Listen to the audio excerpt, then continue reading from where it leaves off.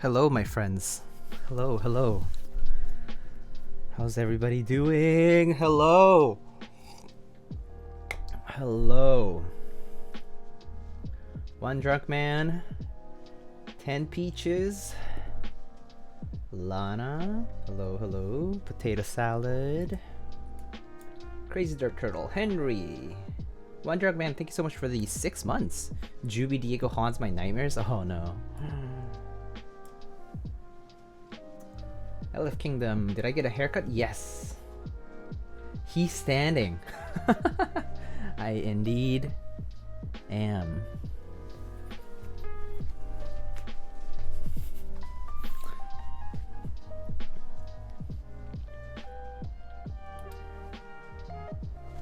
This is me sitting.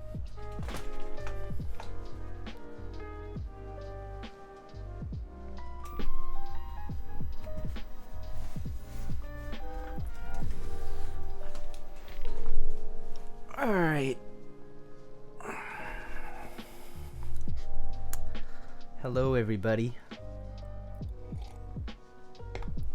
Alright. How's that? Isn't that so nice? So lit? How's it going? New desk indeed. New desk. I'm very happy. Redeem channel points to change desk height? Actually, that's not a bad idea. Although like mid soldering or something like that would be kind of brutal.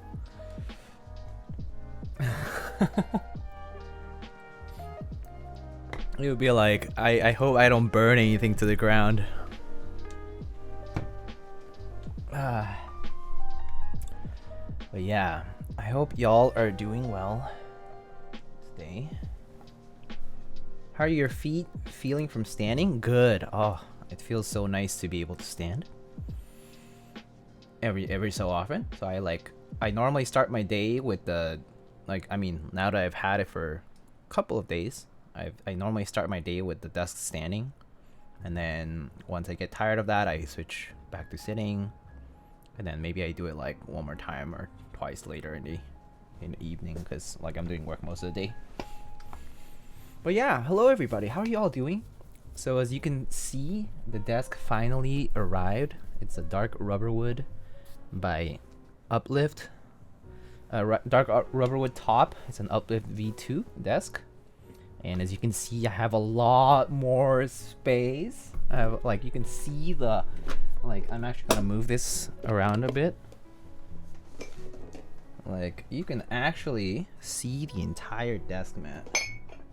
Right? Well, you can see this whole thing. You can see the entire desk mat design, which is amazing. That's an amazing mat. Yeah, this is also this is the Space Cables desk mat collaboration. Very, very cool desk mat. I really like it.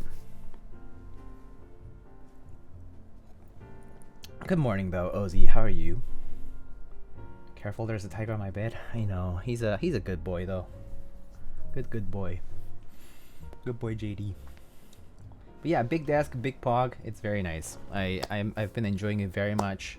I'm very, very happy about it. I mean, like, there's like some defects. I've obviously like already like managed to not put like scratches in, but like kind of like there's like a few like small little things that I like could bother people, but for me it's not a problem. Because for me it's like I'm supposed to be using this for a long time, so I don't care. Did I get a haircut? I did get a haircut very recently. Yeah, I couldn't stand having the hair longer than it was, so yeah, I just had to get it. I went to a barber. Alright, so today might be a busy day. I actually paused redemptions for push-ups today, mainly because I just want to get a bunch of stuff done. The goal here is hopefully we'll have time to build 2 different keyboards. One of them is not going to take that long because it's mostly just a rebuild, and but yeah, maybe 2. So let's get started first with the first one. Hey, Lux Cables, hello. If only desk mats were made in different sizes. Sadly, I can't fit the 900, 400 on my desk. Yeah, I do agree that desk mats could come in a different size and like it would be kind of nice. But it's almost like the keyboard community has settled onto the standard. It's become like a standard to do 900 or 400. But yeah, hopefully there's more options in the future, like a medium size or like a smaller size kind of thing. Thanks again for the stickers. Yeah, no worries. I did not expect or know you had your own stickers. I do have several of my own stickers. The one you actually got is the friends and family only sticker. A very special sticker. The Rama mat sizes are kind of nice once in a while. Yeah. So the Rama canvas mats are smaller. So those probably fit the bill for those people who need something smaller. But also at the same time, there's like obviously you're only limited to that. So yeah. Keys has a smaller desk mat. I see. Special sticker. Yeah, I mean, you guys, it's one of my emotes. I might have more of those coming, or like more different ones coming in actually.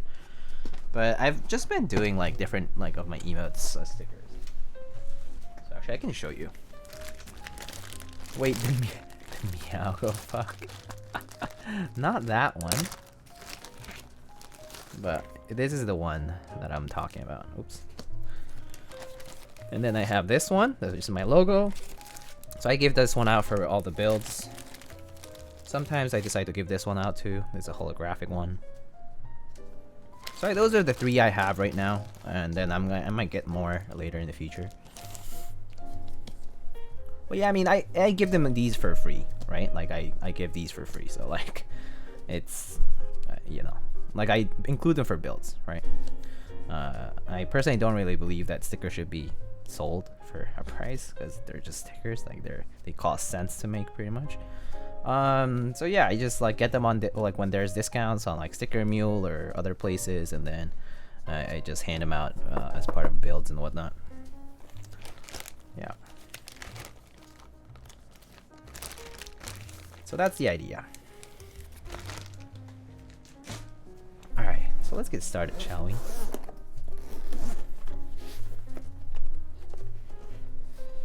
Userama one fits perfectly. Oh, yeah. TX Keyboards has the smallest, the desk mat, like desk pads. So we have some Lube Tealios here, some Zeal stabs. Let's see, there's screws, foam, feet. And here we have the keyboard. Still has the paper lining for the acrylic piece. Some sort of brass put in a PCB. Alright. Let's see. So, I guess first things first, we can organize some of this stuff.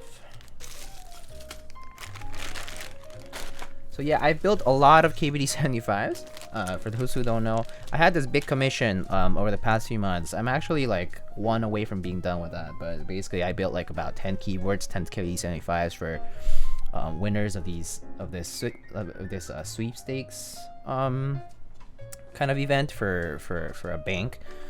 They did it for a tech conference, yeah, and so I like work along with them to do this like giveaway sort of event, where basically every winner was gonna get a fully customized keyboard. In this case, it had to be something in stock, so we went with the KBD75, and there was an assortment of key sets like that they could choose from. I lubed every single switch that was involved in that, so there were like alpacas and T1s available. I lubed them all, you know, applied desk key films and like all that good stuff, like Krytox 05 grade 0, Durox stabs, blah blah blah, you know, all these options. Has it been that long? Hey, Soran, hello, hi, bye. Have a good night, Soran.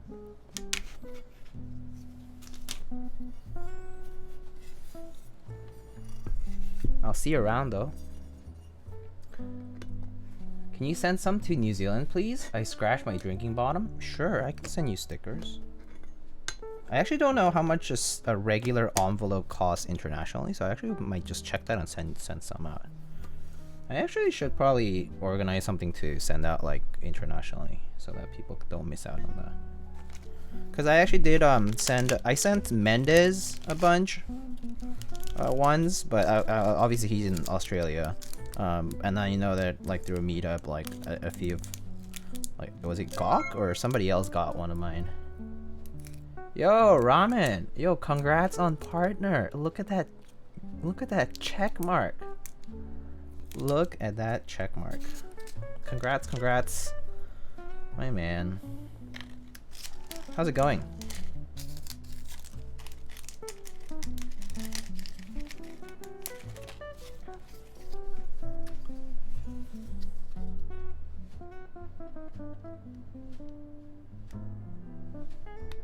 I have to stream soon, but I want to eat and sleep. I mean, you don't have to stream. You could just go eat and sleep now instead of stream. But are you streaming because you're about to celebrate? Or do you already celebrate? I actually didn't even, I must have not caught it then. But congrats anyway. No? Because my client's been waiting forever? I feel that. I'm trying to crunch in 2 things today. So actually today's gonna be the last stream this week because I'm actually just an announcement. I'm taking some time off. I'm taking a vacation off starting this Thursday. I'm gonna do a small getaway with some friends because I haven't taken a vacation for like the past, I don't even know how long it's been since I last took a vacation. 3 years maybe. I don't think I've traveled. I don't think I've like done anything in like 3 years, 2 or 3 years. So yeah, I need time off, desperately. Yo, CGP, yo, hello, dude. Thank you so much for the Prime Gaming sub. I'm so jealous. I mean, I've been so jealous of other people too, you know. And I was like, man, I need the time off. I've just been feeling the burnout, and I was like, yeah, you know what? It's no matter what it takes, I need some time off. So that's what I'm doing this weekend. So I'll be driving out to like out of state, and doing a short getaway with a few friends. You know, I actually just went to get COVID tested today, and have been quarantining and whatnot. So yeah. Yeah. I'm starting a tech YouTube. Oh, nice. Retro, hello, how are you? Since when was Ramen partner? Since like today. It was Epsilon who got my sticker, that's right. FC, yeah, he got my sticker. And then I haven't, yeah, I should send some more though. I should send some more out. Maybe I'll coordinate with you, Peaches. I'll like DM you later and see if I can like get your address and stuff, and I'll look into sending some.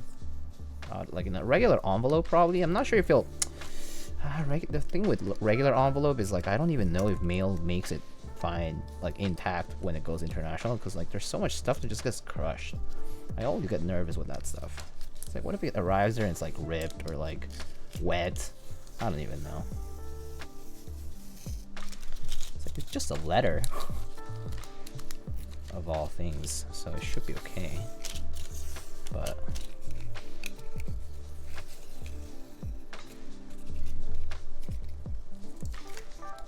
fresh cut, time for a refresher. Indeed, that's exactly the idea. It's like new desk, new haircut, new semester in my case because I'm back in school for the first time in a bit, and finally, yeah, take some time off and get my new stuff going. So here we have our frosted, is it polycarb? I think it's frosted polycarb actually. Piece that goes in the middle is a diffuser. Pretty nice. KBD75 is actually such a good bang for the buck in my opinion. They don't cost that much and they actually just sound and feel pretty good. for what they are. Let's should test our PCB first. Haircut looks good, thank you. Dixie changed their name? Yes, they changed to Omnitype. Dixie Mech is now Omnitype. Dixie goes by G-Burr now. G-Burr, GB, like, yeah, it's like based on his name. You can call him Gert as well, but G-Burr, Gert, whichever. I'm sure that if you say Dixie, like, he'll probably say like, so what's up, but you know, just to respect the change. Let's see, KBD toolbox. Just gonna make sure to flash this guy, because even though it works, I want to make sure. For the vacation fund. Oh, come on, Obsidian. You don't have to do that. Well, the 20 bones. Thank you so much for the 20 bucks. They're going into the drinks probably. The drinks. It'll be the drink fund. Yeah. Alright. Very good here. So thank you so much, Mr. Obsidian. Go get drunk? Yeah. I'll enjoy.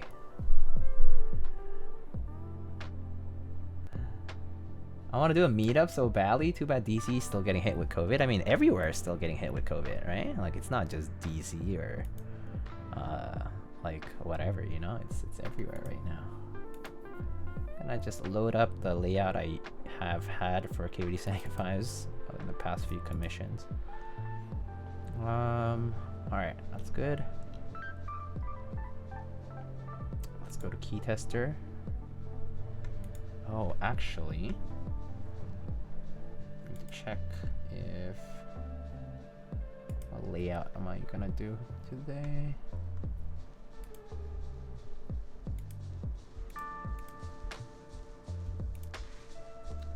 Let's see, we're doing full caps lock, full backspace, regular enter, 6.25U spacebar, and 3 keys to the right. Okay, cool. Alright, it's all good. Zuck is hello. Not Florida? Well, what the governor thinks. Hello, governor.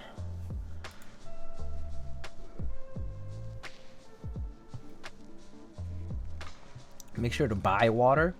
We're going to a place where there is fresh water, so it's fine. Like, there will be water. It will be okay. Buy gas. I mean, yeah, I guess so. Gas fund too. That works. Alright, let's just test this. Boom.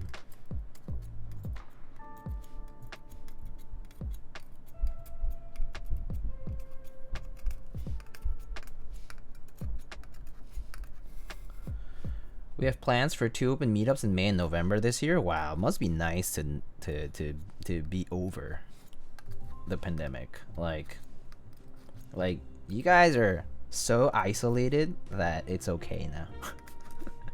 That's crazy. I honestly don't think we'll be off of this current thing until, I would say, at least the end of the year, I think. Or at least not. I mean, herd immunity is gonna take a while, and it has to be worldwide. Like, it can't just be the country, and then, like, it's not like we're gonna close doors. So I think it's gonna be at least the rest of the year. And that's just maybe. Like, studies are showing that it's going a bit more slowly than they thought it was going. So yeah. Let's see, 1, 2, and 3, and spacebar, and that. Okay, cool. All right, everything works. I want to visit New Zealand someday. Oh, I would love to visit New Zealand one day. That would be so wonderful. I actually so when I was growing up, I was talking to my grandpa one time, and he was like, I went to New Zealand and it was like a dream. Like, you need to go one day. He was like, I loved it so much. It's so nice. It's so beautiful. Yeah. I bet it is though.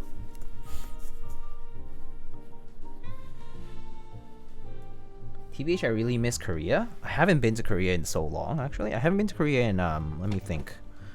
I've been to Korea for... When did I last go? 2012, actually. 2012 December, so that was... Man, that was like 8 years ago. A little over 8 years ago. Which is crazy. So I went there right around when I was like legal age there. So I went and I could drink, but that was nice. But yeah, it's been like 8 years since I last went to Korea. So yeah, I really miss it because a lot of my relatives are there, right? So. My plan B for life is to live off grid as a farmer in New Zealand. That's interesting. Is actually I don't know. Is New Zealand very like? Does it have very fertile land? Like, is being a farmer there an easy thing to do? Because being a farmer overall is actually harder than most people think. People think that being a farmer is easy, but being a farmer is super hard. That life's tough. It's a lot of work. You have to be very routinely about how you set up your crop. Gotta be sustainable.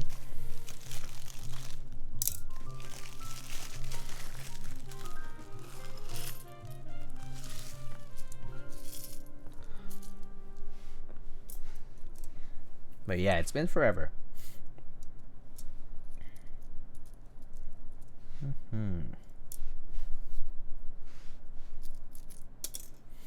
Oh yeah, right. This is the set of stabs. Do you guys want to see something really funny? Obviously, it doesn't matter right now, but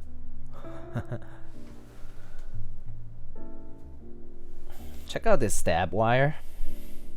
Oh wait, it's not focusing here.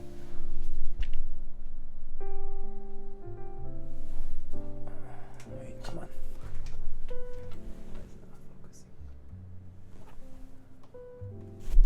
Who ate the other half? Yeah, did I bite it off? JD bit it off while I was sleeping.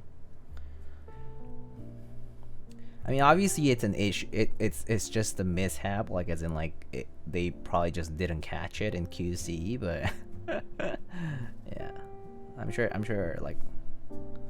I mean, it's whatever, but it's just one of the wires arrived. Like I had already reported it before, but it's just funny that it's still here. But anyway, it doesn't matter because we have enough, and we got a replacement. But yeah, just wanted to show you.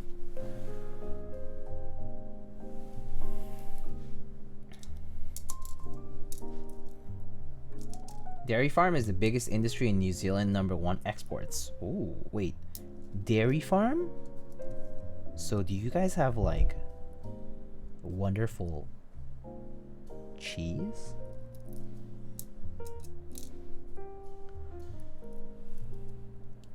What's the most popular New Zealand export?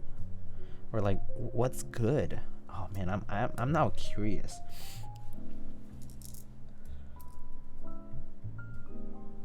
I heard from my Australian cousin that sometimes New Zealand and Australia relationships is similar to Canada and the US. Huh. Okay, I could see that being the case. Let's see. Alright. 208. Okay.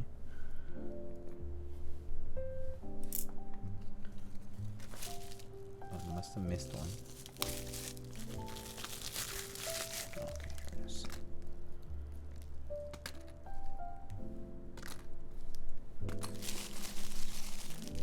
Milk powder and zest-free kiwi fruit.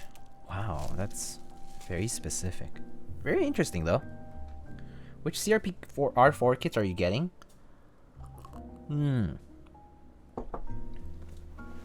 Interesting question.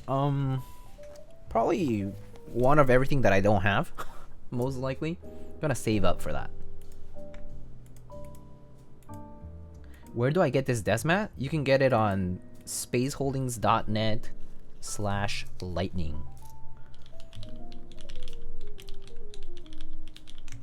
or I'll also link the affiliate link here. But yeah, that's space cables basically. Space cables. It's a very cool desk mat. Keyboard content is second largest growing business in New Zealand. Epsi and Gawk leading the keyboard content industry along with Tempest, spearheading the accessories part of that industry. Amazing. Let's see. My first set of stabs that I bought had this issue, and I thought that is how stabs worked. It took me an hour to figure it out. I thought it was Lord of the Rings. Decent seafood. Seafood would be interesting as an export. But I mean, I'm not sure. Never heard of New Zealand New Zealand originated seafood specifically. But I mean, probably, right? Maybe there's an industry associated with it. I just don't know of it. Any boards you're looking forward to joining though? Rogue by Ion Keyboards. Hoping to get a thermal by Wilvatech at some point soon. What else? To join.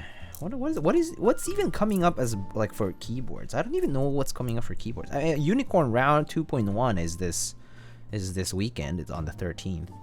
So for those unaware, I'm a moderator at the Single Keyboards Discord, and the Unicorn Round 2.1 is happening soon. It's gonna be a first come first serve thing. Good luck, cause it's gonna be hard for everybody. But yeah. Let's see.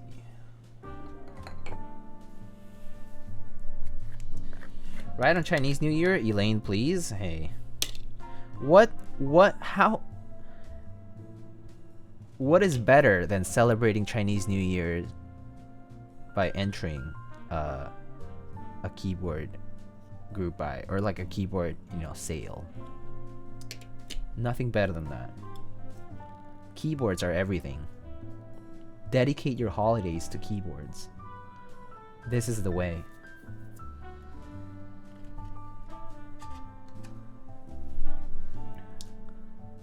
Let's see.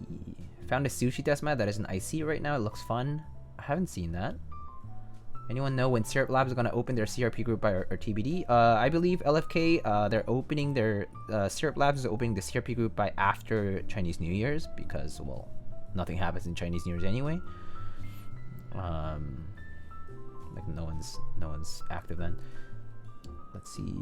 Unicorn Round 2 looks too pretty. Yeah, there's a bunch of different colors for that. And there's a few key changes to the keyboard as well. There's like the USB port is going to change position because there's going to be a daughter board and whatnot. But most of the rest is the same. And it comes with a case, like a carrying case and whatnot. Let's see. Finally got my IBM 5251, the beam spring, up and working. I now know why people like these things. They're so good. Wait, does your 5251 have a solenoid controller? And do you have it working on everything? Winkies? Red and black 265. Ooh, that's a good one. Is it red and black or is it red and gray? Or like dark gray? But I'm not sure. Dolce Bait for sure though. Let's see. $400 QQ. Only New Zealand can grow kiwi fruit legally because it's a patented with a biotechnique to develop the fruit. Oh. Interesting. I saw the channel seems hard moderating that. I don't moderate as much. I just moderate whenever there's weird things going on. Anyway. I'm so hyped for corn because it's local to me. Makes sense. Oh, that's nice. No shipping. Would you like a link to the IC? Shows a variety of sushi all over the desk mat. I'll check it out, yeah. Why don't you post it on the Discord actually? If you post it on the Discord, I'll probably see it. Yeah, it does? Like, let me see. Oh, it like makes me like want to download this, but I don't want to download the attachment right now. But okay, I'll believe you. But that's very cool. That's awesome.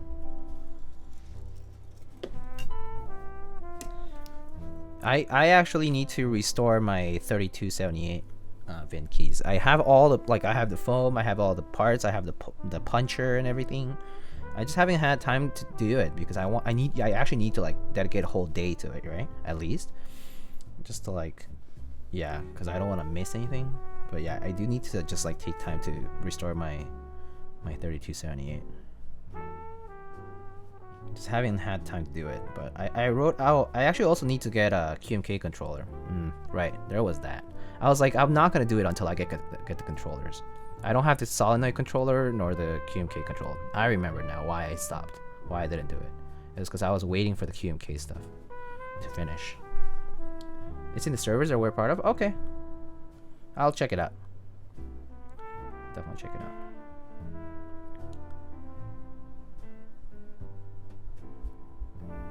Let's see. Discord's weird? Yeah, Discord's pretty weird. Chinese New Year's canceled in Malaysia. No visitors due to lockdown. Better use your Angpao money to buy keyboard. I'm gonna try to land Polycarbonate E-White. Let's see. Post it. Okay, thanks. You said the Ven keyboard? Yeah, the keyboard by Gawk, the Ven. Yeah, I have. It's 65%. It's called the Ven because it basically combines elements from the Chiwi 60 and the 7V essentially. And I mean, it has a few key changes to it too. I saw Epsi's proto stream. It's an interesting board. I like the Ven a lot. I like how it looks. I like how it seems to present all the different features. There's a lot of cool stuff into it. The only thing I don't like about it is the fact that it's a 65%. I just kind of wish it weren't. Like I just don't use the layout nearly as much. Like if I have a choice between using a 60 TKL or a 65, I just always put the 65 at the bottom of the list because it's just not my favorite layout to use. Mostly just because I just prefer 60 over 65 is the main reason. And TKL is like larger, so like if I need something compact, I'll definitely lean towards 60 or 65. But it's not like arrow keys are a make or break kind of thing for me, so I don't really care for 65 nearly as much. Yeah, but there's that. Keyboard runs QMK though, that's great. Let's see. I like how the designers of the desk mat live in Japan as well. It gives me a feeling of them wanting to spread their culture. That's interesting. There's a bit of a double-sided, like a two-sided thing to that. The whole like does it really matter whether they are from the place or not? The question is really how knowledgeable they are and how much they actually like how they present it is the most important part. But yeah, but I mean, that's fair. That's a fair assessment. If only Ven is 60%, yeah. Weird question, Diego, but what are your favorite key stickers? I'll try to get more for my pressure pot. Pretty much most stickers that artisans give out are pretty cool. Like Prime Caps has some really cool stickers.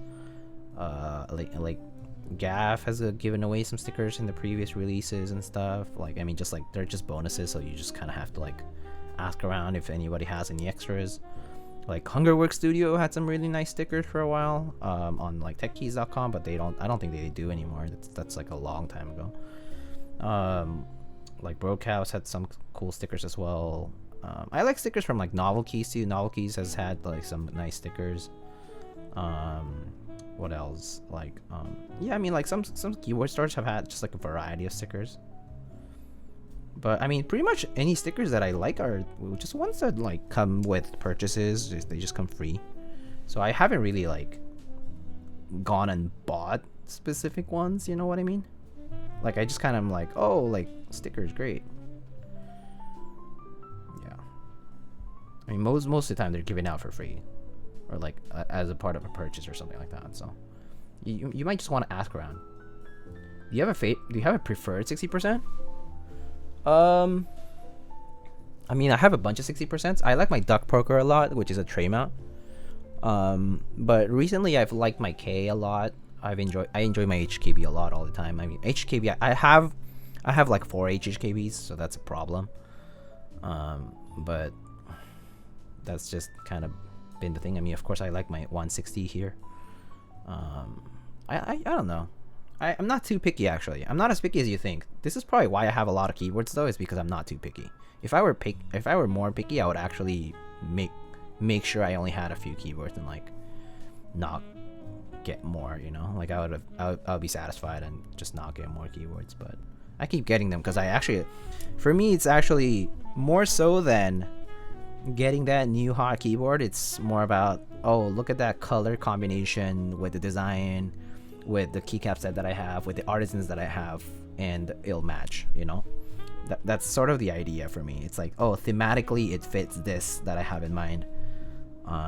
So yeah, I pretty much just get keyboards. I pretty much just collect them, you know? Like I just do collect them. So yeah. And some of them I'm like, oh, like, you know, I want to have one of this designer and one of this designer and one of this designer. Like I kind of want to have like one of each of the designers I like, you know? That's like representative of their work.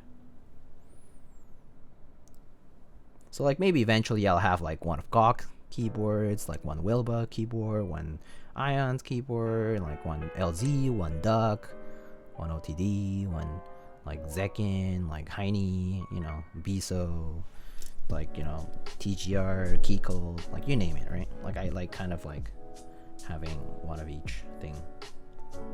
It's a bad thing though. It's a bad thing being someone like me. It's a really bad thing being someone like me. You just end up having a lot, too much maybe. I've been begging Gawk for a 60% more specific on HKB. Oh, that would be so great. That would be so nice. I mean, that would be so nice after he's done these recent ones, because I feel like from the Chiwi 60 and like the 7V and like the Ven now, or like the Type K as well, like he's kind of like made big leaps in the way like he's been doing his keyboard stuff. So it's kind of nice to see that. Because when the Chiwi 60 came out, I was just like, meh. I was like, I wasn't huge on the aesthetic actually. This is why actually the Ven actually is like not super appealing.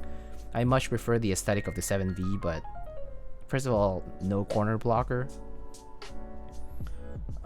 I don't like the corner blocker on the 7V actually. Will you be trying for the unicorn? I might, yeah. I might try for a purple unit. But yeah. Sorry, I'm like catching up. Hey Diego, I was building my Think 6.5v2 yesterday, but I noticed that the enter and the caps key are not straight. I'm using Zeal switches, so 5-pin. I assumed it wouldn't be an issue. How do I go about straightening them? Okay, so Mosaic, that can happen. It can definitely happen. Sometimes there's a bit of leeway on your PCB. I would, first of all, you know, take it apart. You know, once you can see the back of the keyboard, take off the keycaps of the keys that you need straightened, and maybe like a few keys around those, because you know you just need some space to do it. But the idea is you take your soldering iron, and as you heat up one leg, or in this case both legs are already soldered, so you might want to desolder one of the legs, but if not, you can just do it at once. So basically you're going to take your soldering iron, and with one hand you're going to be heating up the legs, like the pins, and with the other hand, with your finger, you're going to keep pushing. You're going to be pushing the switch, like you're going to be pushing the switch sort of like into the plate, like down and into the plate. Basically, so you're forcing it to align with the plane of the plate, rather than with the 5-pin holes, right? So sometimes just because the PCBs, like the drilled holes on the PCBs, are not perfect, like for the alignment pegs, so instead you're just gonna rely on the plate to align it. So you just basically are pressing at the same time as you're heating up the pins. And then just, you know, obviously don't apply the heat for too long. Like, you know, do that for a bit and leave it alone, and then check, and then if not, then you just do it again, and so on. And then you put a keycap on to check. Always put a keycap on to check. Sometimes the keycaps also have a little bit of a, like if I grab on this enter here, it has a little bit of wiggle room, so just make sure that it's not because the keycap just had a bit of wiggle room, like that it was actually just because the switch is not straight. So just make sure that's the case, maybe before you start. And sorry, okay, hi Dennis, sell me ogre. No, maybe. Do you still enjoy the Philco you built? Yeah, it's there. I use it for like a week. The Philco, I use it for like a week. I was like, actually, like I used it for like games and stuff, because I was just like actually around the time when I built the Philco, it was around the time I had started playing Genshin, and I got really into it, and so I was like playing like in the middle of the night a lot, and like the filter was already plugged in, so I just like didn't bother changing the keyboard. So yeah, that was what I was using that whole week. Anyway, GOG type K is something else, I agree. I wonder what flip price is gonna be from the Unicorn R 2.1. 7V feels like Louis Vuitton. The plate is tight AF also. I doubt the plate is cut incorrectly. So I think you just need to try. That's how we know you're a true gamer. When you can't afford, when you don't have the time to change your keyboard because you're too busy playing, that's when you know you're a true gamer, right? It's like, I'm too busy, don't bother me, I can't do anything other than play games. I mean, that's called an addiction. Is that bottom artisan Rama from Ukiyoki's? No, this is from Prime Caps. This is from Prime Caps. Guys, if you haven't, go to type K's GH thread, Keycaps thread to vote for group buy. He wants to know if people prefer in stock or group buy. Interesting. I actually kind of prefer in stock. I actually like the idea that if I order, it's gonna come right away. In stock. I mean, I don't know. Do we? Okay, group buy is nice. How about some in stock, and then for the people who aren't fast enough for in stock, put them on a group buy list. How about that? Is that better? Maybe. That way he can just, you know, it's like ordering more. You know, it's like knowing how many more to order, and then just call it a day right there, right? So it's a limited window, but at least it gives the people who miss out on the in stock sale an opportunity to get it, right? Kind of like the Vega. I think the Vega did that, right? There was an in stock and a group buy, pre-order, sort of thing. I think that's kind of a good idea. The switch cutouts were... Oh, the switch cutouts are tight. Those switch cutouts are not right. The Mosaic. Those switch cutouts are tiny, actually. They should be 14 millimeters. That's weird. Why are their switch cutouts so odd? My caps key is slightly touching the case, and enter key is slightly touching the pipe key. Ooh, I see. If it's a step caps lock, sometimes the step caps lock ends up being a little bit offset, which is sometimes it's a weird problem that some boards have, but sometimes it's a keycap and sometimes it's the plate or the PCB.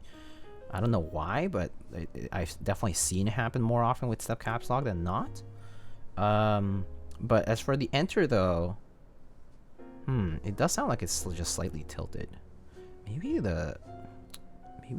they messed up the spacing for sure.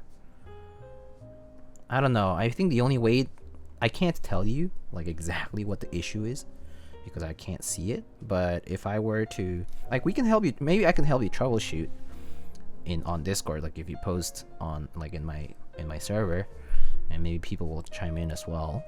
There's a help channel there. Yeah. I think you just need to try. You just need to try troubleshooting that a bit with the soldering iron, and then see where it goes. And then if it really doesn't work out, then maybe it is like a fitment issue. Anyway, is there a command for your favorite switches? Exclamation switches for that. I don't have a specific plate that I like a lot. Plate I just decide based on what's being offered. So I don't have a preference on that like specifically, but in general I do prefer aluminum or plastic plates. But sometimes I'll pick like I've picked steel or brass before, so yeah, just FYI. I don't restrict myself to just like the specific like it's a very, very specific two things, like one or two things. Sometimes when something's cutting the FR4 plates, when you import the DXF, the PCB fab will do something like follow the outside of the center line. Oh, okay. FR4 plate. Oh, okay. Yeah, so if it's an FR4 plate, it is possible that the PCB fab misinterpreted the file essentially, which is possible because the vector files basically like don't match with like how they're used to doing things.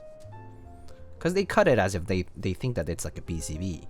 They don't think like it's like a... I mean, it's a plate. They know it's a plate, but, you know, still. It's a PCB fab that's doing it, so they're not like experts at keyboard switch plates. So yeah, they could make mistakes for sure.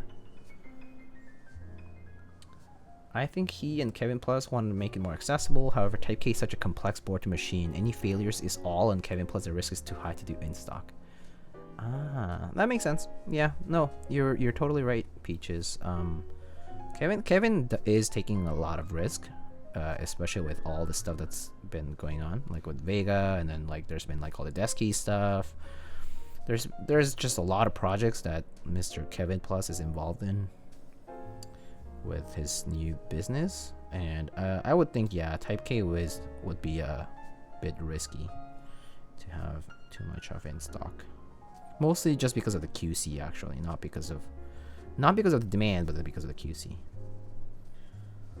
It's not like you can offer bad units to people, so any faulty units, any faulty parts have to be replaced, and that's pretty costly. Too many people streaming right now, can't watch everybody at once. Just choose the people you like and watch them. You're not obligated to watch me. You're not obligated to watch any other person. Just go watch whoever is your favorite person to watch. All good, my man. All good. No, I'm not offended. They're contemplating to do group buy instead for the Type K. Makes sense. Makes sense. Yeah. I mean, if that's the case, then I suppose that's very fair reasoning.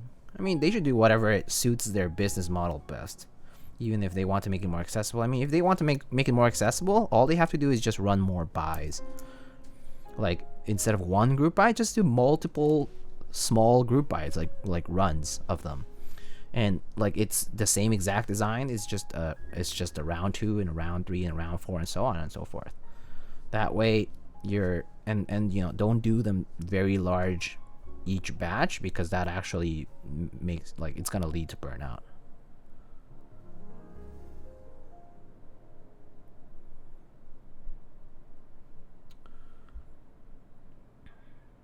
Is that related to curve with laser cutting?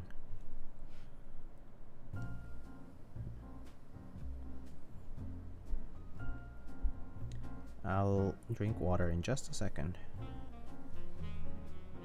Like, trying not to get lube everywhere here.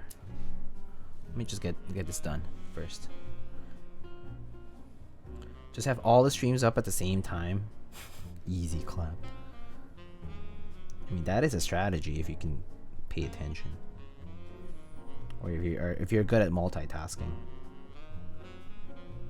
Splitting your attention. I suck at that stuff. I can't put too many things on at once and like focus. I'm a very like a one-dimensional kind of, like, as far as my attention span goes. Can only pay attention to one thing at a time.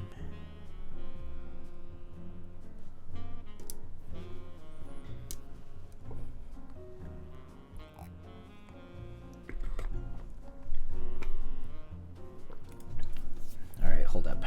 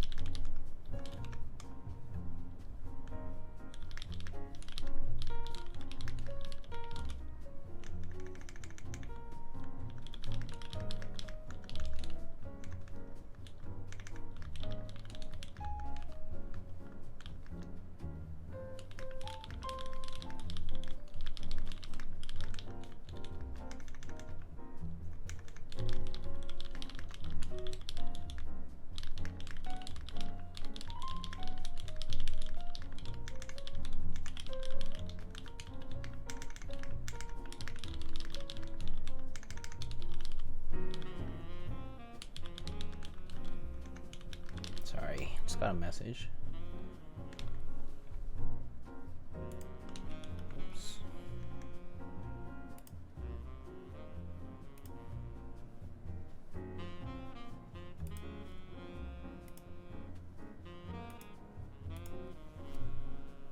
All right. Oh, Obsidian trying to.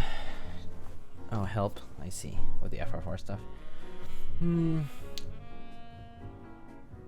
I feared for Kevin Plus with the Vega group buy. Must have sold at least 5,000 units. Holy crap. Wait, are you serious? Oh, shoot. Holy crap. Mr. Zekin. What? Mr. Krelbit. Hey, Krelbit, hello. Thanks for the 4 months, dude. Thanks for tier 1. Zekin, thanks so much for the raid. How's your stream? How's your design stream? Hello. Pog. Big Pog. Hello, friends. How are you doing? Hi. Hello. Hello, Zekin. Senpai. Stream was good? That's dope. I hope your week's been going well. Yet another week. Another Tuesday. Lots of support. Glad people are stopping by. Dude, that's great. So it's turning out better than you thought, huh? Same 10 songs. Wait, same 10 songs isn't like Zekin's stream had the same 10 songs on repeat? Or me? Because if it's me, then there's more than 10 songs in the playlist, by the way. Mr. Curiosity, good evening. Hello.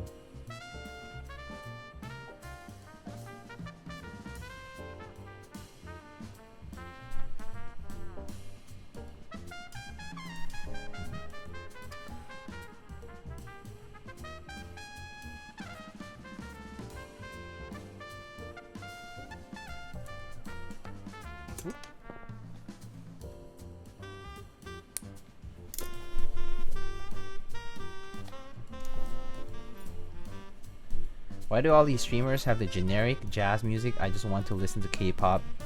Perry. Because there's no K-pop on that's like that's not gonna get us like banned and silenced on Twitch, dude.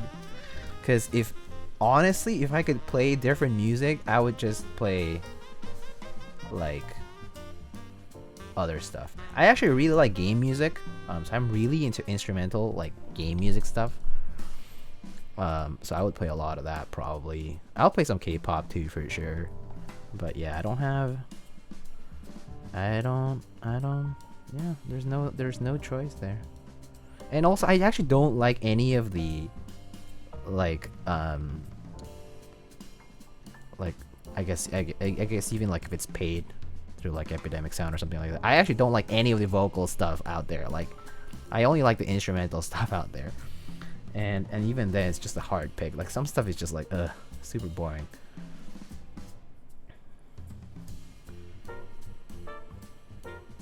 I've listened to the same jazz music on a certain other keyboard streamer channel for the past 3 years. That's cool. You can listen to it for another 3 years. No big deal. You'll graduate with a degree in jazz music listening on Twitch.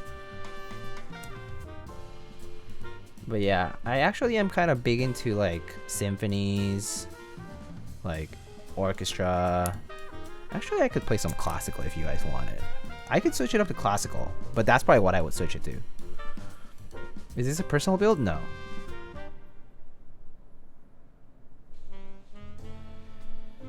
No, it's not a personal build.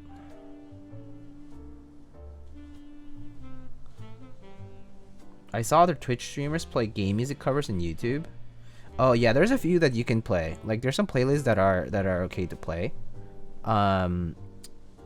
Like cause you know they're like unlisted and they're like not under like any licenses and stuff. Or what is that, DMCA? So yeah, there's some stuff that you can play. Yeah, like I think the other time I played like Animal Crossing stuff and it was fine. Like it was no big deal. Can I have your Al Goldman? No. Well, I mean, you can trade me, but I kind of doubt it'll be easy to convince me. Do you like ambient sounds? Just like in general? Yeah. I mean, I like meditate with ambient sound stuff every so often. Like you mean like ambient sounds, like kind of like naturey ambient sounds and stuff? Yeah, I like that stuff. I'm okay with that.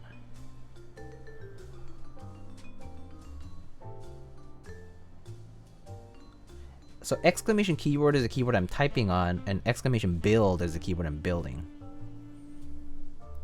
I like falling asleep to Rain and Thunder. I actually play, you guys know the app Calm, the Calm app. So I have that, and like I like play it before I sleep sometimes, cause I have a hard time falling asleep.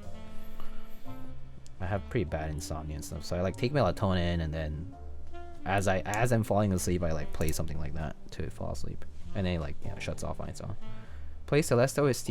It's worth the DMCA easy clap. No, I'm not gonna risk it.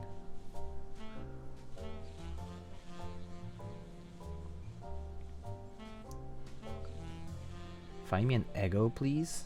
What ego? Ego Malego?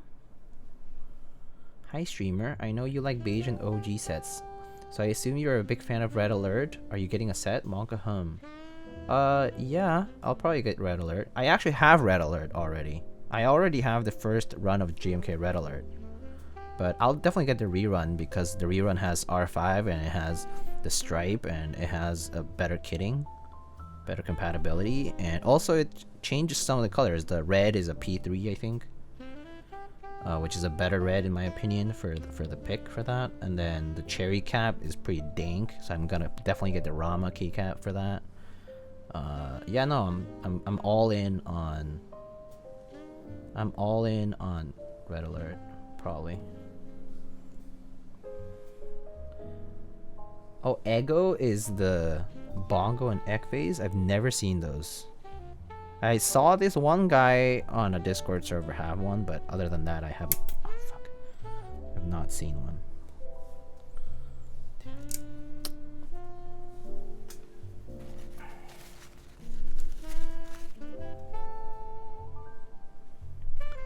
Hype for Red Alert? I'm very hyped for Red Alert for sure. When is that running? March? April? It's soon, right? I'm pretty hyped for that one though.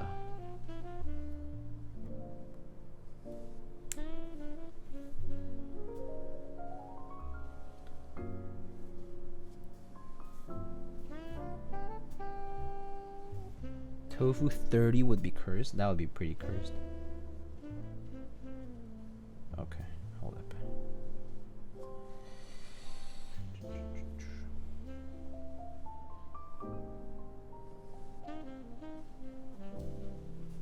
It's crazy how nice these beige sets are, even though they're so simple and retro. I mean, that's the whole point.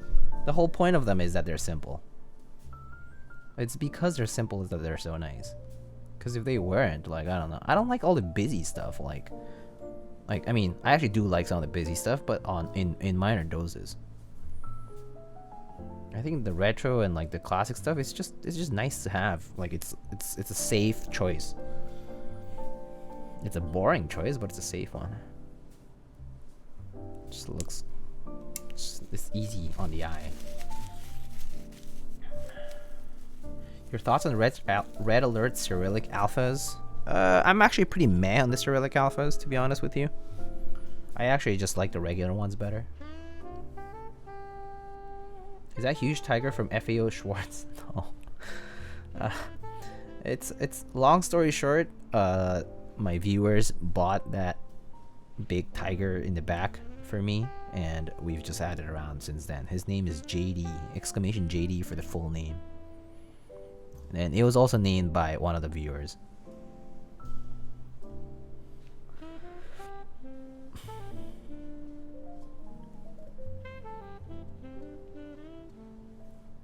Oh, I can't type. Oh, imagine keyboard enthusiast not being able to type. Classic. I mean, maybe that's why you like keyboards, because you're just like, I'm trying to learn how to type. Sorry, am I being toxic? Maybe. It's okay though. There's a Rama artisan for Red Alert? Yeah, there's a cherry logo Rama artisan. It's pretty dank. It's so nice. Anyway, I don't actually know. It feels like I've been waiting for a while to change my Zenith order from Moss to Halt because of that set. Fuck. I kind of want to change colors now. Fuck. I also got Moss on Zenith, but fuck, Halt sounds so nice. Fuck. I'm tempted to do that. But I already have a red keyboard or two. So I think I'm gonna abstain from changing colors. I'm gonna stick to my guns. I'm gonna stick to what I originally was thinking about. Do you see that guy that did a 30-minute typing test on Keycult Discord? No, I haven't. I've actually done a 30-minute typing thing before, but not recorded. I just did it by myself. Because I was trying to get better on accuracy. And I was like, what happens if I do it long run? Will I actually get inaccurate? And turns out you do. You get pretty tired.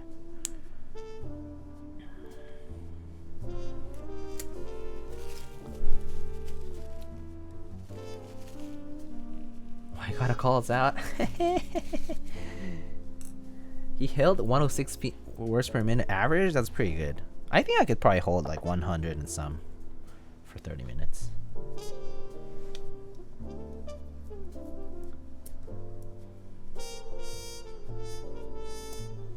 I feel the same way. I get so toxic when I see people typing with less than 4 fingers. At least Alex Otos types with more than 4 fingers. I think he types with like 6 fingers.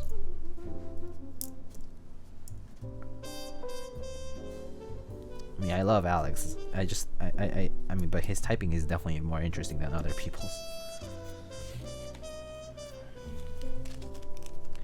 Hello, Keystream. How's it going? Favorite keycap set? That's a tough one. Oh, I do have one favorite. So you know how what CRP Peacock looks like? Have you ever heard of that set? So the original version of that is the Cherry G81 3000 SAT. That key set's my favorite key set of all time, probably. It's based on Czech and German.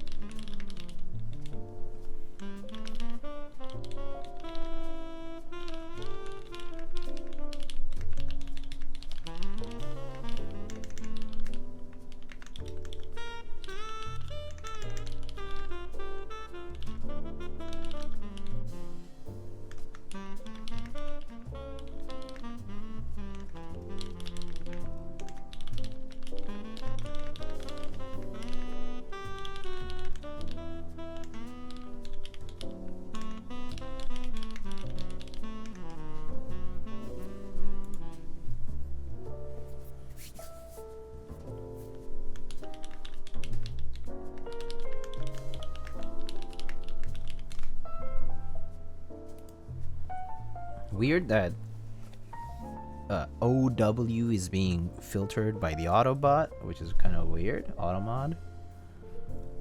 So weird. Didn't Jash and Monkey Type Discord do a 2-day typing test? That's ridiculous. I honestly wish more sets would include R5. Yeah, me too. I've explained why R5 is so good, and there's several reasons, and one of them is that it's new in the sense that like it represents vintage, but it's new in GMK. Like we finally have R5 compatibility for all bottom rows, and this was fairly recent since Carbon Round 2, and we just don't have enough R5 sets. That's why I think there should be more R5 sets, because there's just not enough. We haven't done enough R5 since we actually had the molds available to us. Don't you think that's kind of dumb? It's like we're not taking advantage of the fact that we have it. I don't know.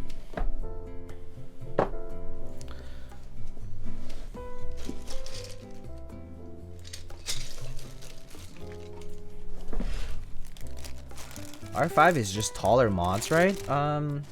Yeah, kind of. Do I have a keyboard here that shows it? I don't, but I can link you. It's on the GMK Dolch thread actually, on the GMK Dolch R5 thread. In the second post of that thread, I'll just post the original thread here, but down on the second post there is a explanation of what R5 versus R4 looks like. There's the link. What is your preferred keyboard form factor? I prefer TKLs and 60% overall. How does R5 compare to R4? Again, same question being answered with in the GMK Dolch R5 thread. I have an FAQ section in the second post after the first post. I mean, at the second post after the first. But yeah, on the second post I have a short FAQ kind of thing where it addresses the question between like for R4 versus R5. It should say there.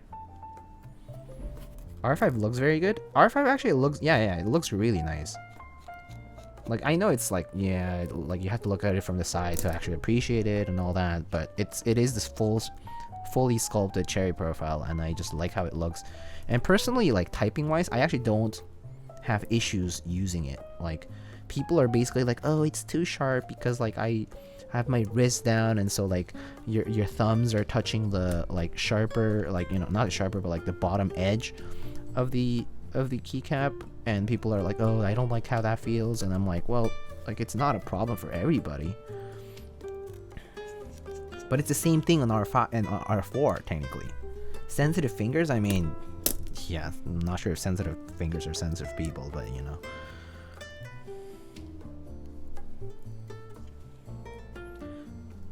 Does R5 in that title mean row 5 or round 5? It's a pun. It's wordplay on the two things. It's actually described proper in the IC, but basically it's wordplay on the fact that it is like the 5th public run of GMK Dolch, and it's also the first run of GMK Dolch that has the row 5. Was I? I'm so smart and funny. But yeah. Was R5 on vintage boards? Yes, it comes from the original cherry profile. Just get better posture? Yeah, that's true. Just get better posture. Just get better at typing. Row 5 was on OG GMK Originative white on black. Not all white on black. I mean, not all GMK Originative had R5 actually. Only one specific run of GMK Originative had row 5. It was the run that was done by Effective Duck with Originative Co. No other GMK Originative run had row 5. The first round, it technically was not the first round, I think. The first round was actually kind of like privately run. Like it was run by Sherry alone, I think.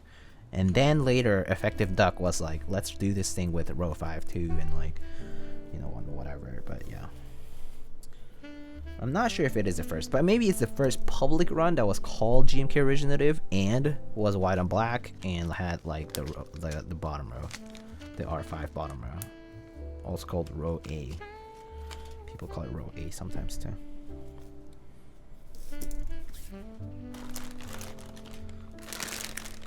ASCII had R0. Yes, ASCII had R0. So R0 was brought in by Carbon Round. No, was it? I'm not sure if Carbon Round 2 was first or no. Actually, R0 was first brought in by GMK TA90.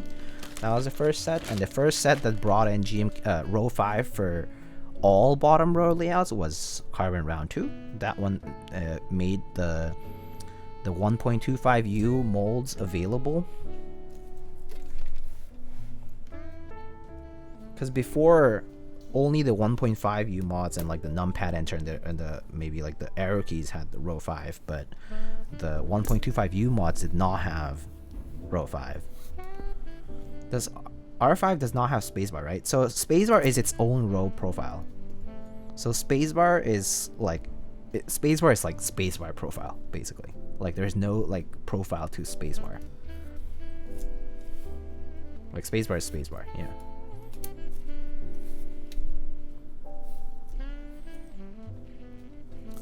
I wish someone ran full row 5 and row 5 GMK white on black. Well, there was a row 0, there was a R0 R5 white on black add-on kit a while ago. You should have gotten that one probably. I don't think it's shipped yet, but it was run through Novel Keys. But that would have been the one. Yeah, there was. Yeah.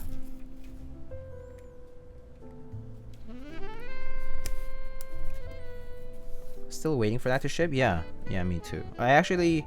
Yeah. I'm sure there'll be extras. Yeah, I'm sure there'll be some extras. Yeah. I'm not sure if many, but there'll be some.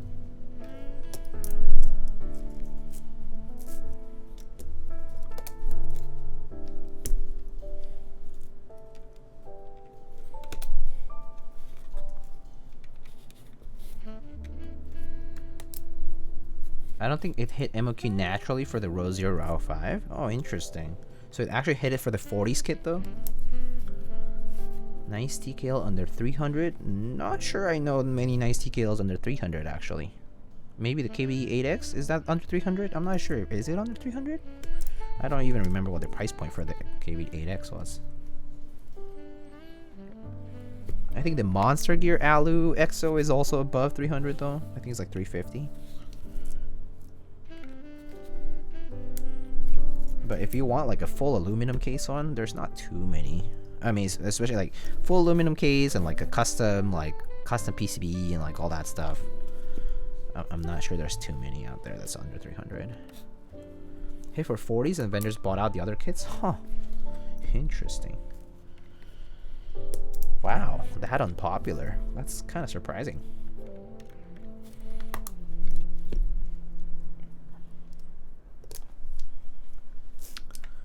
Alright, hold up. Let me check the redemptions.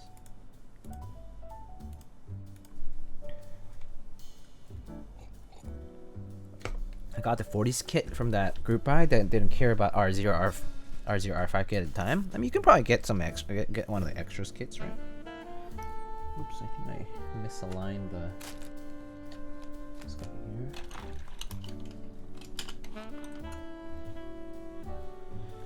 Maybe Drop will stock the row 0, row 5. Probably not.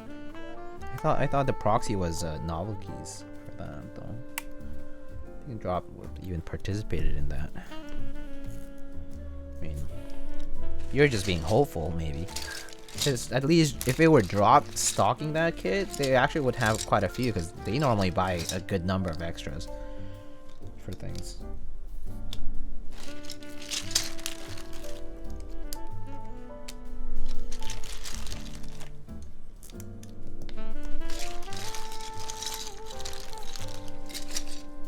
Checked row 5 hit MOQ, and the last day it was the Kolvrak kits that was bought out. I mean, yeah, Kolvrak, yeah, that makes sense. I mean, the Kolvrak kit almost never hits MOQ.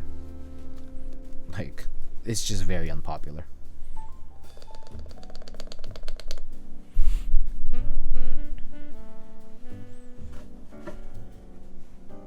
Just a hypothetical, since Drop ran white and black later on after Originative. True, that's true.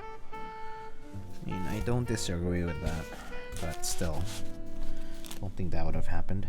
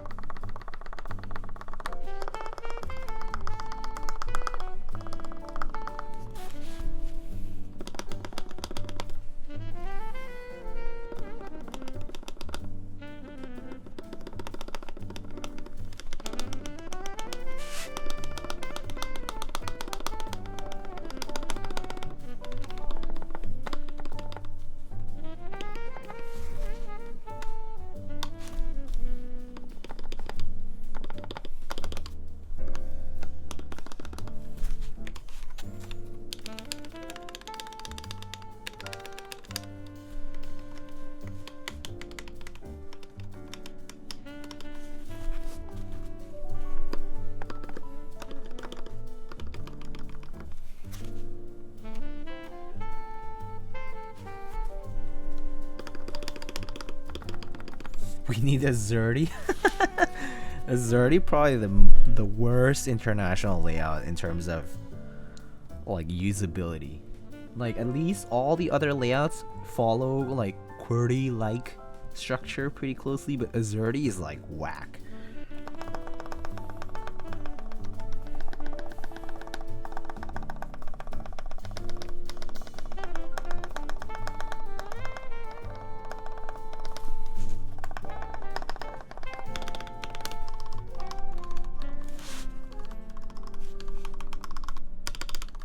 Azerty is that weird because no one likes.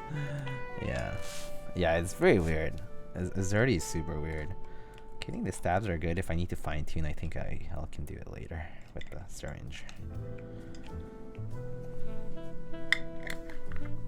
Stabs sound nice. Yeah, the stabs sound okay.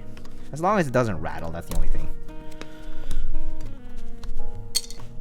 Otherwise, I'm not really concerned.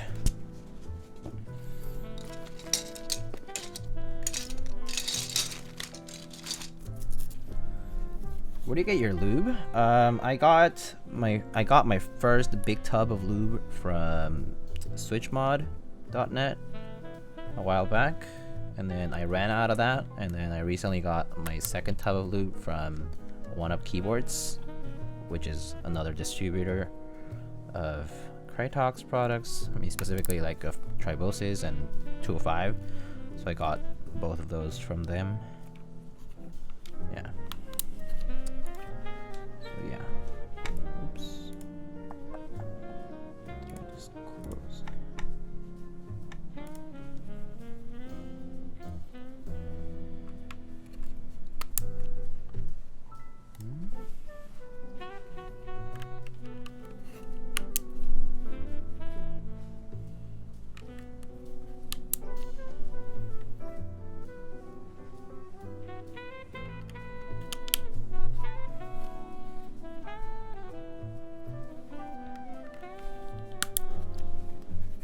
When JD bites you.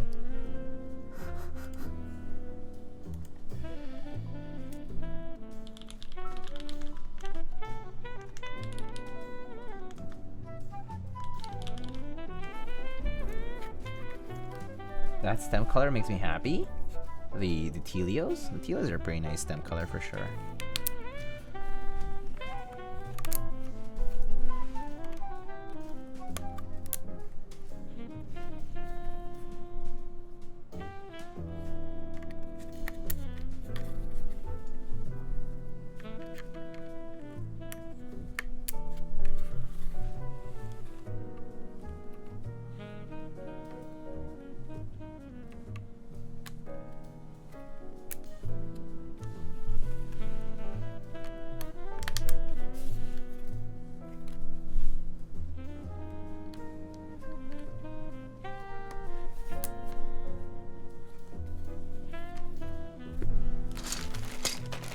Any shade or hue of blue please my eyes. That's good. I like blue a lot too, for sure. And where do you get the nice glass container for the lube? On Amazon. I just bought a. I just looked like glass jars on Amazon. I just found one.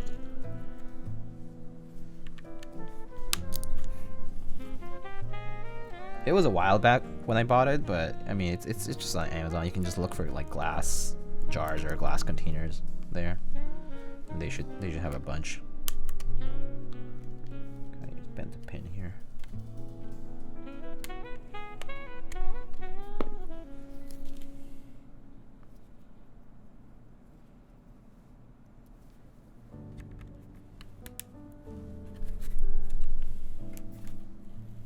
I like your cut. Thank you. Thank you. Thanks, Sam. How you doing?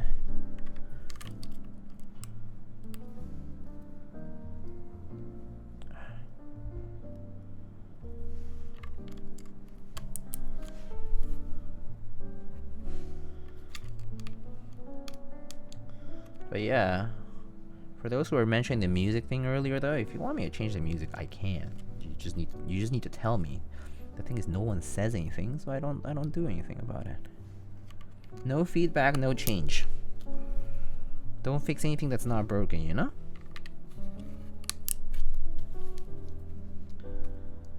I disassembled my brother's AM Pro 2 to mod, and the PCB was blue. I wanted to keep it for myself.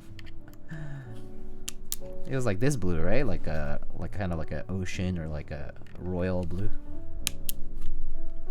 I like the music. I like the music too, just because it doesn't like distract me. I think that's the thing about music. It's like when I'm doing work, I don't like distracting music. Distracting music makes me want to like sing or dance or, you know, like not focus on the thing I'm doing, basically. And no, I'm not gonna dance or sing on stream, by the way. I'm not other people. There's other keyboard streamers who sing and dance. I'm not either of them. So or like a royal blue. A royal blue is a nice color. I actually do like royal blue color PCBs. It reminds me of a lot of like projects I used to do like in school, but you know, still. Jeremy Mukadil. What's up, Diego? Long time no see? Long time no see? When did we last see each other? Was it a long time ago? I actually don't remember. What's your opinion? The glorious pandas are on and alpacas? Alpacas are great. Alpacas are fantastic linear switches. Like I can't recommend them enough. I think they're great. They're smooth right out of the batch, like right out of the box. They're good. Like they're even better when lubed and everything, like lubed and filmed. They're just great switches in my opinion. Like out of the different JWK switches, alpacas are still like pretty up there. And overall, like as for linears, they're definitely like up there.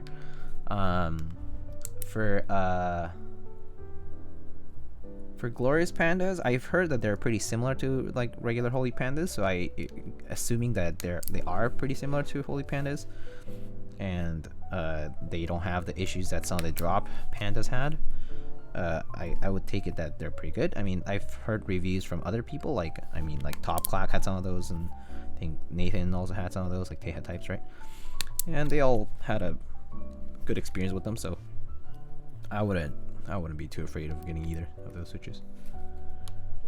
Why not? Ooh. No. Play marching band music like Sound Euphonium? Oh my god. That would be interesting. I would actually play classical. I like classical music a lot. Classical music, like symphonic music, definitely makes me happy. Like I really like it a lot. I really like going to like orchestra concerts. I like going to, if it's like orchestral music, or rather game music arranged in an orchestra, it's even better. For example, like I've gone to like Distant Worlds, like the Final Fantasy Distant Worlds. I've gone to like Symphony of the Goddess for like Zelda music. I've gone to like Video Games Live. Yeah, I've gone to like a different variety of concerts with game music that's like orchestrated or like put into like orchestral symphonies and stuff, like arrangements. But yeah, do you make your own playlists or use a pre-made one? I made the playlist that's currently playing. I made it. Like I went through every like jazz / like jazz hop, so like jazz hip hop sort of instrumental stuff, and I just picked out the ones I liked. And yeah, a lot of them overlap with like what Nathan has too, but it was, yeah, we just happened to like it too. But yeah, I also went through like all the tracks that they have and on Epidemic Sound, and selected them myself and made a playlist out of it. But yeah, I use a service called Epidemic Sound, which is a subscription-based service that I pay for, and it's basically so that it's like royalty free, or like you're paying for the license to use it, so you don't get DMCA strikes.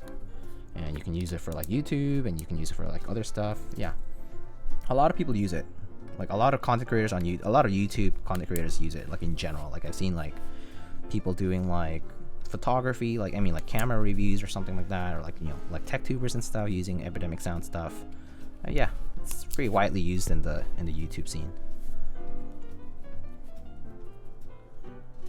I renamed myself from Gaming Child. Oh, I see. Can JD sing even if we can't hear it with our human ears? Yeah, maybe he sings in like a like an ultrasound, like spectrum. Which lube would you recommend for the alpacas? Tribosys 3204 I think is pretty nice. People will use Krytox 205 grade 02, but I prefer thinner lubes a little bit more, like slightly thinner. I think 205 is a bit thick, but 205 is good too. Like, it depends. It's just a preference thing. 205 will make it feel a lot more like buttery, whereas Tribosys 3204 will still kind of preserve a little bit more of the switch feeling, like the original stock switch feeling. I mean, it's not a huge difference, but it's there. Assuming that you're applying like about the same quantity for both kinds. Don't know if I should pick up the Polaris Extras. I might, but I can't wait for the Unicorn. I love that board. Why don't you just try for one and then the other? I mean, at least for the Polaris, you still have options to get a Polaris later. There's quite a lot of them out there, so there's definitely always more options. Quite a few 60% I've been noticing this year, so it's a good thing if you're into the 60% layout. Definitely been more 60% lately than in previous years, I think.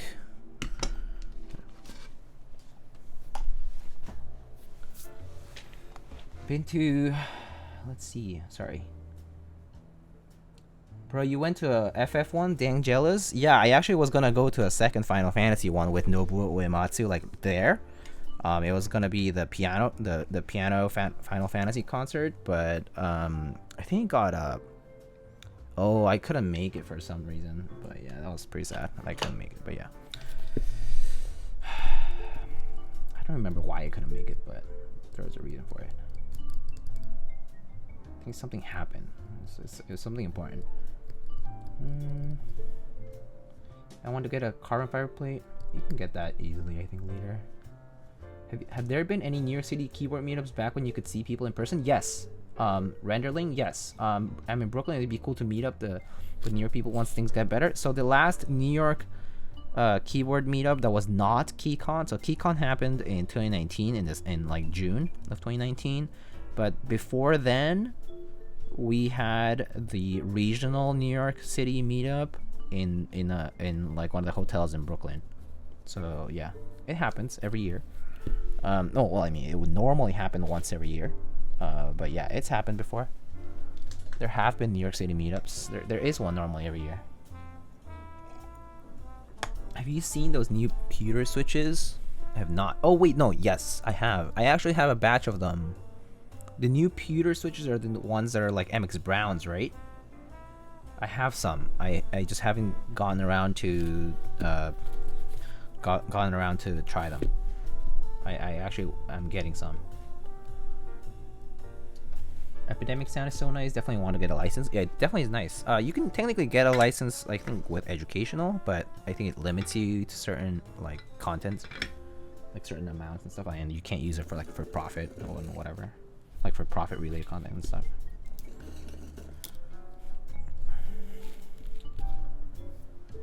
All right, like Browns, huh? Yeah. Apparently they're like modeled after MX Brown, so they have a very light tactile bump with like a very light spring, like a 58 gram spring. Something like that. Alright. Here's the fan. We still have the fan.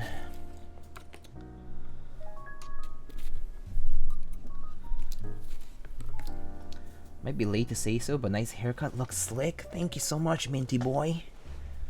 Thank you. I appreciate it. Which plan are you on? Are there 4? I'm on the whichever is the not free one. It's like the personal one, I guess. I don't remember, but it's like it's not like I'm not doing like a ton of content, so whichever is like the basic one after, like that's still paid. I don't remember which one's which. Commercial? I don't remember. It's like one of those. I can tell you, but I just don't remember the last time I renewed. Like, I mean, yeah, is it personal or yeah? I don't remember what it's called. Yeah, sorry. All right, solder.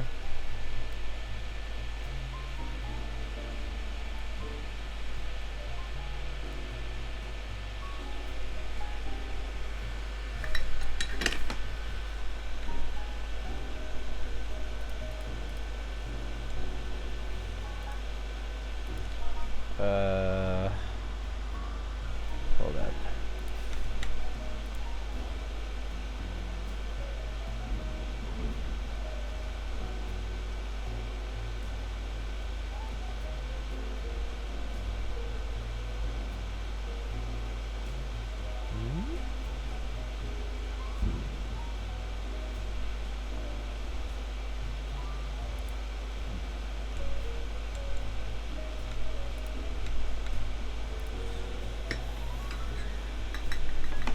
Good night. Enjoy your vacation. Thank you so much, One Dark Man. Have a good one. Take care. I'll catch you on the next one.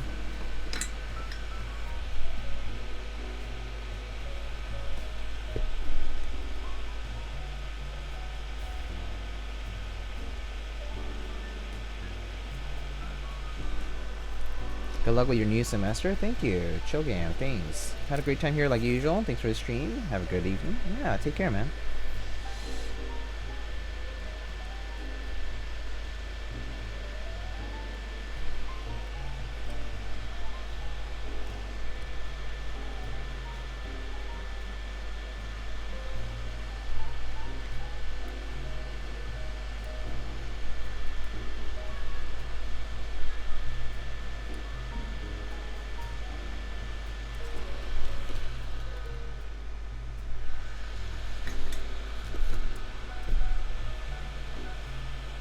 Alright. What am I studying? I study biomedical engineering.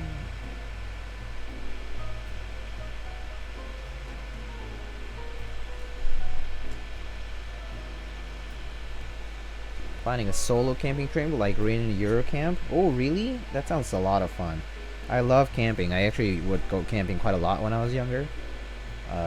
So when I was like in middle school, actually similar to Rain in Eurocamp, I had a friend group with whom I would go camping every few weeks when I was growing up, because we had mountains really close by. Like it was maybe like an hour and a half away at most. So we would go camping quite often actually. But anyway. SOS, have not been here lately. Things in life a little hard right now. Due date. I hope that you've been doing well regardless, that you've been healthy and safe and well. I know that things in life have been hard for a lot of people, including myself in the past year. I think 2020 was pretty rough for me in general. But yeah, here we are. Here we're chugging along all together on this struggle bus. At least until things get better. And we're out of a lockdown and pandemic, hopefully. But yeah, welcome back.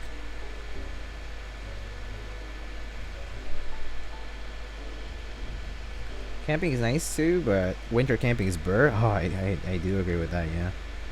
Winter camping is definitely very burr. I mean, although where I lived, it wasn't that cold in the winter, so there's that. I mean, I lived in Mexico where weather is between, like, for those in Celsius, it's between, like, in the winter, maybe it'll be like 10 degrees Celsius. Maybe at the coldest, it'll be like 5 to 8 degrees Celsius. But then, like, warmer weather, it'll be like for the warmest days, like in the summer, it'll be like maybe like 35. But it's also like dry, so it's not humid, so it's more tolerable than having like humidity. So yeah. For those in Fahrenheit, that's basically between like mid 40s and like 80, like 90 degrees maybe. Like 90 degrees in the summer, and then like not humid, and then like in the coldest nights of the winter, it's maybe like 40 degrees Fahrenheit. It's minus 10 Celsius where I live right now. I mean, yeah, I currently live in a place where it does get colder. So, but this was like back when I was growing up. Is what I mean. Back when I was growing up, I lived in a place where the weather was pretty moderate, pretty controlled and moderate. But yeah, winter camping is it can be pretty rough for sure. Have you seen any adventure archives on YouTube? I have not. Not quite the same as going camping IRL, but they've been some relief in lockdown times. Oh, interesting. I have not though. I should probably check it out. You should post about it in the Discord maybe, and I'll check it out. But that's cool. Is it like a group that goes outdoors and stuff, even during this current pandemic or whatever? Nighttime bonfire vibes is really nice. Yeah. The only problem with bonfires is that everything smells like the bonfire after. There's less people at the campsite. True. Actually, yeah, true. Crowded campsites kind of suck. What I hate the most about campsites are like crowded is the fact that people leave so much trash. It's so sad. It's like people have no shame. It's like not clean after themselves. If you're a cold, cook some hot pot. True. True. Soup is the best food in the winter for sure. Anyway, let's talk about the sponsors for the stream. There's a bunch of group buys going on right now. I hope I don't miss any, but I'll try my best. So let's go. Let's go right in. Yo, Mr. Jack Static. Welcome. Thank you so much for the 5 gifted tier 1 subs. How you doing? Just made that tasty tomato bisque with grilled cheese, big winter. Oh, that sounds so good. Oh, tomato soup and grilled cheese. Yum. Anyway, so sponsor segment. Let's start with Canon Keys. And Canon Keys we currently have. You can head on over to canonkeys.com.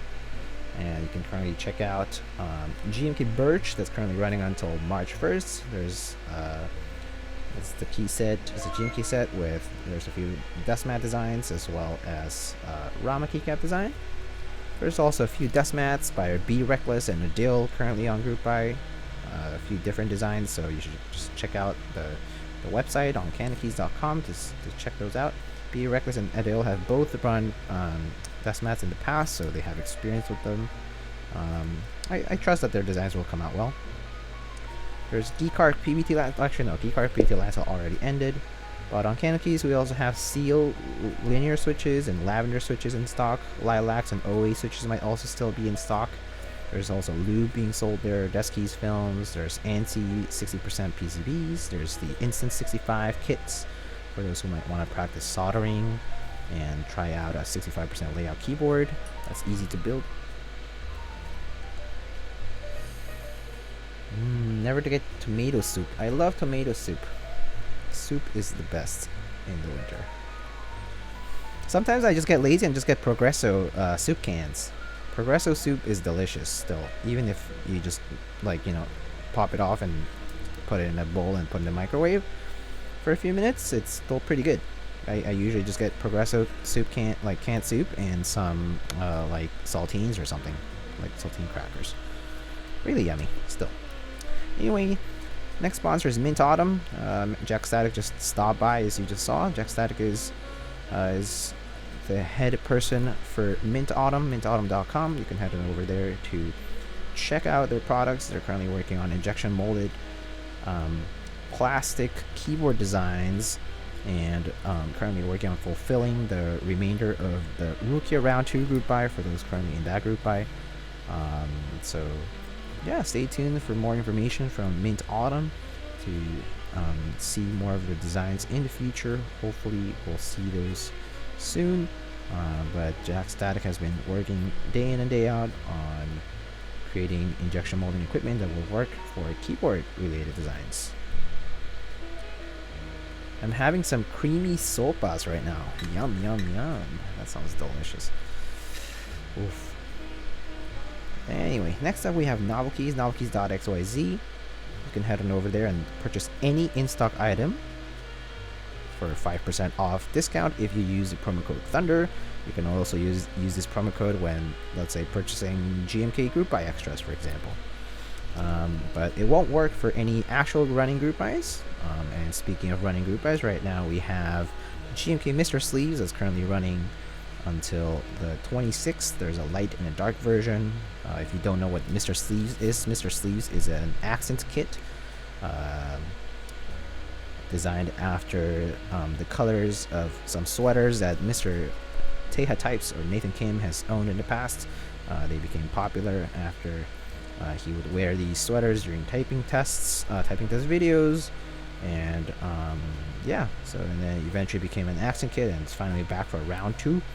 It has extended compatibility for a lot of key sets, and it's a nice accent kit. I highly suggest checking it out. And yeah, maybe one of the 2 different versions might be for you. But they're very chunky keys, accent kits, so just be warned. I believe each of them starts at $70 per kit, and there's 2 different variants. We also have GMK Dots Round 2 currently running by Bib. There's a dark version and a light version.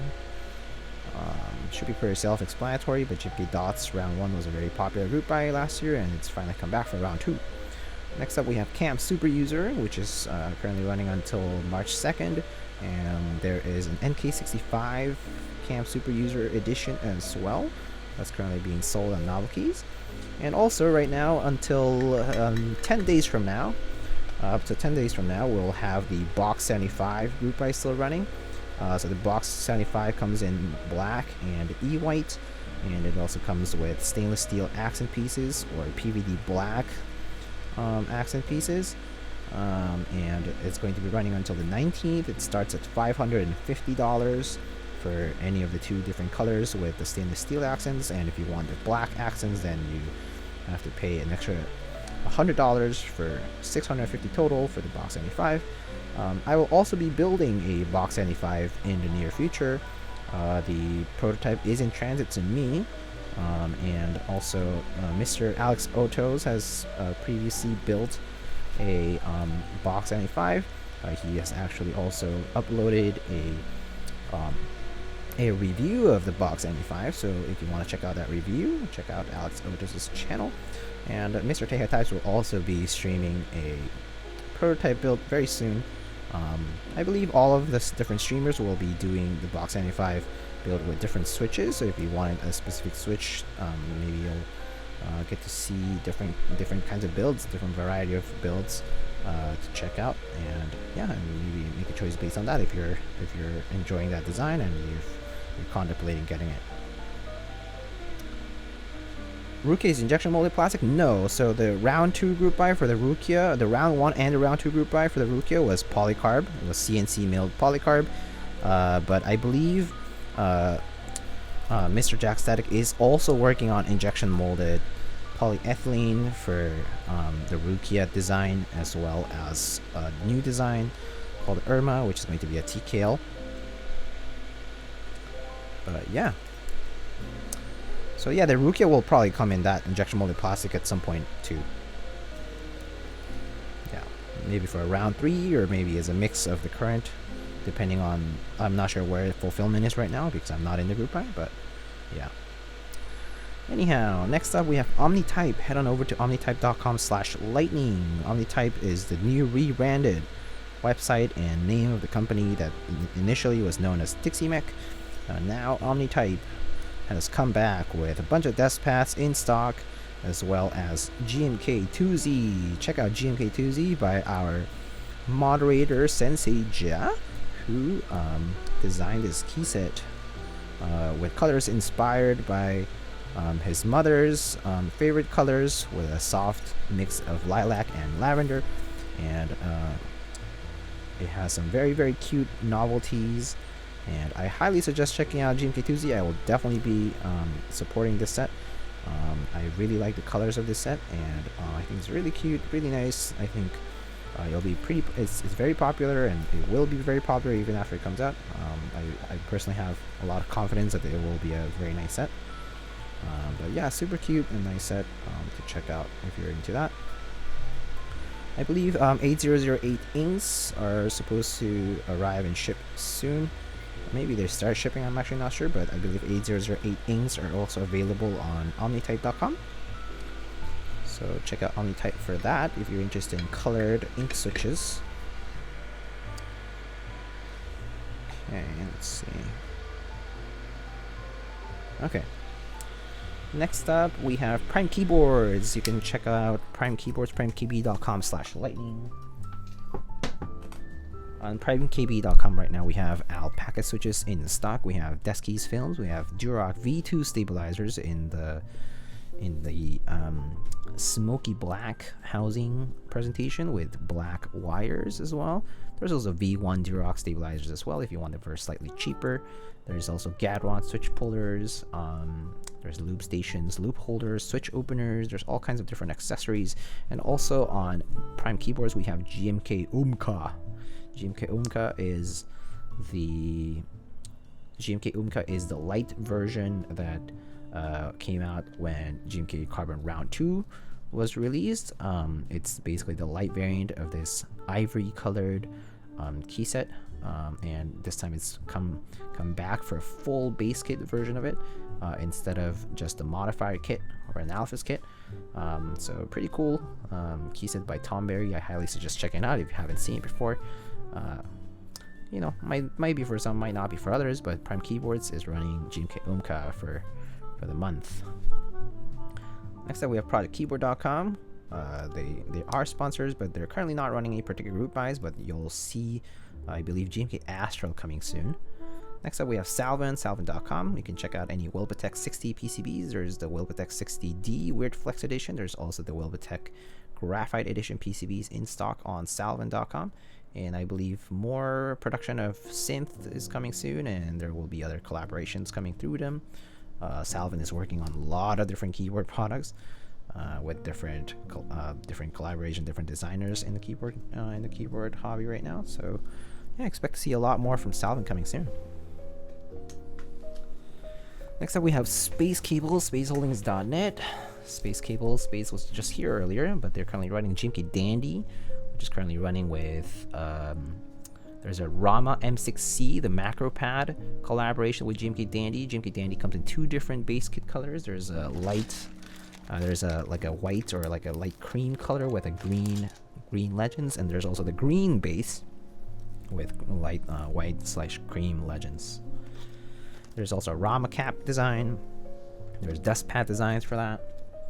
There's also a lot of cable collaborations through Space Cables, spaceholdings.net/lightning. You can check out Mr. Sleeves cables, 2Z cables, Ramen style cables, Birch cables, Veneer cables, Civilizations, 80s After Dark. I think Polybius might still be running, but I'm not sure. Dandy cables. There's all kinds of cables. Any key set that's currently running, there probably is a key set cable collaboration with Space Cables. So check out Space Cables, spaceholdings.net/lightning. And the desk mat that you see right here is also through Space Cables. So if you're interested in this desk mat, spaceholdings.net/lightning will have it in stock and ready to ship. They also have the new XHTBDZ lube, which I haven't used, but it's this thick lubricant that's being recently caught popularity in the community. Normally used for these extreme heat applications, but actually that's nothing to do with this. Basically, this just has a very high viscosity, which helps in being applied to stabs so that it doesn't shift.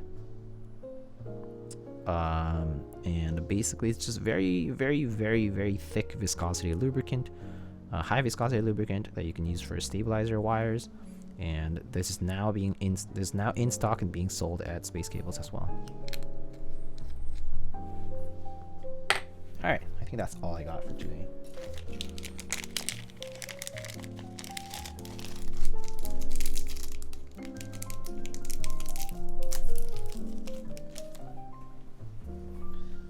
Oh wait, we have a foam pad for this that the client asked me to use. So we'll put that on.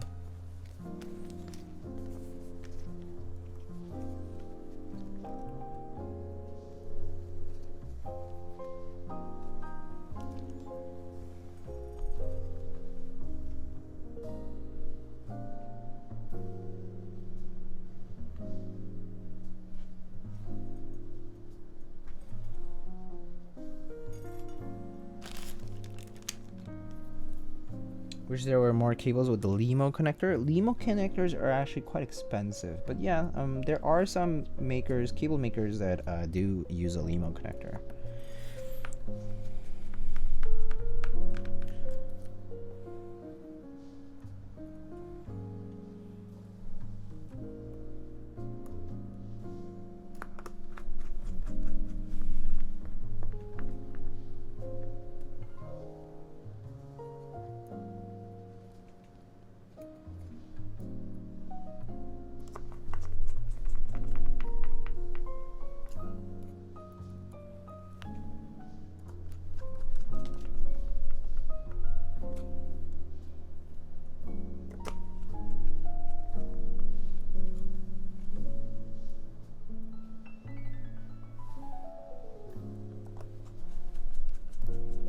Gotta head out, but good luck with the rest of the stream. Thank you. I want, but I don't have a need for a macro pad. The Dandy M6C. Yeah, it's pretty nice. It looks really cute. I like the color for that one.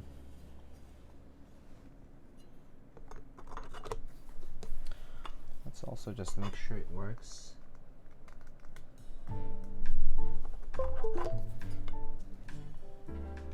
Oh, just realized I tightened it up, but the acrylic piece is a bit too far to the left. Just gonna shift it a little bit.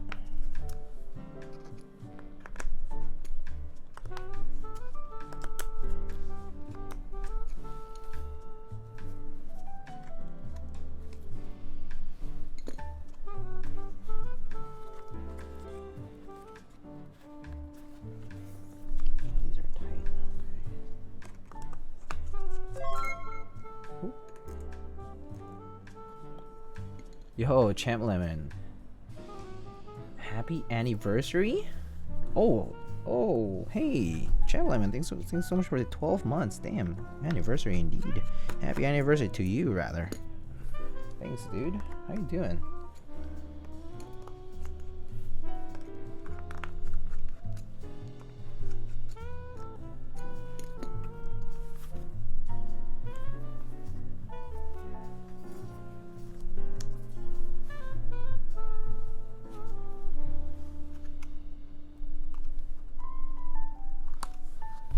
Why is it so tight?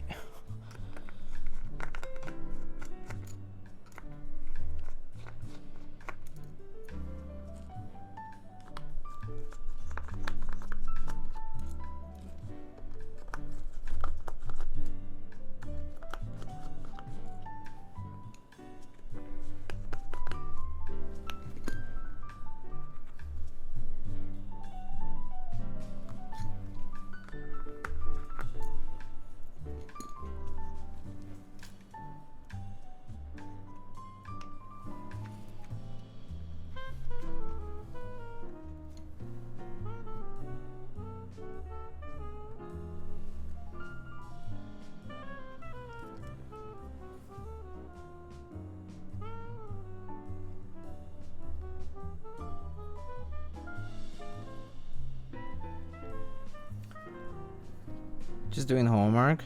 Mood. I know the feel. I was doing that too earlier. I was just doing that too. Lots of unused Rama caps. Yeah, good way to display them. Have a Rama macro pad for Rama caps. I mean,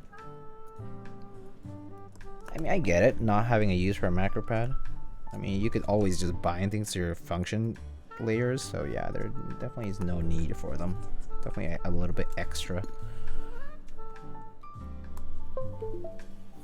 Okay. Let's test it while I'm at it.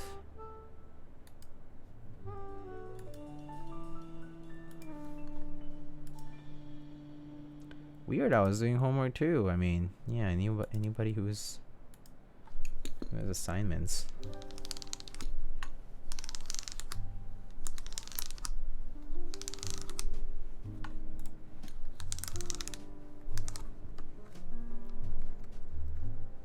Oop.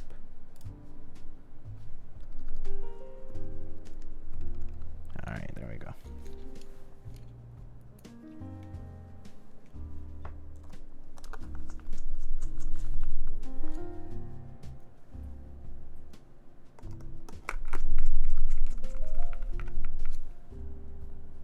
So what key set shall we put on this guy here? It's a black KBD75.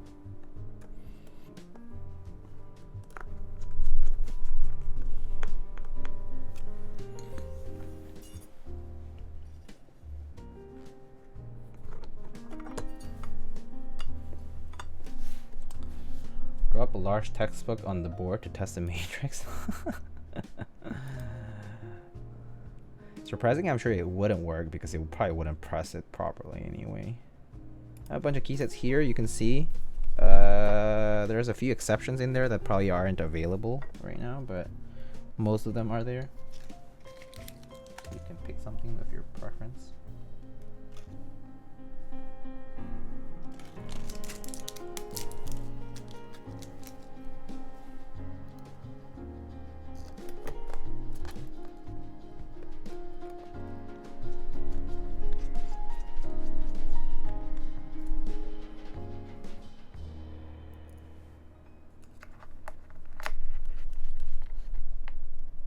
Ski data. Oh, ski data is a good one. Ski data is actually a very nice pick. I'm kind of keen on that. I might do that if nobody else suggests anything in like the next minute. I might just go for that.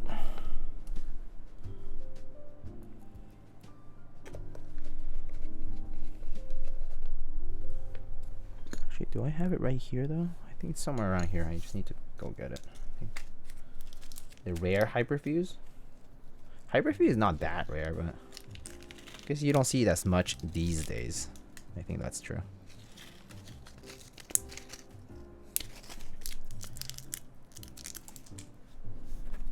Oh. Bump-ons, bump-ons, bump-ons.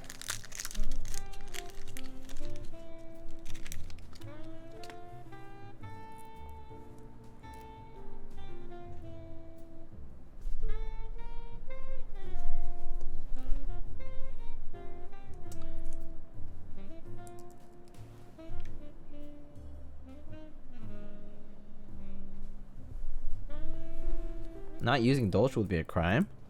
Okay, that's fair, actually. Dolce is a good choice too. So, Peacock Alphas and Mizu mods. Okay, that's what? No way, really? Combining ABS and PBT though.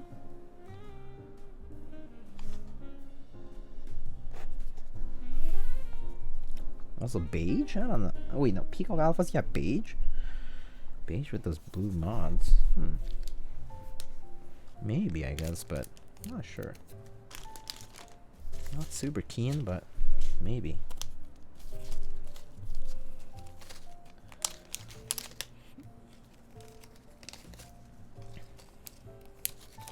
I really like doing it.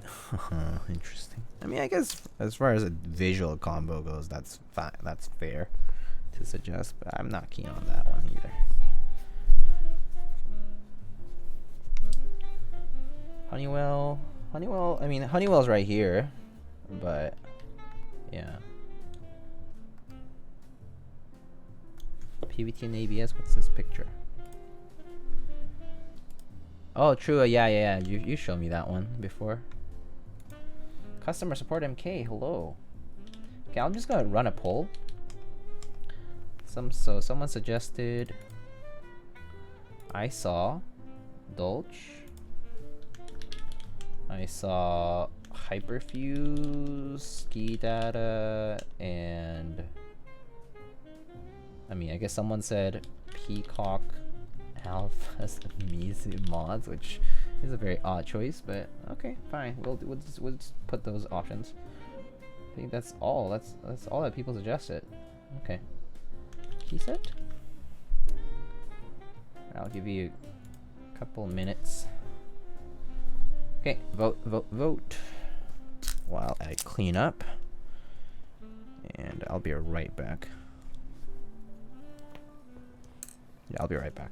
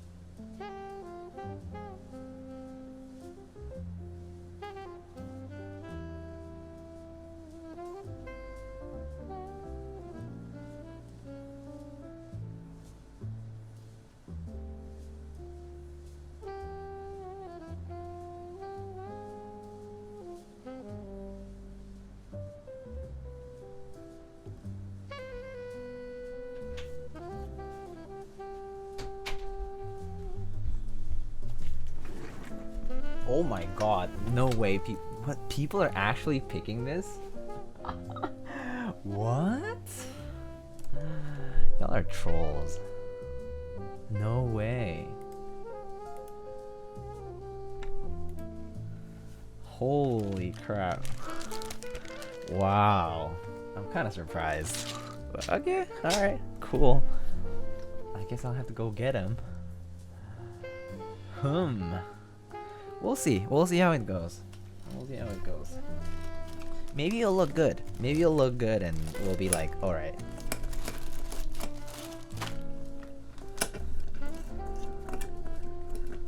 Have you been using TKL1 much since you built it? Yeah, I use it. I used it like a lot of last week, actually. I haven't been streaming that much, so you probably just don't see me using stuff. So yeah.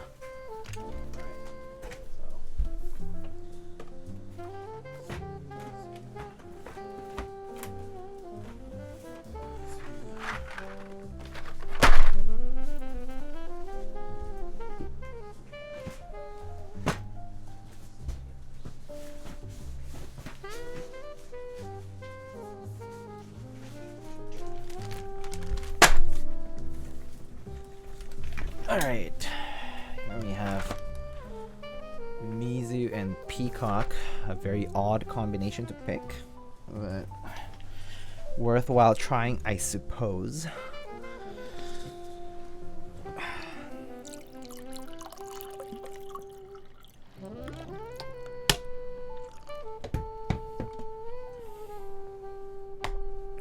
Let's see how this goes. Let's start with the alpha since it's already here. Can we do R5? Oh no, we can't because this is the modifiers. Never mind. So we just need the alphas for this. So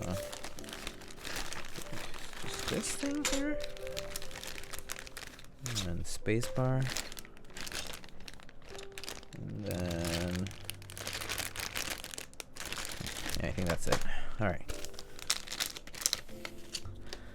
I also have a PBT and ABS mix on one of my boards. I mean, I'm sure it's fine. I'm just saying it doesn't happen often. It doesn't happen too often. Man, these spacebars are straight. This is nice.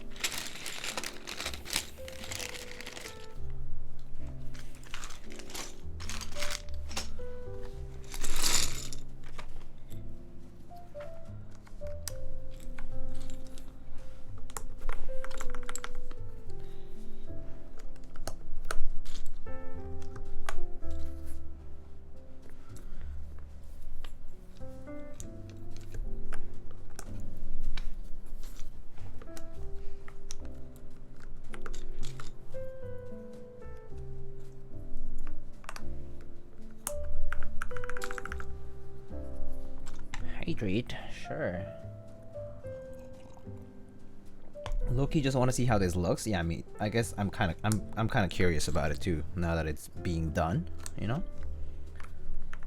I think it'll look okay though, because there definitely is a bit of blue in the Peacock set with the front legends, and the cream color of the alphas is not like too warm, you know. Like it's not that warm for it to like look really off. So I think it'll look okay. We'll see though. We will have to see for ourselves.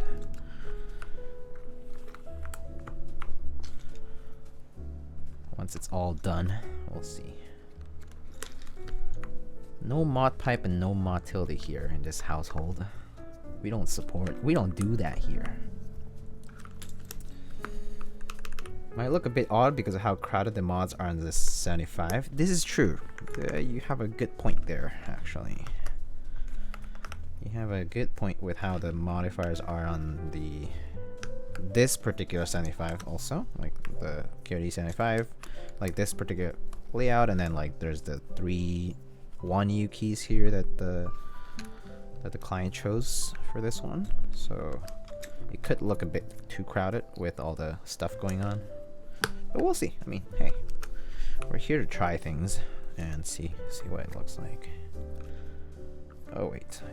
Misplace this guy here.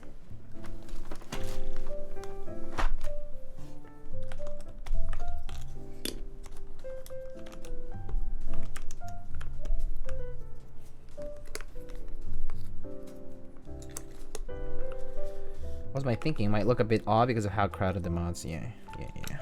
But hey, it's what the vote was, so we'll see. I'm just curious too. Man, R3 kits though, very nice sets.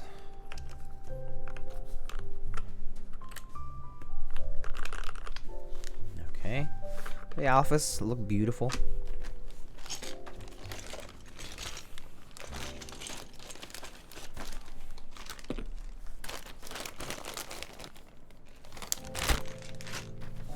And here's the Mizu stuff.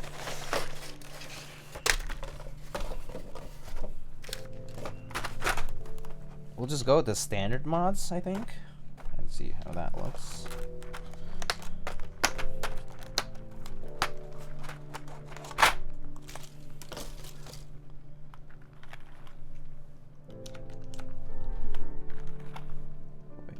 Oops.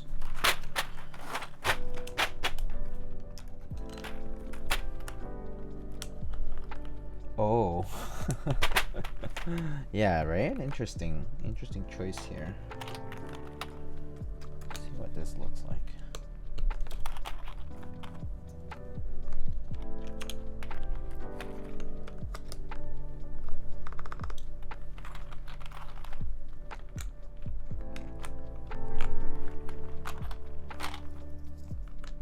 I think the cream alphas are a bit too warm for this. They look a bit warm. Like the color's a bit warm.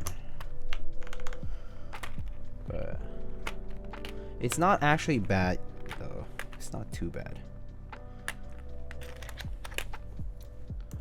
I feel like it could be worse.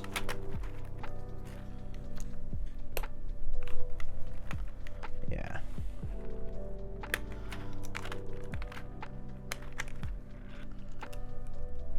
And then we have home. Oh, I need to use the beige keys here probably, because otherwise it'll look really bad with the blue ones there. So I'm gonna get those. Let's see. Maybe this one there. And then we have page up, page down, and end. And then we needed the mod keys from beige, the beige set here.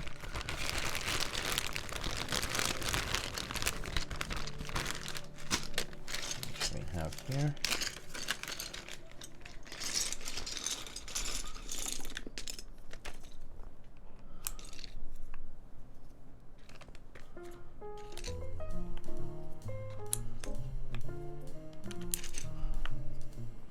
What a weird combo.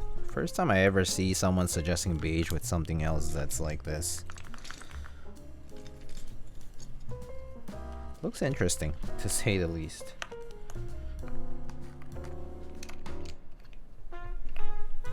Okay. That's actually not too bad in terms of look. It's actually not super bad. Now that I'm like looking at it, it's not too bad. I'll show you more closely though, after I'm done sorting these out. Are the front legends on Peacock blue? Yeah, they're blue, but they're a bit lighter than the modifier blue. They're like a bit of a royal blue. Rather than this is like a navy almost.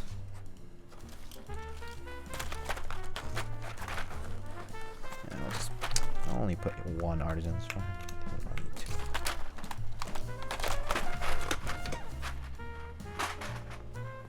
So let me show you.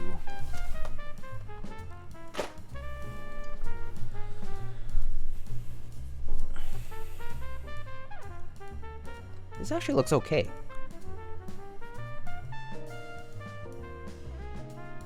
Right? High contrast. Yeah, interesting, right? Interesting look to it. That is wrong, but it looks so good. I mean, it's weird. It's not the worst, but it is okay. Yeah, that's how I feel about it. It's not weird, but it's not the worst, but it's okay. At least the alphas have that creamy PVT sound to it. Have I shown you guys my tiny Makes Things collection? Wait, the Afro heights? Afro heights? Afro heights are even. Afro heights are the same. Is it weird? Did I not press it all the way?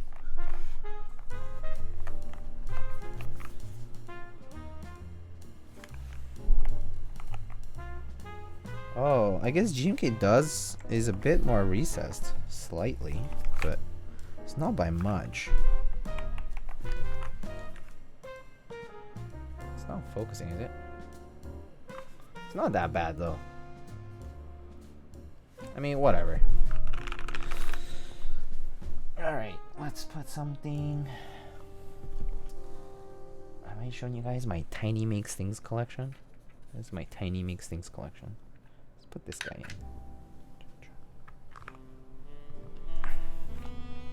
Da-da-dun. Oh, it's a bit too light. Maybe I'll put this guy.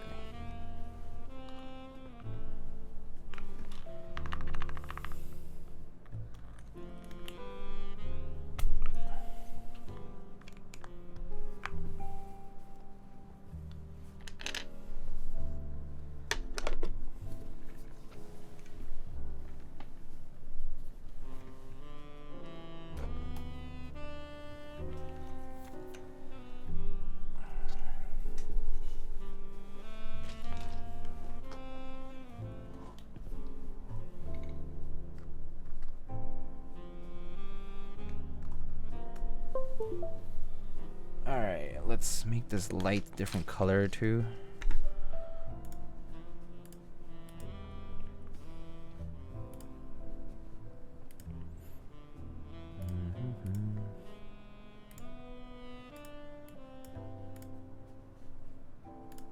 Alright. Let's put this away for a sec.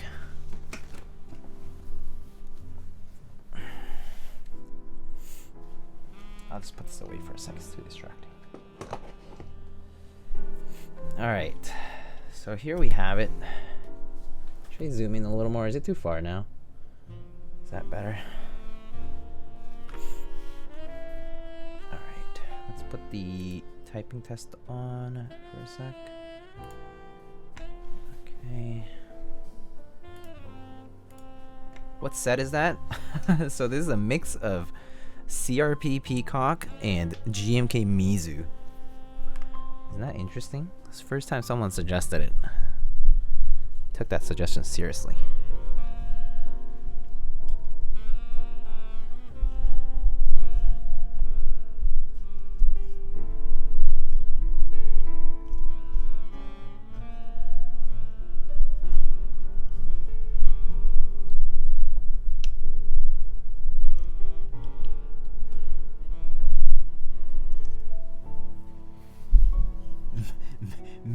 Meacock?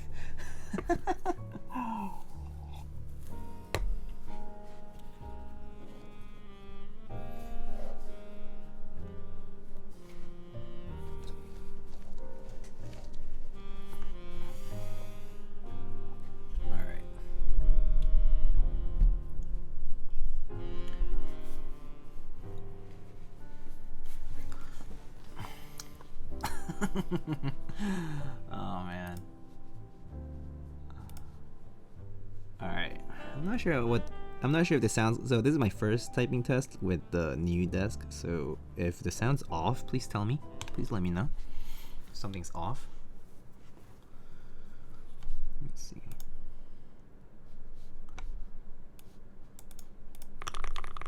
Okay.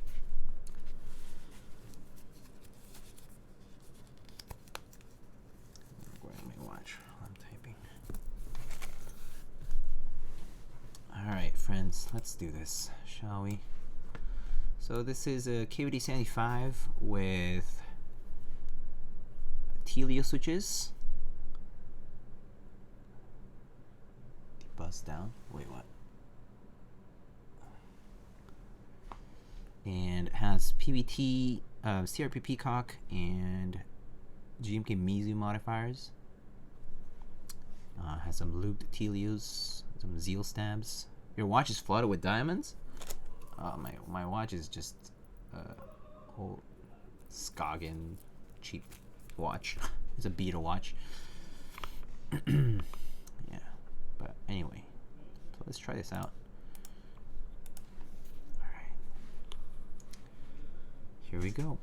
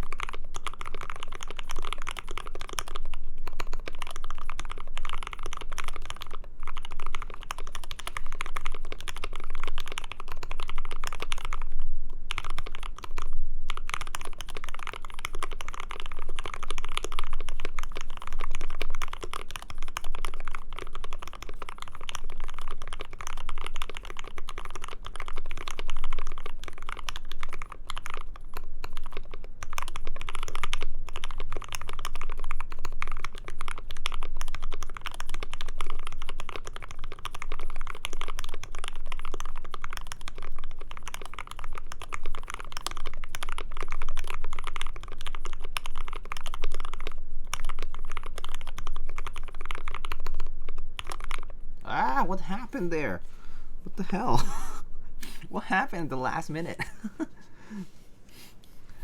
Weird. Is it just me? Is the table shaking too much? Yeah, I guess the table is shaking, huh? Hold up. Let me see if anything's in the way.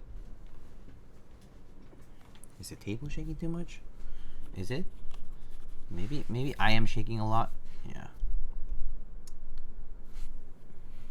That's where the camera's mounted? No, the camera's not mounted on the table. I mean, or like onto the table. Let me see. Maybe something's touching the stand.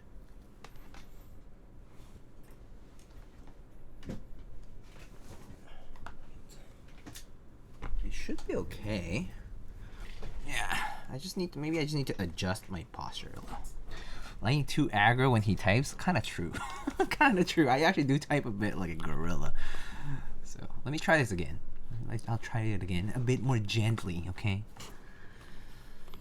Is there foam in there? Yeah, there is foam. There is foam. So just so you know, there is foam.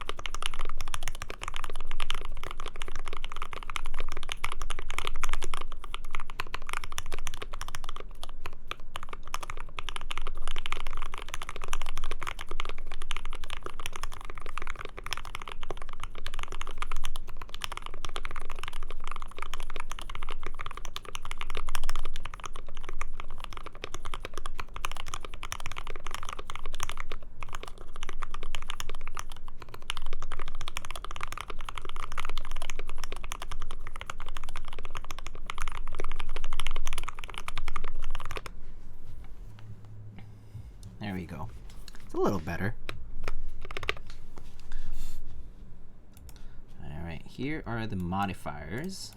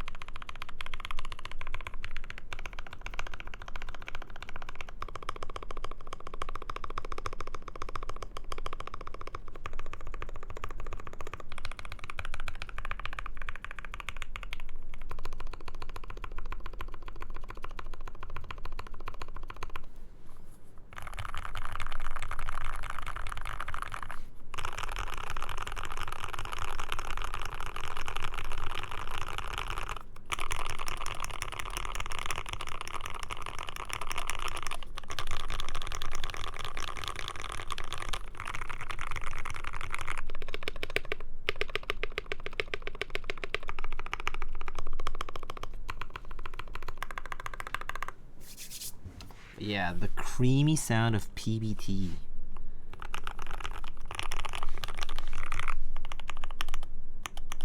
I think this O kind of sounds a little, there's a leaf sound kind of to it, which I'm gonna have to check later. I'll check this O later, but this O sounded weird to me. Gonna mark it down. Need to write it down somewhere. Otherwise I'm gonna forget.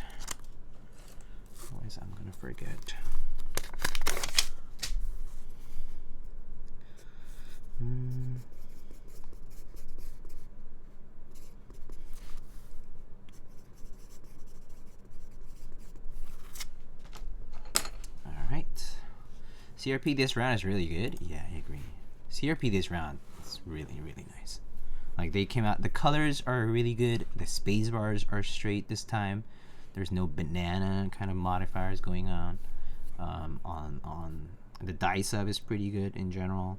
I heard that the dye sub is kind of like a little bit hit or miss on some parts, but it's overall pretty good. Like, it's like acceptable. There definitely is some problems with the dye sub. Like, I can definitely see some kerning or like some misalignment sort of things, but it's not so huge to the point where I would be like very annoyed or anything like that. What CRP set is this? This is Peacock, CRP Peacock. So the color is a bit off, yeah. But yeah, it's acceptable for the price specifically. Juego Tier 1, thank you so much for the 6 months, my man. Thank you. Hello. All right, so that's what we have for this guy. Cheers, man. How you doing?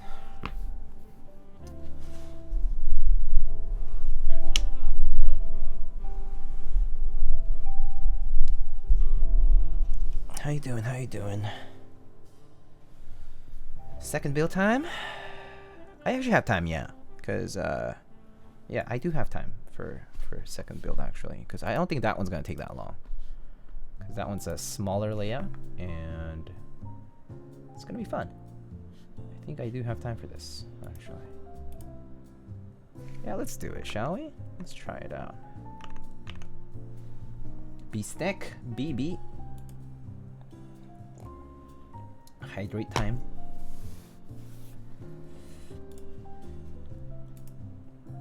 Shall we do a second build? Small one, huh? Smaller than this one, at least. Anyway, let's check this guy out. So this is what we built first. It's a, let me just take out chat for this closer look.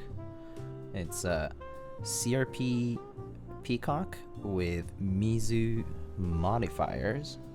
So a very interesting combo. Yeah, looks pretty interesting. I have to say, this is an interesting look. It's the first time I see something like this.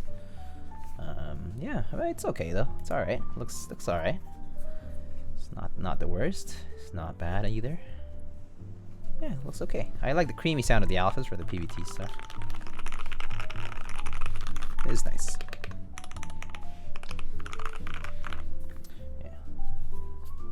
But yeah, so this is the bottom part of KBD75. For those who have not seen the KBD75, it has an acrylic diffuser with RGB diffusion for the underglow. Currently it has a foam inside, so there's a case foam inside of it. Helps dampen some of the sound. But yeah, where do you get your coaster? It looks really nice. So the coaster was actually handmade, well actually 3D printed and hand painted by a friend of mine. It was actually a part of a gift for like a white elephant / like Secret Santa sort of thing. So yeah, I know it has like some marks from the paints kind of like not being an even application, but it still looks pretty good. I like it though. I use it all the time. What's the purpose for the Z and Y to have secondary Y and Z? So this is based on the German layout.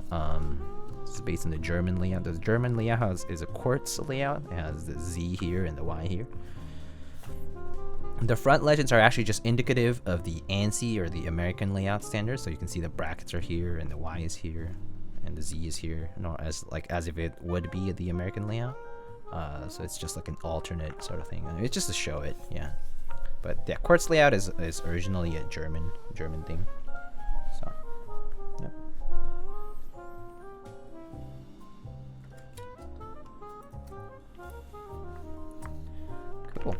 I want to resin cast some coasters. Oh, that'd be interesting. Alright. Let's see something.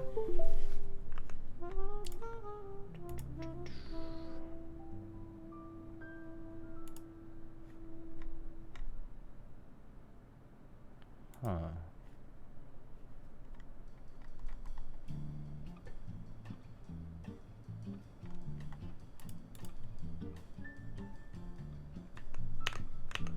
Alright, let's get on to the second build, shall we? What do you guys think the second build will be? Actually, let's keep this guy here.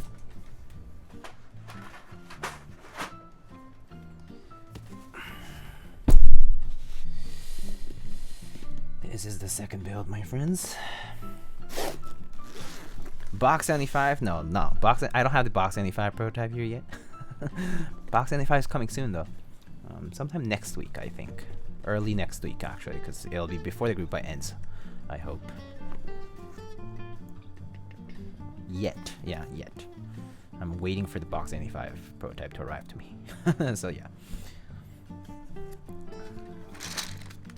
So the second build is going to be a rebuild of this K. That's not mine. This is actually a client's. But I just had to desolder it, and there's a key set already. We're going to use white on black. There's a gasket. And we have a K. Is it a red K? Indeed. It is indeed a red K. In a full layout, full 60% layout. Different from my blue one. Pretty cool.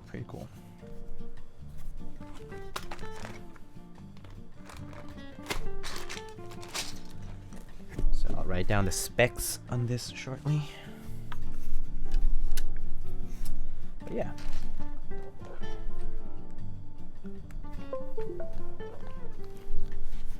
So I already tested the PCB, so we don't have to test that. We'll open it up. Get the parts out of there.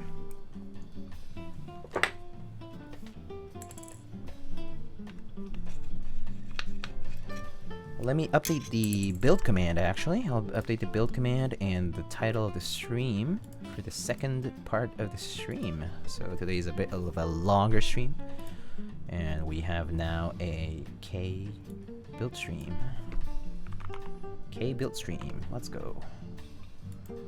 And let's update the build command here. So Lightning is building a K for a client. It will be built with, I believe these are, I forget what springs these have, so I actually don't remember. But I think these are stock springs. These are 70-gram springs, so I think these are Gateron Ink switches looped with, I think they are indeed looped with 2.5. And they have 70-gram springs with 70-gram springs with TX films, and they'll be mounted on a full aluminum plate. Alright. There is the second build command up now. Stick Tiger in the back. Yo, Crooks, hello. How you doing, man? Thank you.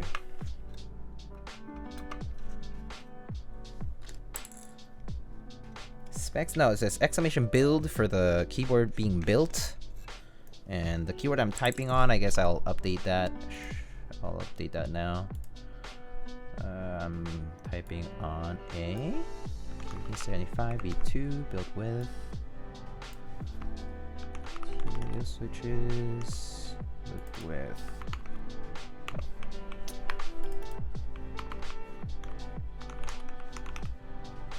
zero with 67-gram springs, TX films mounted onto a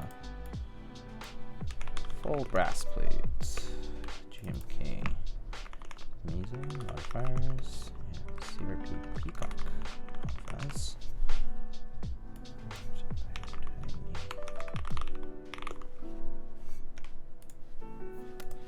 Okay. So let me update this guy too.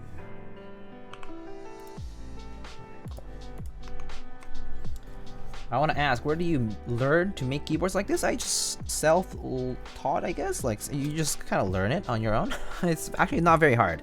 It's actually not very hard. All you need to know is how to solder, and learning how to solder is not very hard. And then the rest is just, I think the more sensitive stuff of keyboard building is mostly just being careful with the parts and lubing stabs and switches. That's really the most difficult part, actually. But the rest is actually pretty simple, pretty easy.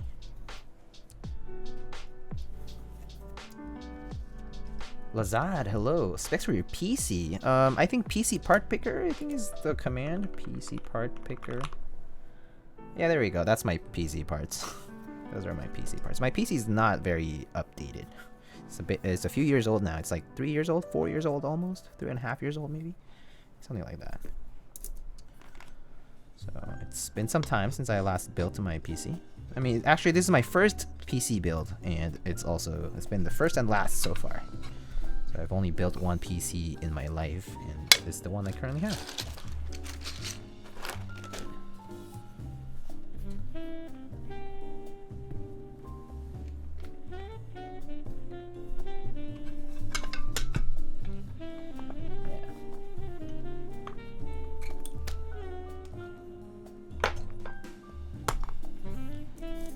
Alright, let's get on to this. So we already tested the PCB, so we don't have to do that again. And I can probably just go ahead and just need to lube the stab wires, really. And the rest is pretty simple, actually. It'll be a relatively quick build. So all we have to do is just lube a few things. And that's it. The rest is just soldering.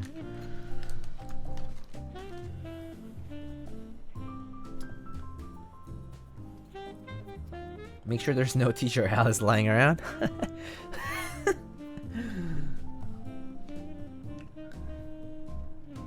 You're using those industrial Noctras too? I'm using the 2K and 3K ones. Sounds like a server in my room. Yeah, they're kind of loud, huh? I actually got the Noctras from a friend, so I kind of didn't have a choice, but actually I like them anyway. I like the fans, so I have no concerns. I actually would prefer to have better airflow, even if it's a little noisy. So yeah, I personally don't mind it. Kind of gotten used to it.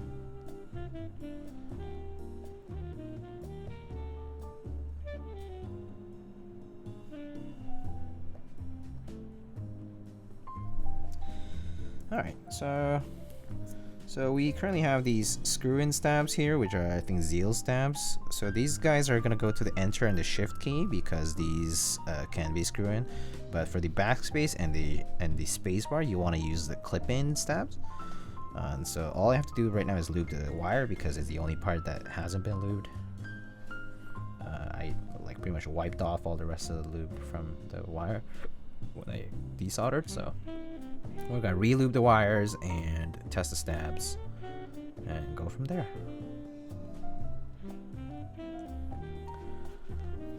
I was here like half a year ago and forgot to follow. Oh, I see. Well, welcome back, Lazad. What parts do you actually need for a keyboard like this? So for keyboard build, the main components that you need, Lazad, are going to be the keyboard case, the keyboard kit. The kit normally contains the case, a plate to hold the switches, and a PCB, the circuit board, the brains of the keyboard, right? And then you're going to need stabilizers, which are like these little parts that I'm lubing here. They're these plastic pieces that basically hold the longer keys together, right? So that they you can actuate them like no matter where you press on the button, like it's gonna press down evenly. And then you're gonna need like switches, right? Mechanical key switches, and then like keycaps, a cable, right? If you don't have those. But overall, like you don't, you just need the keyboard kit and like switches and stabilizers. That's really all you need. And then for the build itself, you need like a soldering iron, solder. If you make mistakes, you might want to have a desoldering pump, just in case, or like a desoldering wick, for example. And then like obviously like screwdrivers. Normally we use metric hex and like Phillips. And then you'll also need like sometimes you use flush cutters to clip like part of the stabilizers. But yeah, it's not super intensive, but there's like some basic tools that you require, and the rest is just like you can buy things, like you can buy all the parts from different stores and stuff. The keyboard kit is really the hard part to kind of stores because they aren't always in stock, and in our community we run them through group buys, which are like basically like pre-orders, like relatively low quantity pre-orders. Low quantity just because of the logistics around them. It's just the most effective way to bring the products to people in a community like ours. But I mean, we're slowly shifting to like an in-stock model, but it's a slow transition so far.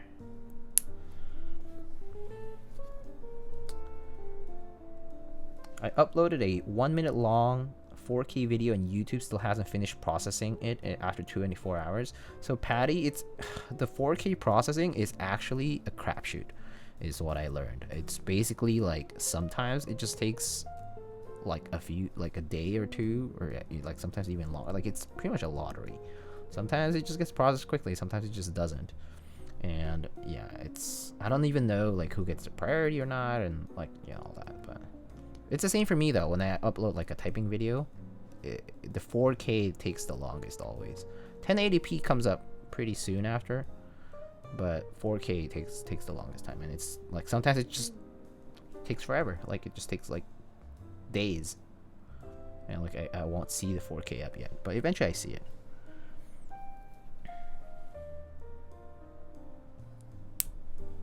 I start doing those, and I have everything because my dad is classic Slav dad with every machinery in garage, etc. Oh, that's cool. I mean, the tools you need are not so many, really. Not too many tools that you need, actually.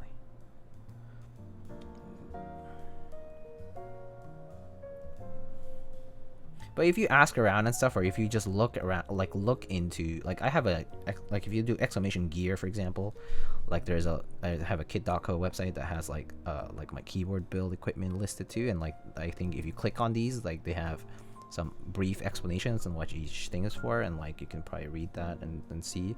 But if not, you can always just watch any other build stream, like from like either mine or like anybody else's, or like a build log, and pretty much like it'll be pretty self-explanatory, like what you need as for tools. So it's not that complicated.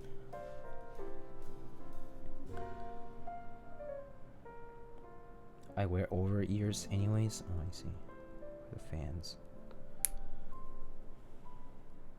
Lightning, what do you think the most innovative keyboards are coming right now? Innovative keyboards.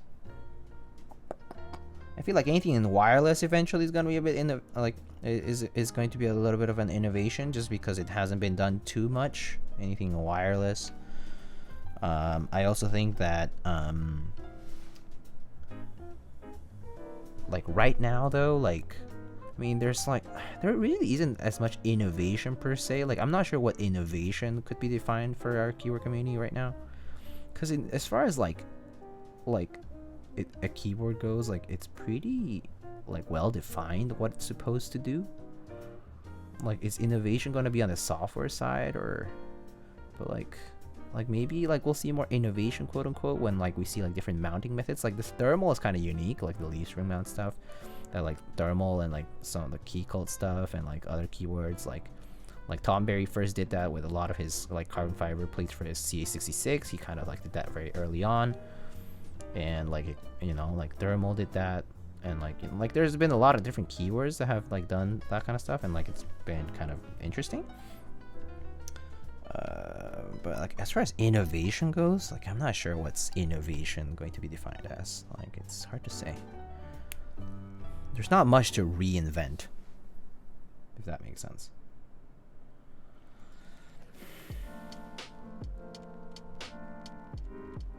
I found that there's a difference between uploading via my main channel and uploading with my personal. 4K would take ages on my personal. I mean, it makes sense that they're gonna prioritize any partner channels. I mean, that's the whole point of partner channels, is that they know, like YouTube knows which channels are worth prioritizing for their bandwidth.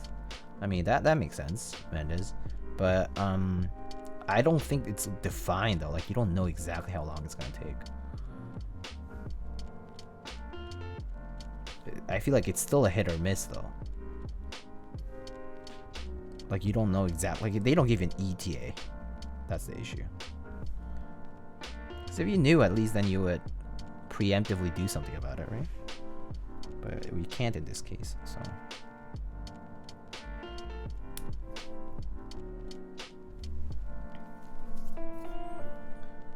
Anyway, custom topering would be interesting, yeah. If I would need a compressor, I'll have it no matter what. Don't have to bother about tools. Always a divisive question. The innovation part, yeah, it's divisive, or it's kind of difficult to answer. But yeah, custom toper would be interesting. Thoughts on the Equinox wireless? I actually don't have any thoughts about it because I haven't seen it in person, so I don't really have any thoughts. I actually don't know much about it. I'm sorry, Bill Chill Zone. I could take a look, but I have no particular thoughts about this keyboard.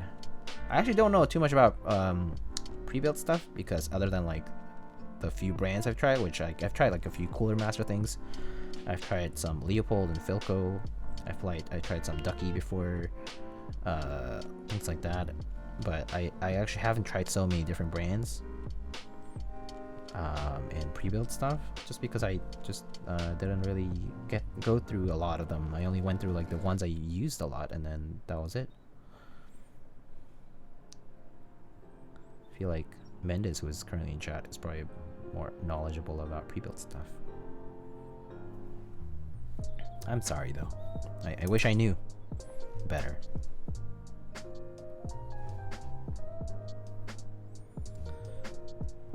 Gion stuff is cool. Yeah, Gion stuff. Gion is definitely doing some more interesting stuff because he has like the means to do it. I think Gion will definitely bring some interesting ideas to the scene just because he has the ability to produce them easily, more quickly, prototype them and test them a lot more. Whereas like, you know, a regular designer who like has to go through a factory, like takes time to order things, takes time to get things, takes time to redesign them and send them in again. If they lead an Equinox wireless for at least a year, there you go. Mendes, you can tell this person what it's like, please. There you go. If Mendes has been dealing something for a year, then it's good. Probably. Nothing special, but it's wireless. Yeah, exactly. So it does what it does, what it says it's gonna do, right? It's wireless, it's a keyboard, it types. What else would you expect? It has a numpad. Yeah.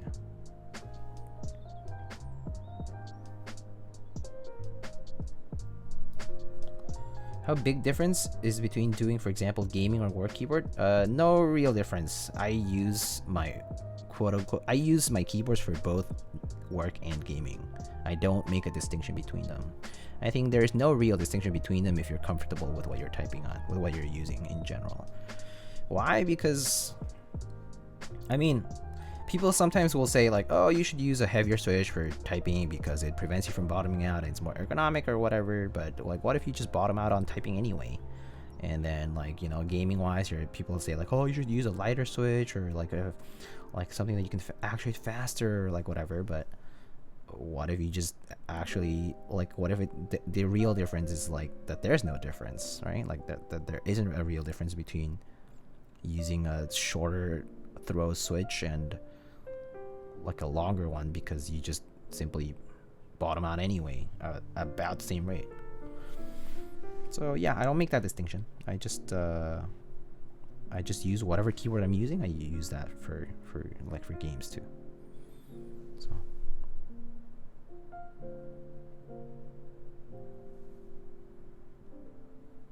thanks, Mendes, for answering that question. And yeah, you're not spamming Lazad. That's cool. Logitech Razer, we need old style keyboards back. Best keyboards in my opinion. I mean, that's kind of like what the custom mechanical keyboard scene is about, though. Like a lot of it is kind of inspired by vintage stuff, and like a lot of things are sort of like there's like a lot of like retro homage kind of stuff, and definitely like compared to like a lot of the pre-built stuff out there, it definitely like looks sort of like, I don't know, like not outdated, but like that's not the right word.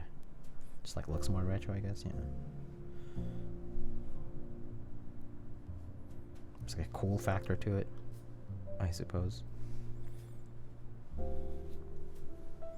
What I noticed, you never do keyboards with numeric keys. Is there a reason for that? Because people don't really ask for them.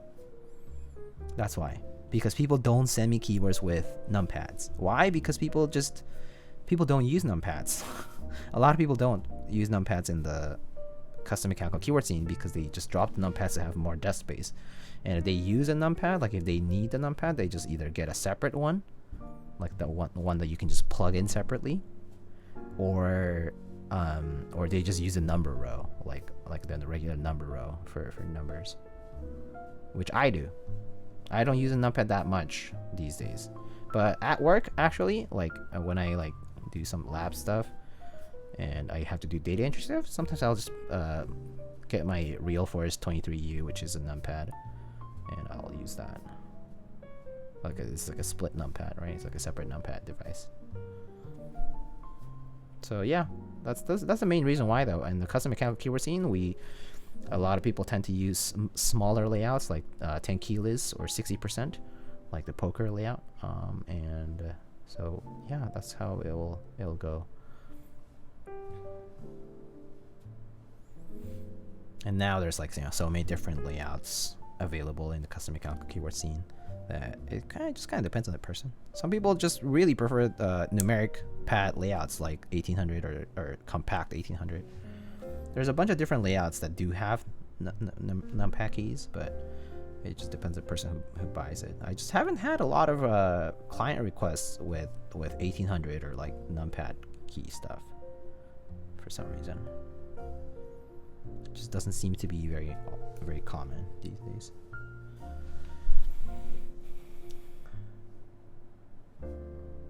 What keycaps are on the KBD75? The KBD75 right now has CRP Peacock and GMK Mizu modifiers. Push. And welcome.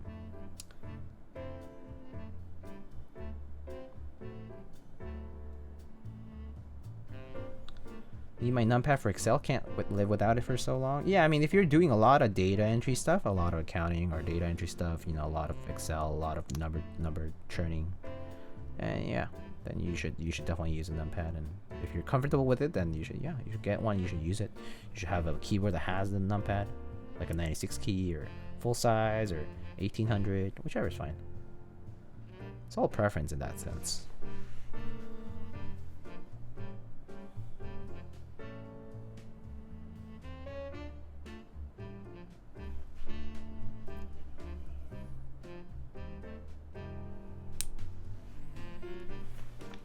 Looks pretty sweet with Peacock. Yeah, it looks interesting, right? It's the first time I do this. Someone asked for it, and I was like, okay, we'll try. And like people voted for it, and I was like, okay, we can try it. We can try that.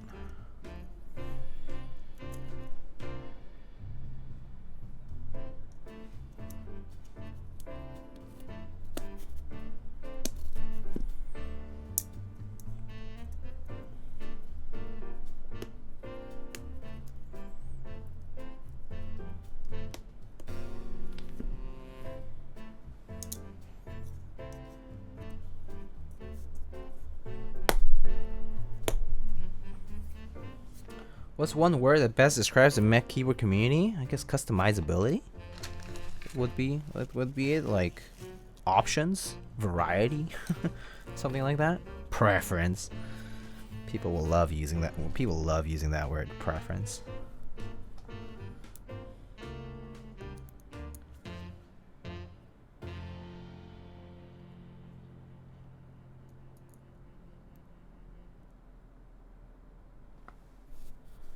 Actually, what I'm thinking about is, do you make keyboards with backlight as well? Yeah, so some keyboards will have backlighting, Lazard.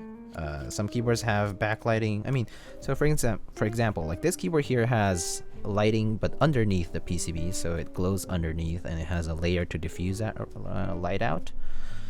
In other cases, there's some other keyboards that have the lights on top. You can also solder LEDs on top of the inside of the switches. So you can actually install your own LEDs, so there's a way to do that too. So yeah, I mean, if you want backlight, you can actually do it.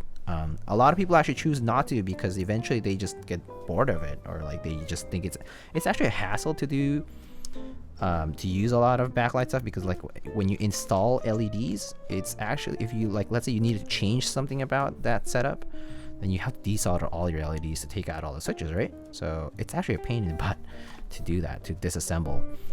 So a lot of people will kind of refuse to do that, or even just soldering LEDs can be a bit of a tedious and strenuous process, and so people will also avoid it for those reasons too.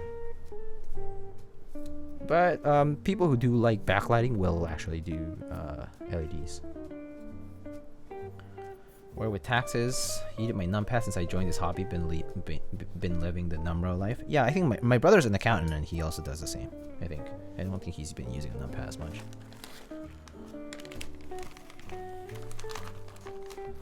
Rectangles. I guess rectangles does describe this community too.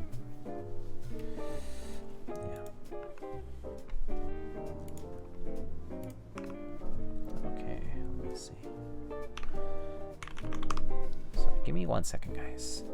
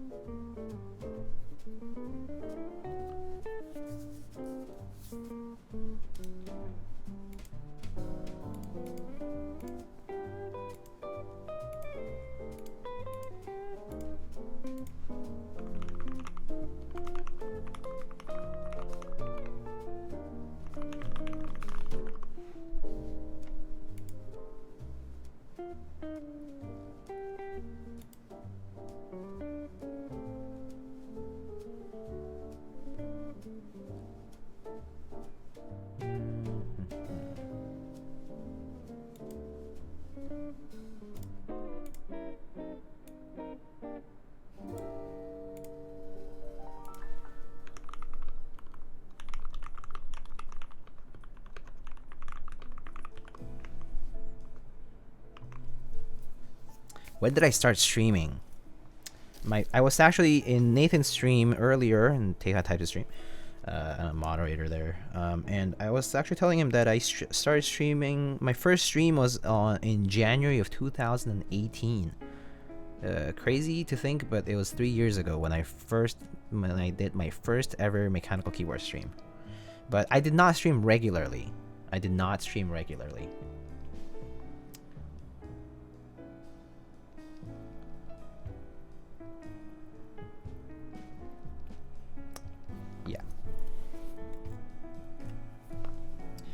I started streaming more regularly maybe 6 months after that. So yeah, it's still been like 2.5 years since I started streaming, something like that. I would say the one word would be gatekeeping, especially in my local scene. It's a shame because as a whole I think it's a friendly community. I do think it's a friendly community overall. P-Buzzle. I'm sorry to hear that that's been your experience for you, for your local community. I think that's a bit of a bummer. I hope you can have a better experience over time.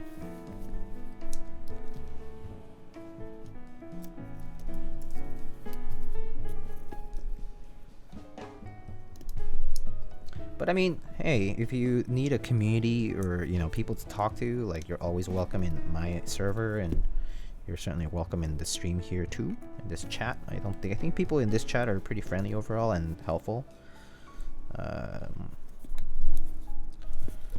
And I think there's a lot of very, very nice people out there that I don't think are very, like, gatekeepy or, like, particularly, like, condescending about stuff. I mean, I have my own preferences that I also, like, kind of like very publicly exclaim and like say, like, you know, this is my preference, but it also doesn't mean I actually like straight up discriminate people who have different ones. But yeah, I really like your stream and the way you interact with chat. Keep it up. Thank you. What are you putting in there? Is that switches? Yeah, so these are the switches. So Lazat, I guess you're new to the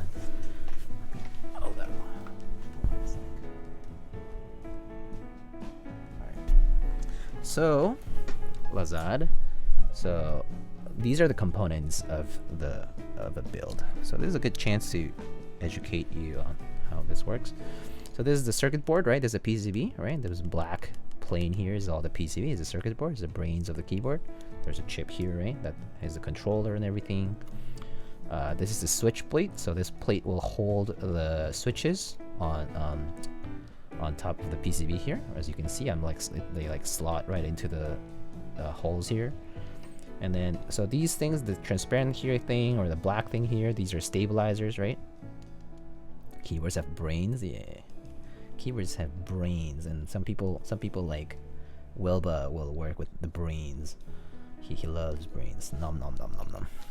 But yeah, and the switches go in. So basically, it's PCB, stabilizers, switches, and then you install all the switches. You solder them, right?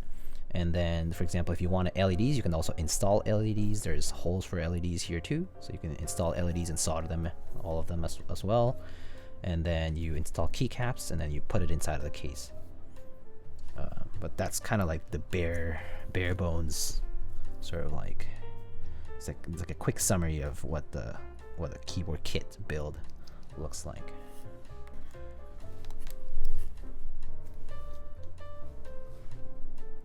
I don't know exactly into what details. No worries. I mean, you can ask any question here if you want. You guys mind handing me an L because I just ran out of solder and I still have 3 rows left to do? No. F's in chat for Mr. Dude Jinshi for running out of solder. That sucks. That's a bad feeling, because at least like if you had known, you would have just not started until you got more.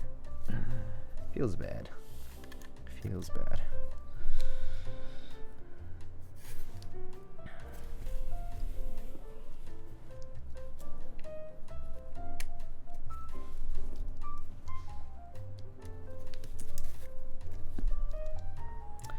Alright, let's test this out. Let's use the keycaps that they sent me.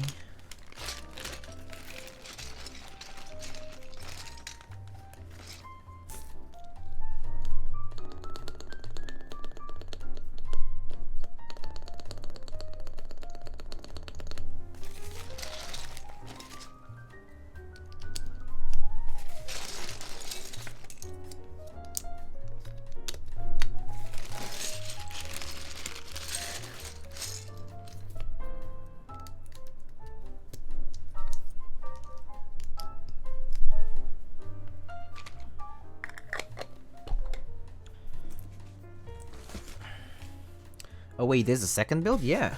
Yeah, we're doing a second build.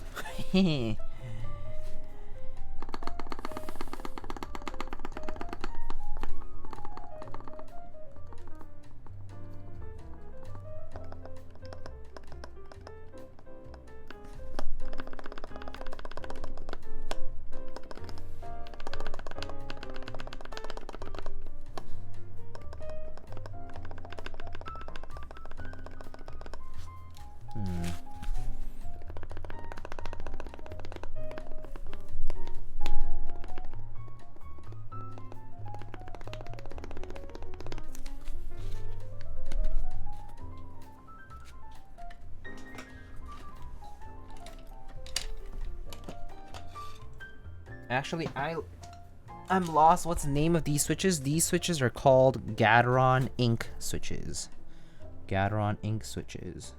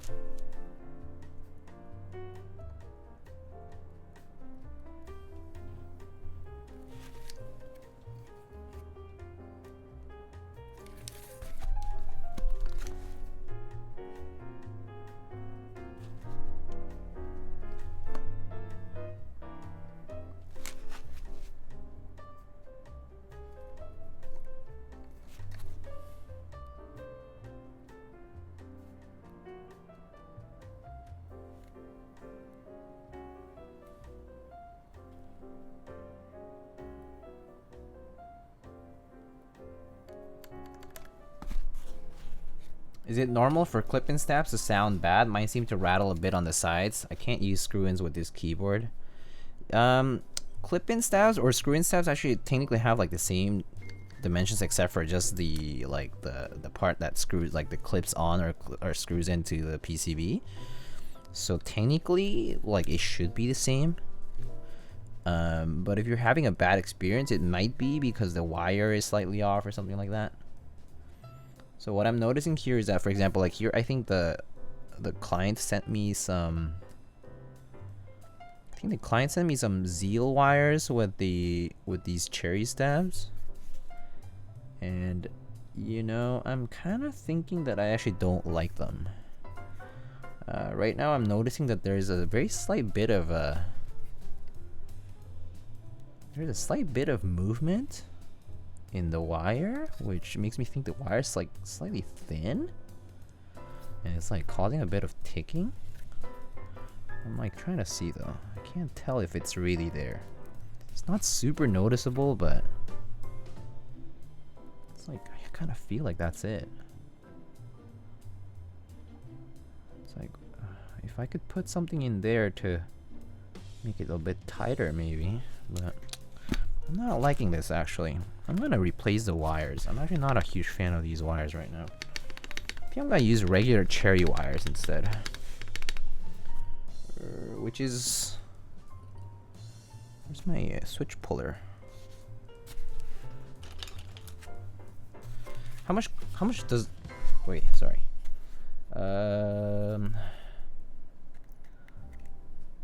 Since it's okay, it's only appropriate to throw it on your bed. Maybe I will. Sometimes I find it hard to find a balance within the community. I would say GMK is better as a purchase option because the legends are more superior, which is, I think, is true. But new people might think it's expensive, so my suggestion might be to interpret it as being gatekeeping. Interesting. Is that really gatekeeping though? For a community to say like, oh, like GMK is nice because it's this, but then if you don't buy GMK, I mean, if you say something like if you don't buy GMK then you're wrong, is probably a bad thing. But if you say like, oh, like you have the option to buy GMK, but if you purchase something else, like it's, I don't know, is that really gatekeeping though?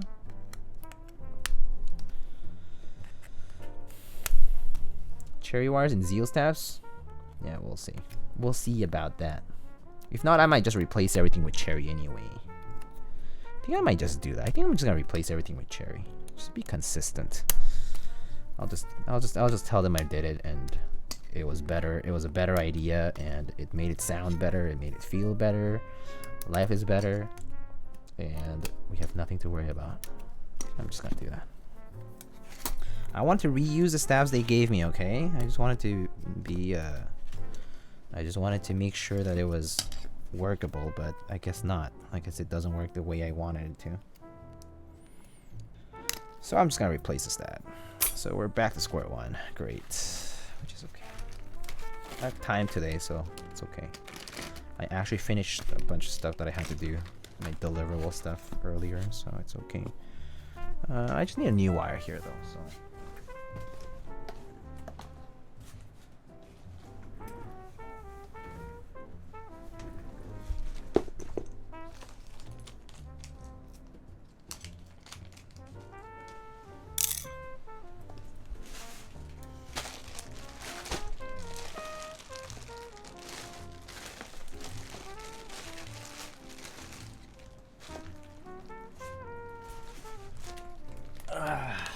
My bag of stabilizers.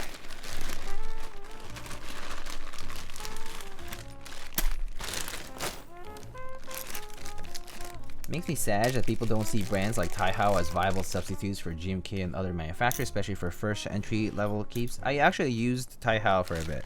When I first started, I had Taihao. Stabilizer, yes, a lot of stabilizers.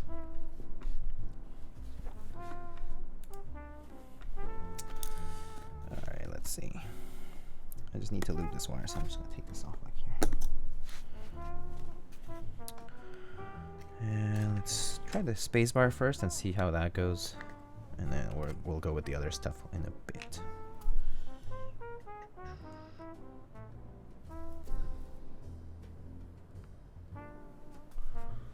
I think Taihao is a good option for entry, but their compatibility is limited to full size, standard, and Z. Yeah, I mean that is a very true thing to say though. Like, 10 Peaches is totally right about that. The problem with Taihao is definitely compatibility with other layouts that are less common. Like, even if you bought a pre-built that's not a full size or a TKL, for example, or as like a regular poker, like if you bought like a 75, like an 84, or like a 96, you can't fill that with Taihao sets. So any like slightly less common layout you can't even fill, even if it's a pre-built. So there's an issue with that too. Definitely limits you for that reason.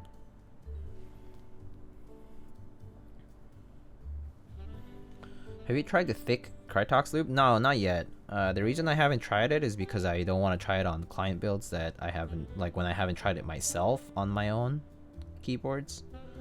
So I haven't offered it to clients to try. I don't want a client to be the guinea pig for it, basically, is what I'm trying to say. But I haven't tried it myself just yet. I haven't had time for it. I will eventually though. I'll definitely try it out in probably like whatever my next keyboard build is. I'll probably try the new thick Krytox lube.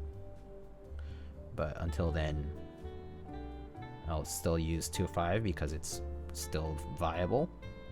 Like, I haven't had issues with 2.5.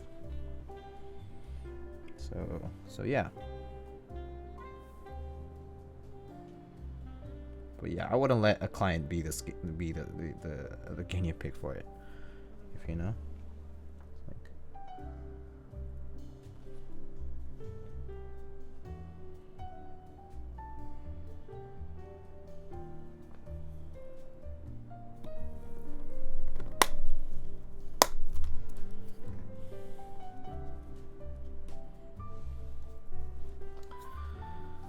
You will try it out? Yeah, I will. Oh, sorry, that comment got like automated, but I read it anyway.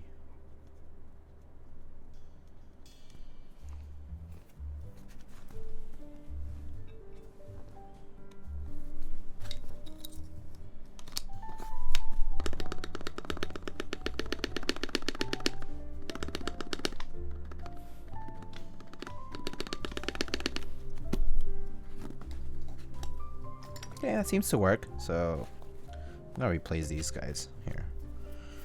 I'm just gonna replace these stabs actually entirely. So let's just do that.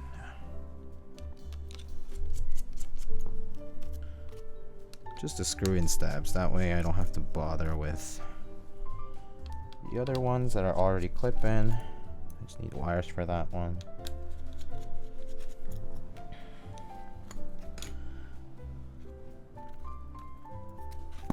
Okay, let's also just replace these guys too.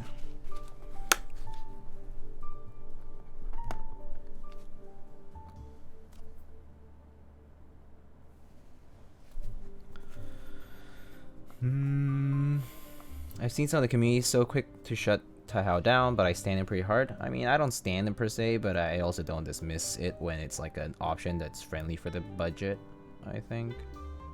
If it's a budget-friendly option that's what you can afford and you can pay for, and like what you would like to use, then go for it.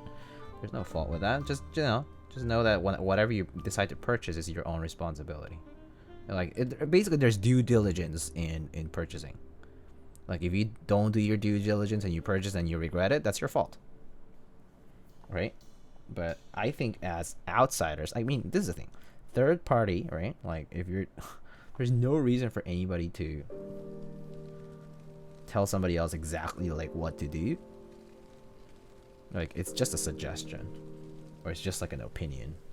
But yeah, people are quick to say their opinions and then dismiss anything that's different from it, right? So yeah, that's normal. I think that happens all the time, especially in the hobby where like quote unquote preference is king. That's people are quick to jump to conclusions. And sorry, I'm not reading chat. I'm like trying to get this done.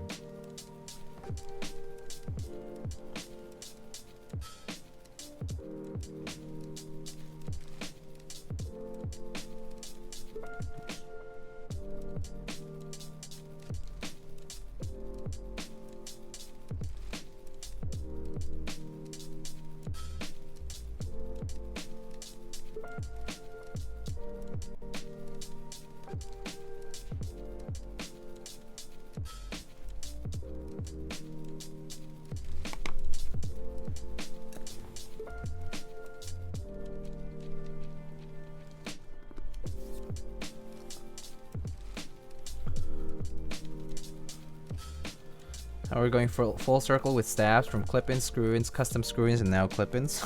Yeah, I guess so. I mean, there was never anything wrong with clip-ins, really. You know, people transitioned to screw-ins because apparently people had issues with clip-ins unclipping themselves from the keyboard when people were pulling keycaps, right? But technically, if you're doing it right, or if you do like toothpick mod, you don't have issues with that. So technically, there were never any issues with clip-ins to begin with.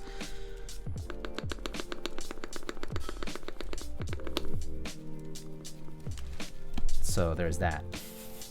Like, toothpick mod is very easy to do. Extremely easy to do.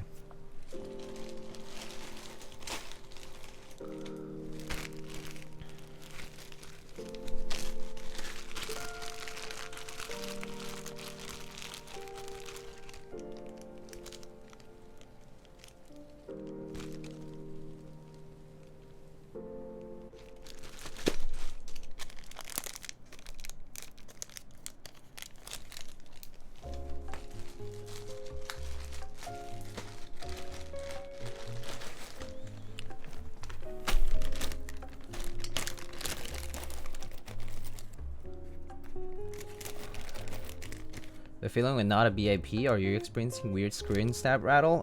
It's not. It's mostly incompatibility between these wires and the cherry stabs. I think the Zeal wires are slightly less thick, ever so slightly. So anytime I press, they seem to translate a little bit within the clip, which is not great.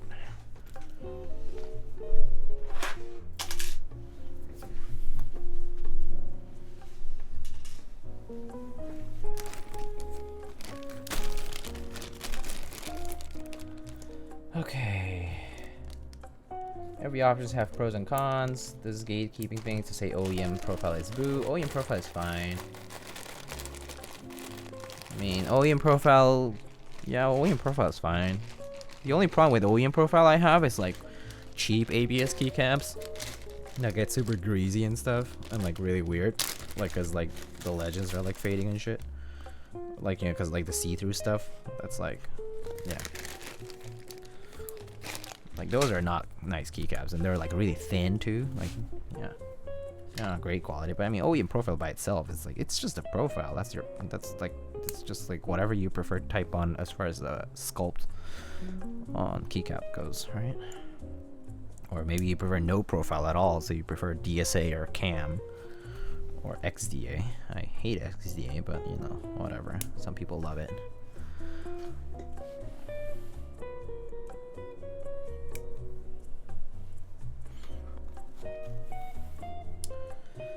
Let's see.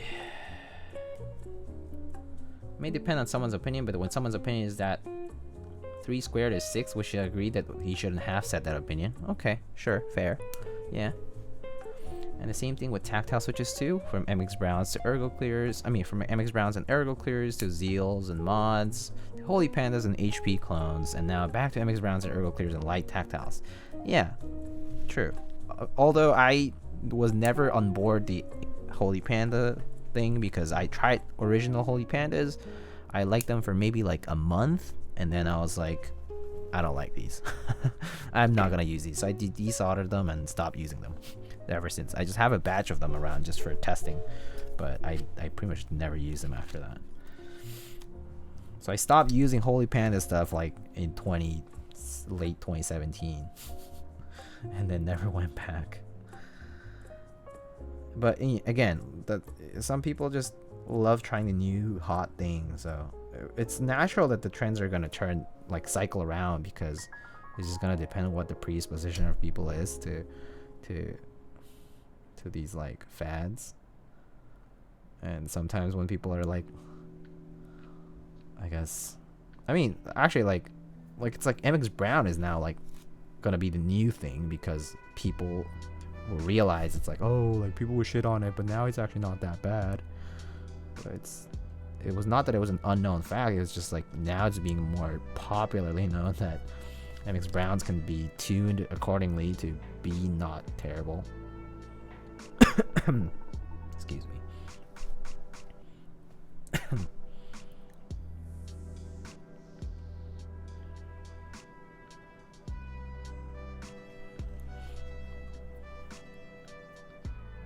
Wires are not compatible. They're different thicknesses. Okay, thank you for confirming that, Mr. Hugo. I actually didn't realize. But I tried it anyway because I thought it was going to be okay. But I realized as soon as I put it on, I was like, oh, they actually rattle a bit in there.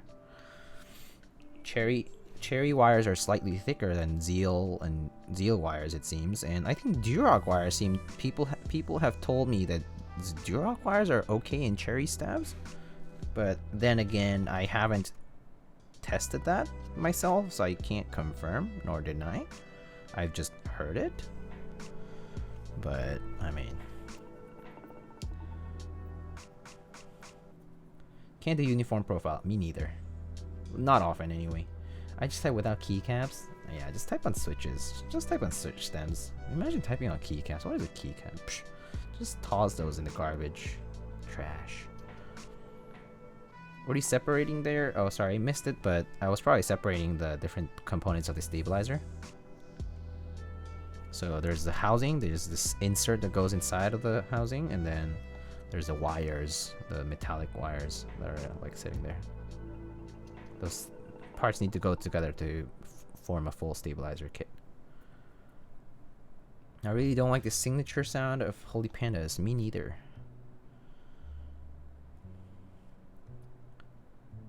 Wonder what older trends the community will dig out. I mean, the community's been digging out a shit ton of old trends. Top mount is becoming an old trend that people are digging out now. After gasket mount, quote unquote, became the new meta, top mount is the new hot thing again.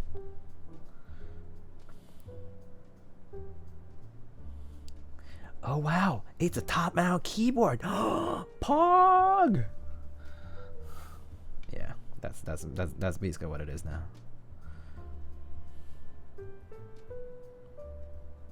Guys, low profile keyboard, new hotness. Let's go. Low pro cases. I love seeing switches.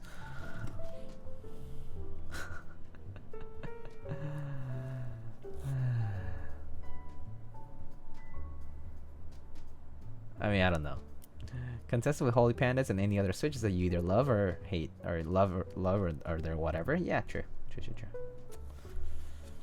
Alps repros would be interesting though, like properly done Alps reproductions. I mean, because Alps reproductions can haven't really been very successful in the past. Like we haven't really had good Alps reproductions, both in keycaps and in switches. So it's a bit of a too finicky sort of mechanism, I think, personally. Like, to be honest, Alps is not a very mechanically speaking, is not very well done. It's a bit simplified, sort of.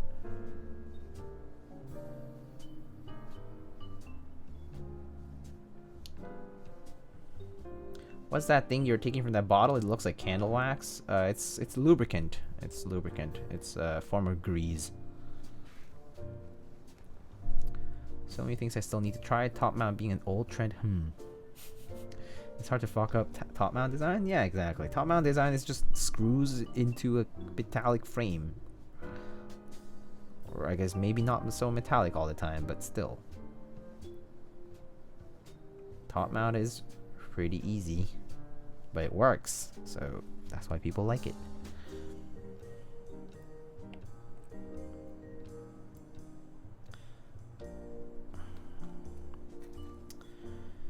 These creams in my thermal make me sag. Wait, why? You don't like the sound of them, I guess? I mean, I don't like the sound of cream switches personally. So that's why I don't buy. I never bought more than the first batch. I bought one batch of creams after the prototype that I got. After the prototype batch that I got, and then I never did it again. Cause I didn't like them. So I was just like, this is too clacky and I don't like it. The stem's slightly long too, and I don't like it. The colors are actually kind of meh too for me. I actually didn't like it either. But then again, yeah. Just wait until I make my TKL vintage throwback. Isn't Louison also making his TKL vintage throwback technically, because he's doing that KMAC 2 looking one. Anyway, to be fair, if people these days are buying up recolors and they say that they hate Low Pro, technically these are incompatible ideas, since Low Pro actually lets you see your custom colors and High Pro doesn't. Very true. That's a very good way to put it. Yeah, it's true. I mean, the custom recolor switches is the idea of the switch being a color is what's appealing, and the seeing it while you're building it and then it's gone forever. You never see that again. You never see the switches again. Like maybe anytime you switch keycap sets, but how often do you really do that? How often do you actually switch keycap sets, right? Not that often. Yeah, that's a fair assessment, Hugo. Let's see. Avoid the trends when it's super easy to fall into blind consumerism. True. I see this as I get a gasket mounted portico. I mean, it's new meta, but it's fine. I mean, it is what's available, right? Bistek, like it's fine to buy what's available, and that's the option you get. But you have no choice in this case. It's not really that you're blindly doing it. It's just that that's the only choice you have. Although I guess you do have some alternatives, but still, that's what you're currently choosing. So it is your responsibility to make your choices however you want them. You use cream housings to make MX Xylens. Huh, I've never seen that. MX Xylens with cream housings. What? People do that?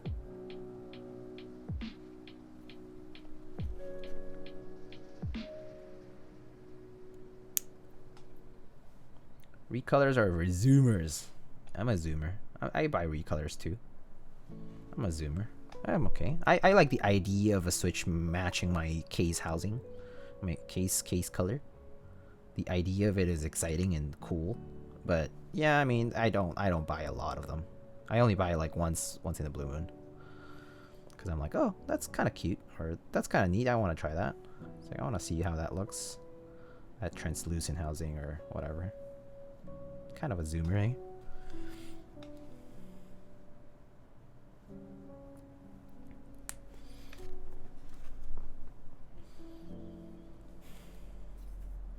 Admit it, you get recolors to hide them is just one slippery slope away from oppressing people of color. What? That is such a far-fetched extension. What is this hyper-extended argument you're making, Hugo?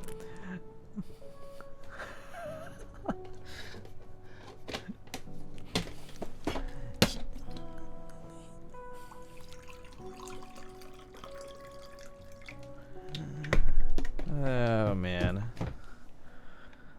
yeah, that's crazy.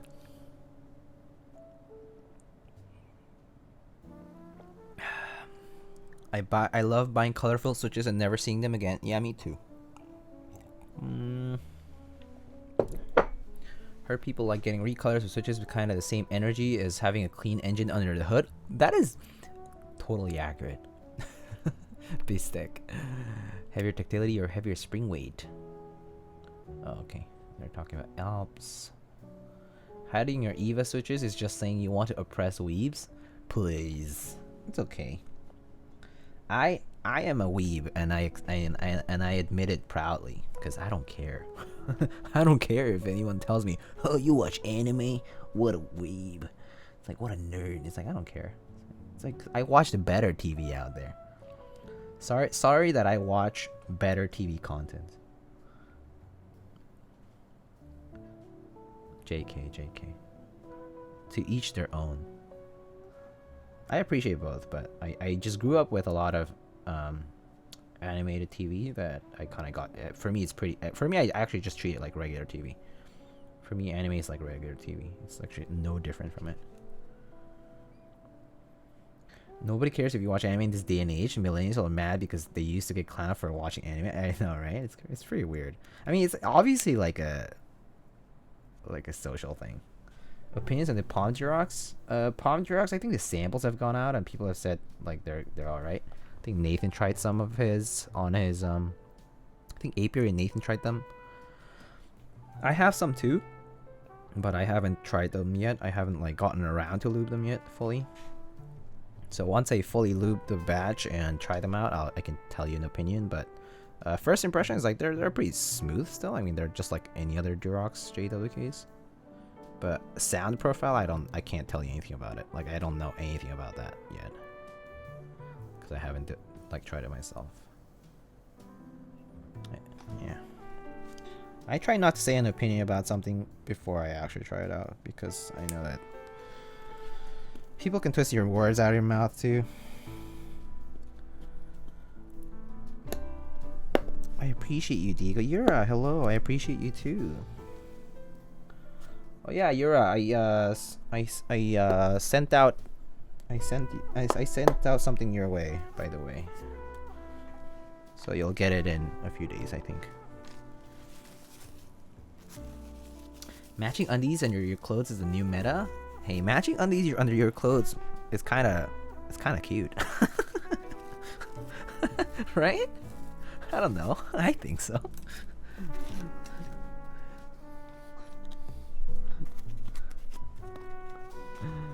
Are you gonna try to get a thermal extra? Yeah, I am.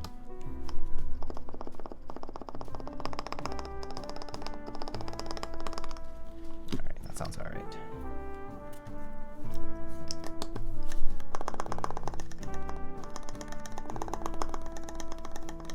Alright, no rattle. All good.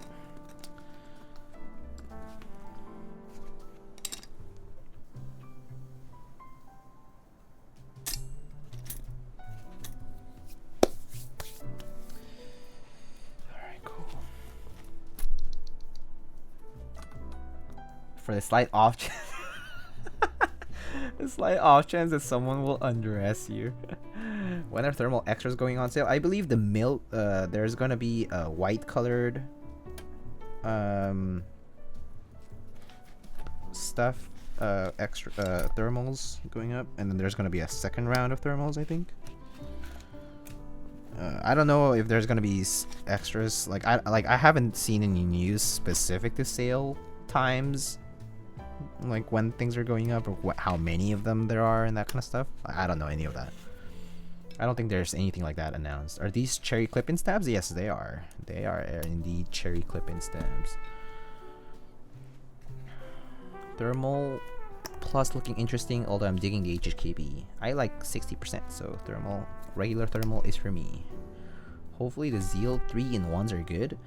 When someone tries to do a hybrid thing like a 3-in-1 or a 2-in-1, I'm very doubtful person. I'm a skeptic.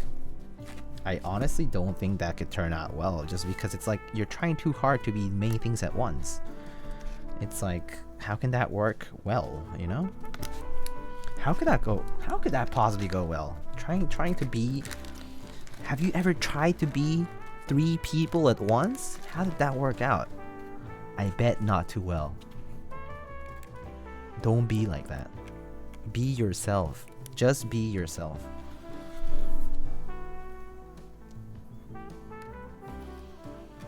Why half-ass 3 things when you can whole-ass 1 thing? I am a whole-ass man, okay? I'm not a half-ass 3 kind of person, okay? Yeah.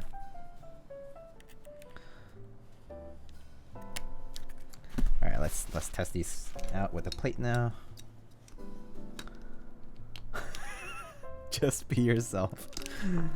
Yeah.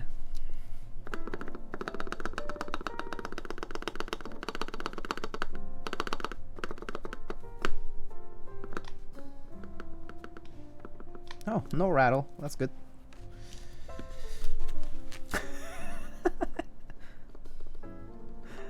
Yes, I'm a whole ass person.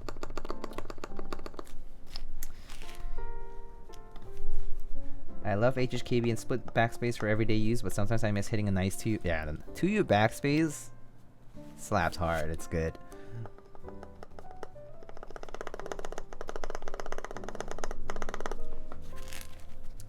Definitely hearing a bit of that like slight extra scratchiness that the cherry stabs can have, but it's a nice sound anyway. It's no rattle at least.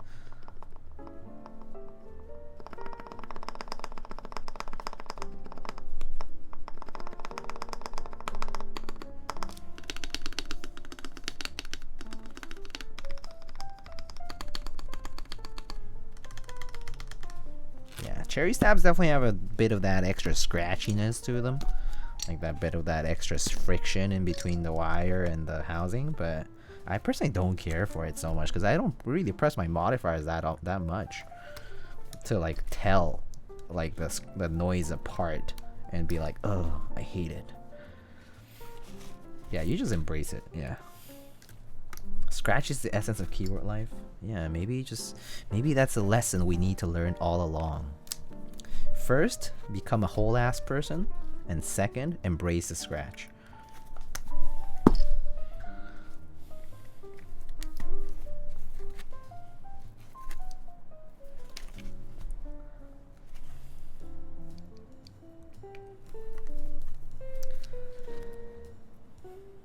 Just put the 2U BS in the HHKB. Oh no, sacrilegious. What is with keyboard streamers and asses and butts? Oh man, yeah. Are you like talking about like Tiny and stuff? Because yeah, she's always doing keycaps with butts and talking about butts. People obsess a bit too much with having the most frictionless switch. Yeah. We absolutely do obsess over these things, and I don't think. I mean, I think it's excessive. It's a bit of a pursuit and not like it's kind of pointless. Like there always will be a bit of like it's like the grass is greener kind of thing. So you'll always think that there's something better than what you have. So I feel like if you don't learn to accept at least one certain level of like be able to tolerate a certain level, then you'll never be able to kind of be happy with what you have. That's already at a pretty good level. Gotta flex your stabs in those slick typing test videos. I mean, think about this. Okay. So Wazugi, like, watch any typing test out there, and how many times is a shift, enter, or backspace actually pressed? Like a spacebar, okay, fine. A very scratchy spacebar can sound terrible, for sure. But in general, how many times do you see on the typing test people use a shift, enter, or backspace? Almost never. Like there's the occasional capitalized word, but it's like almost never. And even in like regular typing, even if you're using shift at the beginning of every sentence, it's not that often still. Oh man. It's so funny though. I like full backspace on HKB. Don't ban me. I'm not gonna ban you. I just think it's funny because HKB has a very specific like aesthetic to it. But I mean, I get it if you want full backspace. I just think it kind of looks a bit. It looks really odd with the HKB layout. I think the whole point of HKB layout, right, is the split backspace and the control and that position. Actually, I don't think the blockers are as much of a point in the HKB layout. I think the real like merit of the HKB layout is the split backspace and the capsus control. I think those two things are like, and the function layer, the function layer, the split backspace, and the capsus control are the three features of HKB layout that I think really make it shine. Yeah. As long as his stabs don't rattle, we Gucci. Yep, that's the idea. Purists would vomit if they saw. I mean, yeah, for sure. I personally don't do it because I do think that HKB layout should always have split backspace, but I've seen people do full, and it's like, yeah, okay, fine. Maybe you're just used to your backspace, like your ring finger, your pinky going to that position, but yeah.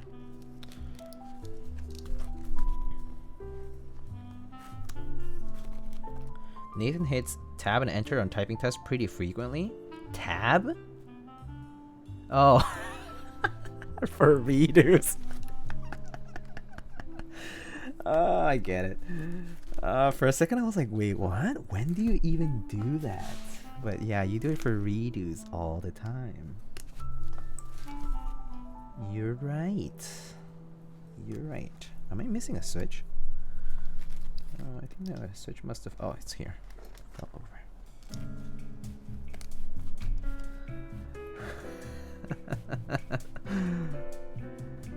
I like the streamer slowly leaning more to lewdness as the stream is going towards later in the night.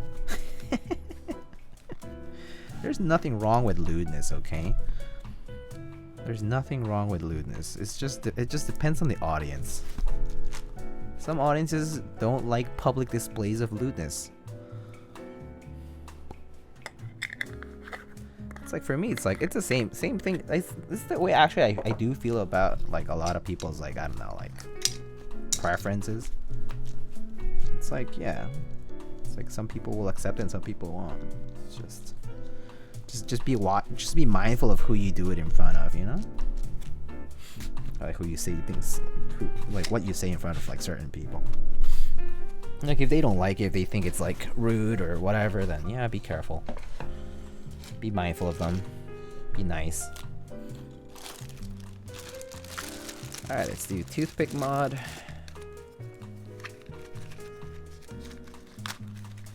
What about step caps on HKB boards? I actually do step caps on every single keyboard, Wazugi. So I'm sacrilegious too. I guess I don't have a right to say anything about it because I do step caps on pretty much every single keyboard. If I have the option to do step caps, I always do step caps. Like every single time. Where's my clippers? Here they are.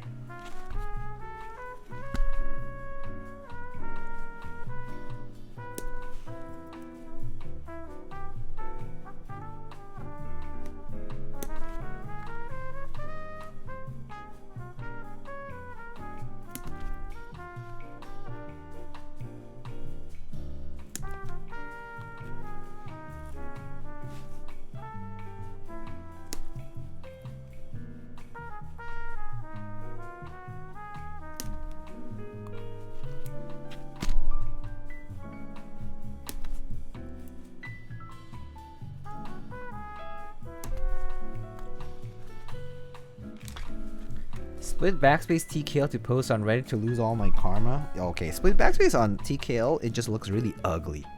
Because it just looks like the extra key looks really out of place, in my opinion. That's what I don't like about split backspace on TKL. It just looks really weird to me. Yeah.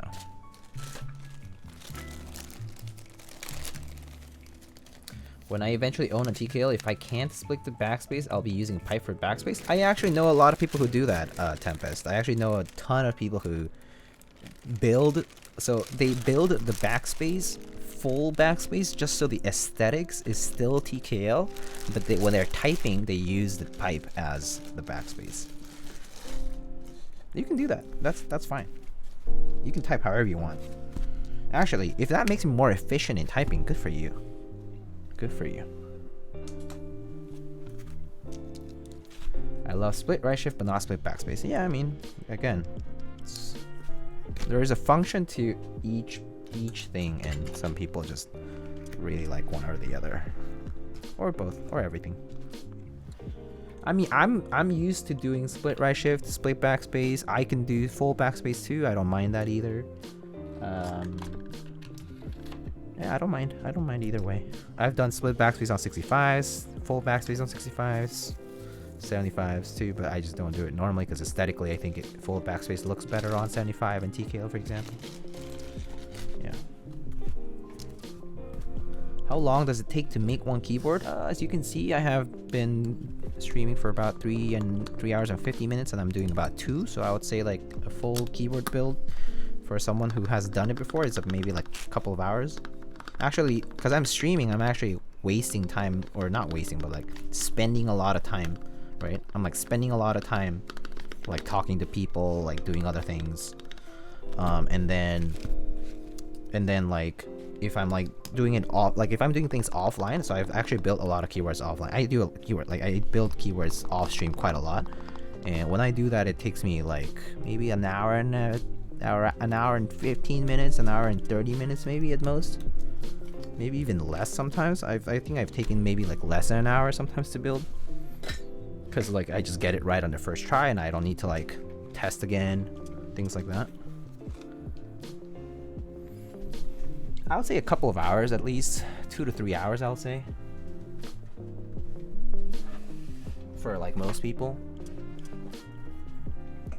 Yeah, for most people it'll be 2 to 3 hours. I'm just gonna speed solder this thing. I have a fan next to me, so it's all good.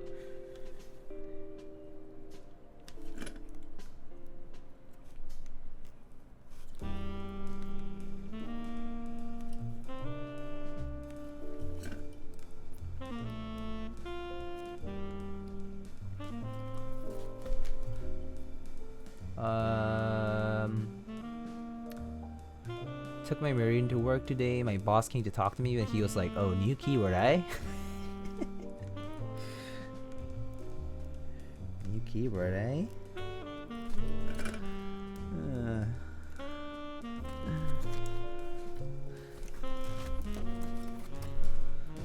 I'm trying to imagine the accent. I can't do it though.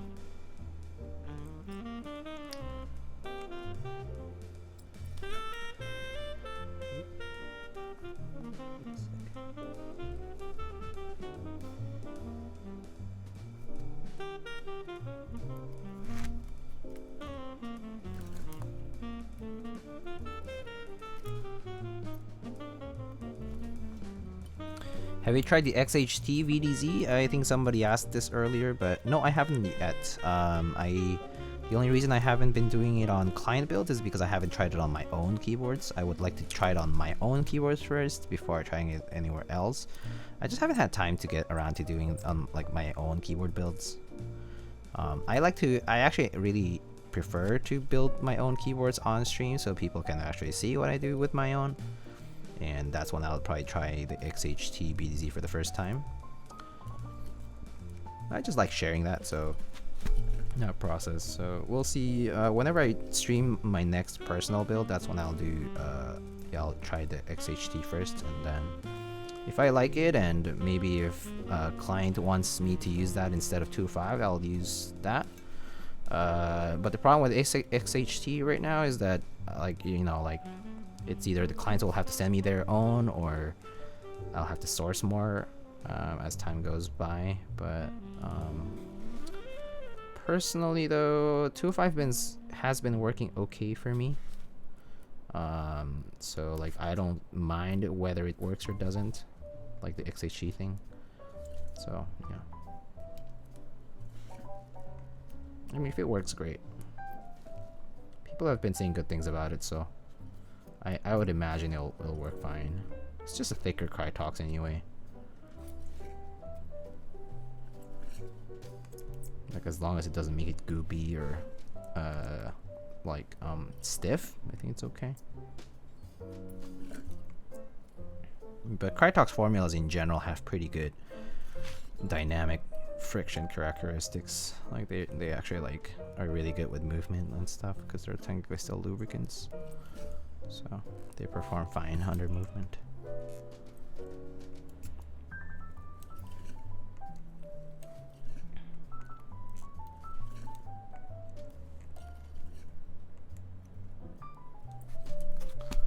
I just mailed out your Lube station feed and a jar of the XHT today. Wait, more XHT? Oh, I guess the one that you sent me came from you directly, right? And then the one that you're sending me is from... Okay, sounds good though. That makes sense to me. Thank you, Dennis.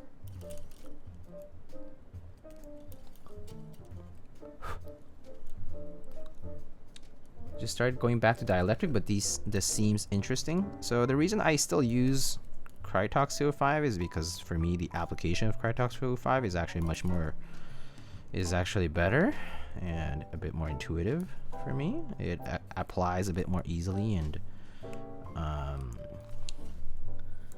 the overall feeling is preferable for me versus dielectric. But then again, it's been a while since I've done dielectric. Really, I've only done it on requests, and I actually only have at this point. I actually think I ran out of dielectric now. I actually don't think I have dielectric anymore because I didn't buy like the big tube. I had a smaller one, and then I ran out of it over the years.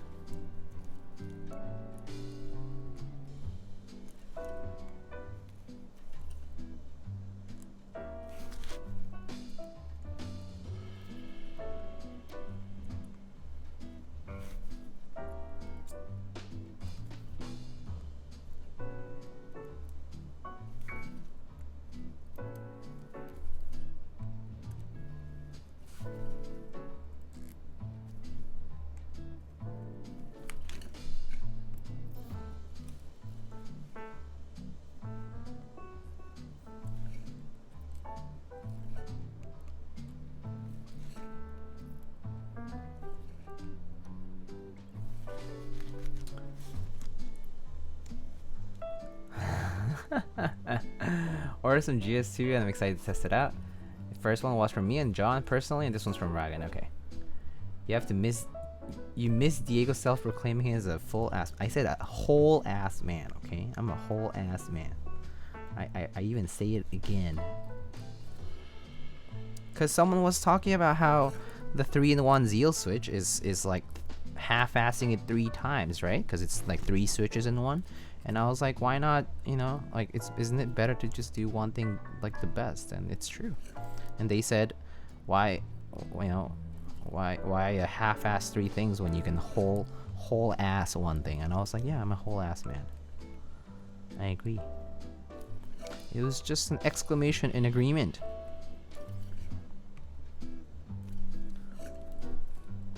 Bit of a longer stream, yeah. I had some free time, and honestly, even if I went back to do work, I probably wouldn't do it. So I recognized that, and I was just like, hey, let's use my time for this. So, longer stream today.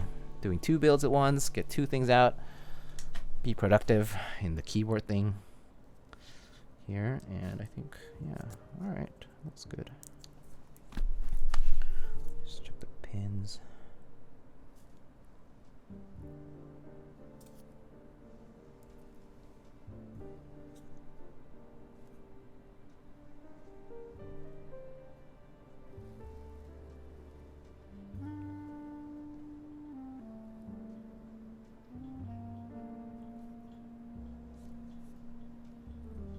Okay, looks good to me. Alright, let's test it out, I guess.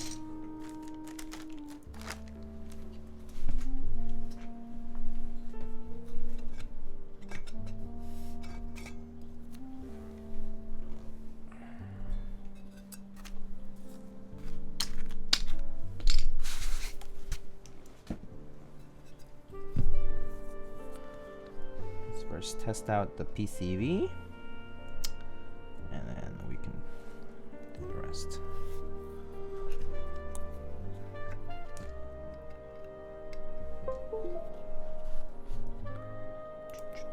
Is that Peacock alphas with solarized dark mods? Mizu mod. Someone in chat suggested it earlier, and I was like, let's try it. I mean, people voted for it actually, and I was like, okay, we'll try it out, and it looks interesting, right? It looks kind of cool. Let's see via. Okay, here it is. Key tester, test matrix. Wait, there we go.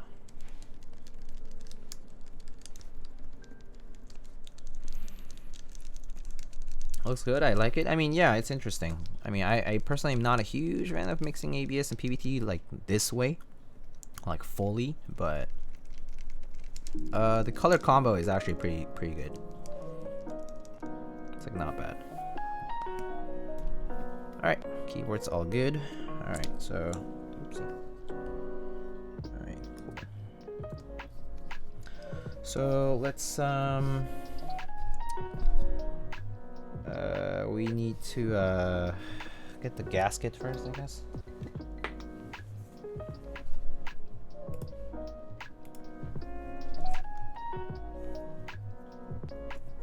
wouldn't mix ABS and PBT, but the combo is nice. Yeah, yeah. That's how I feel about it too.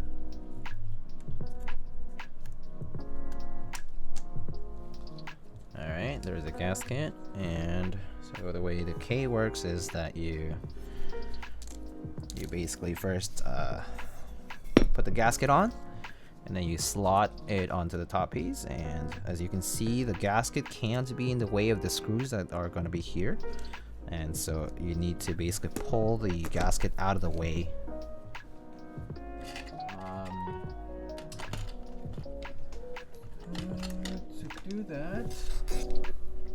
To do that I normally use, wait, no,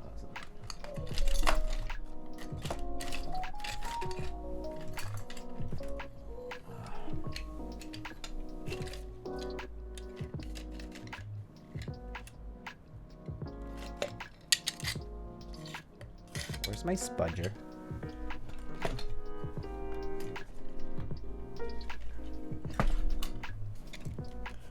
Trying to look for my spudger. Oh, here it is. So my spudger's right here.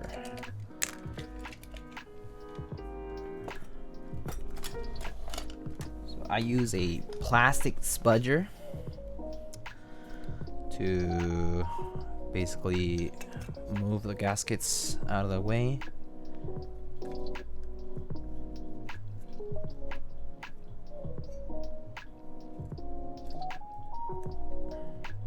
That.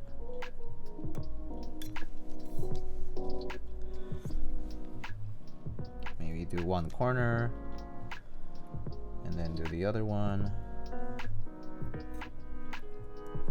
and then go to the other side.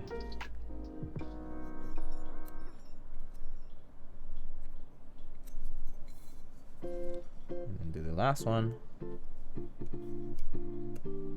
There we go. That's it. And then this assembly goes, well, you plug in the PCB first.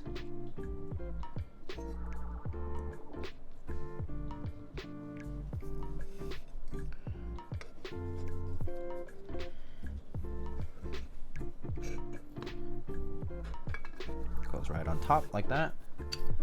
And then we grab the screws.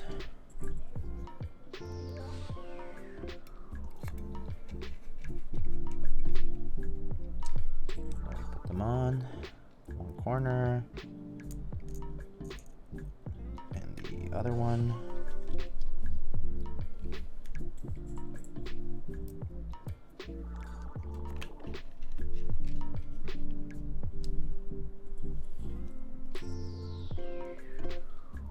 and the last one.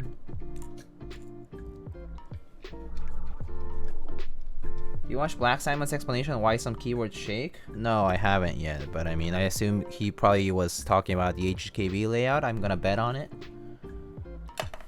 I'm gonna bet that he was talking about that it's HKB, and because there's like space in between the gasket and it's not being pulled in one corner or the other corner.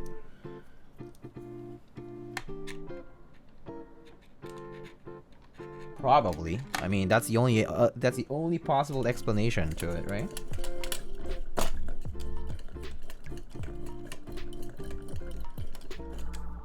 Because that's the only difference between the keywords that we're like talking about. Like, there's two layouts. There's full and there's HKB, and there's a gasket and two different plate materials, and that's it. But look, isn't yours also HKB? Yeah, I have an HKB one. Okay, let's shake it violently. Like, if I shake it like this, maybe I can hear like a little bit, but I think it's the gasket actually. But if I shift it, like if I shake it long way this way, I don't really hear anything. Maybe throw it on your bed. All right, that was a workout. Okay.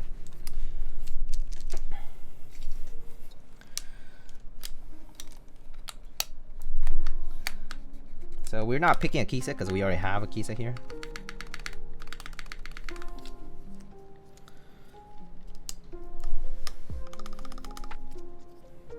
I don't know how that makes it a bad keyboard. You're not doing that while you're using it. Yeah, exactly. Oh, no TGR board. That's right. Hold up. Let me do this right.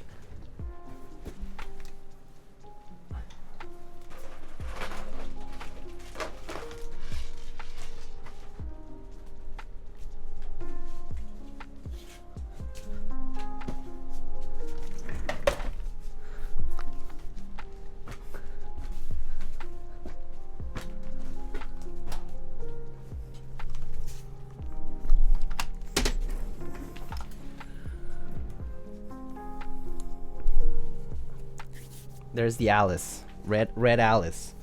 Red Alice. K, Red Alice.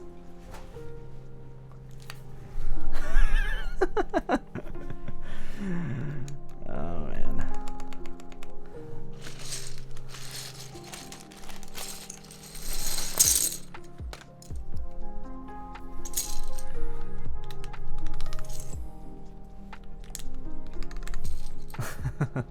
It only hit the keycaps. Guys, it only hit the keycaps. Oh man.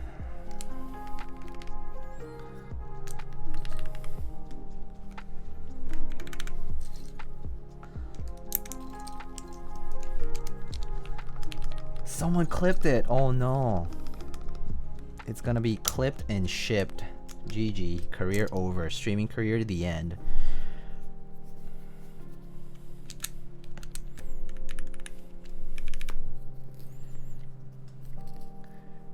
Diego did a whole ass reenactment. Oh man. Redeem throw, okay. Oh boy.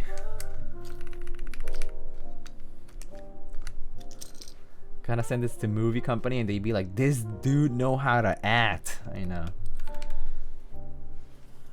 God, imagine if I made it in the movie industry. That would be kind of crazy. I actually, I was in drama club, like theater club, like when I was in high school, but I never did it again. Like I never did it after that. Yeah. I was not good at acting though, to be honest with you. I kind of sucked at memorizing scripts. I liked it though, it was fun. I enjoyed it. But I definitely am not a good actor. I get into it though.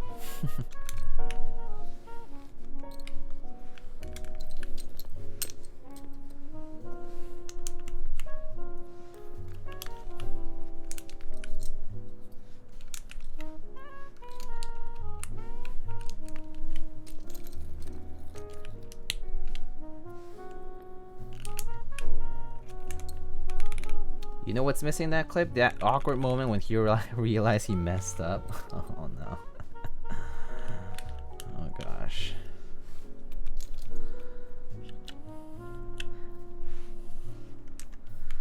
I don't really think he thought of it that way until maybe like afterwards. Like after the stream was over, he was like, and then like maybe the client was like, or like the person who like had sent him the key was like, not cool, man, not cool. I don't know. Not gonna judge. Mistake's a mistake.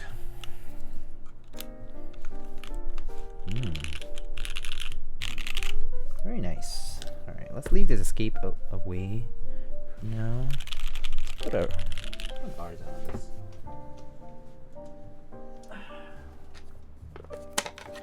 I'll choose the artisan. Let's put this guy on.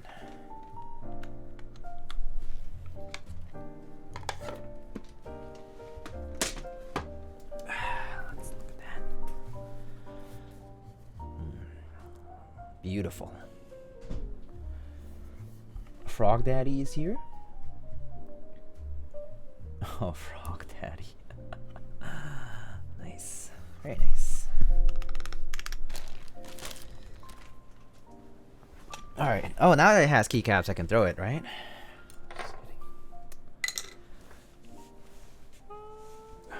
Okay. So, let's get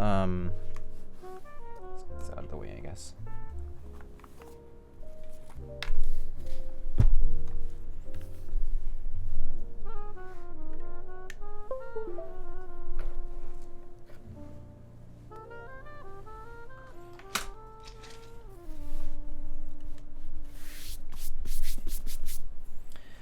What's your favorite keyboard you've ever typed on?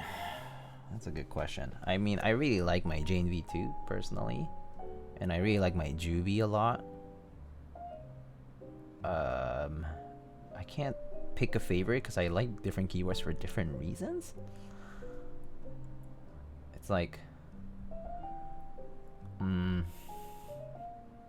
That's tough, because I really like Topre too. For like, I always go back to Topre because it's really comfortable for me. But Juby is really good in my opinion. Of the recent, like among the recent keyboards that I've used, Juby is really good. Like the plateless experience was really nice. It sounds pretty good. But yeah, I always go back to Topre for some reason. It's pretty damn nice. Nice. Do you get it stock for Topre?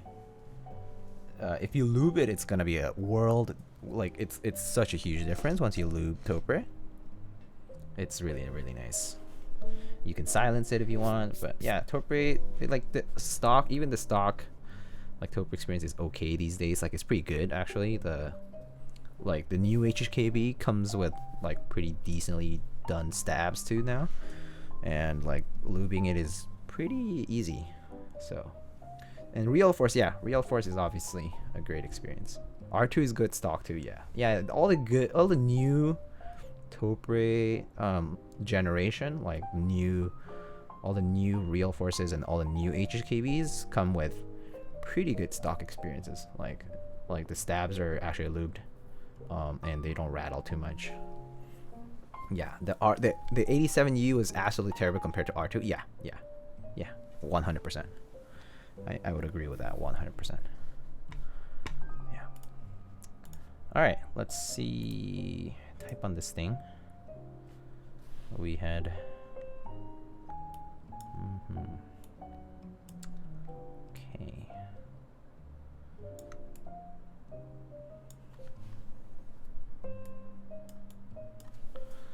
Let's see.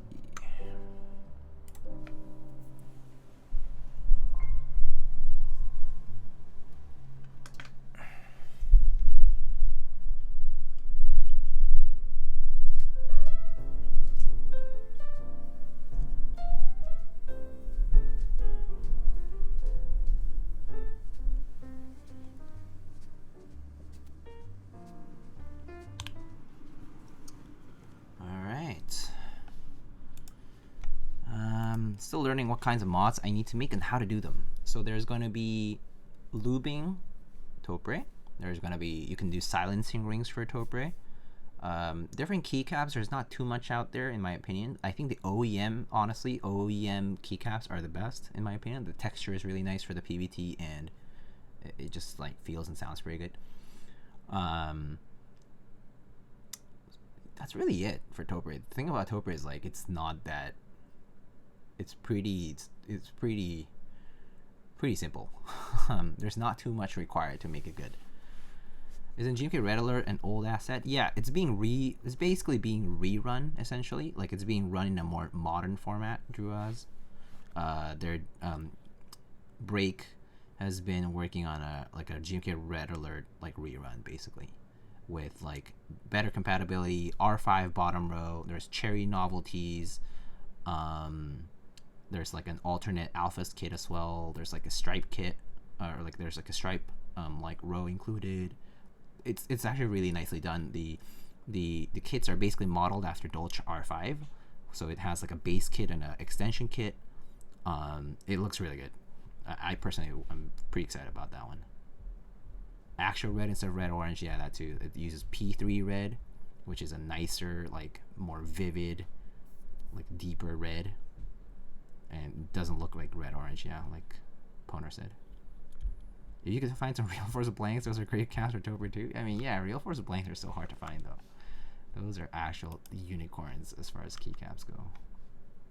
So there's that. But anyway, all right. So monkey type. Let me see. All right. So here we have a K with a full aluminum plate, Gateron inks, I mean, what else is there? Clip-in cherry stamps, GMK white and black. Alright, here we go.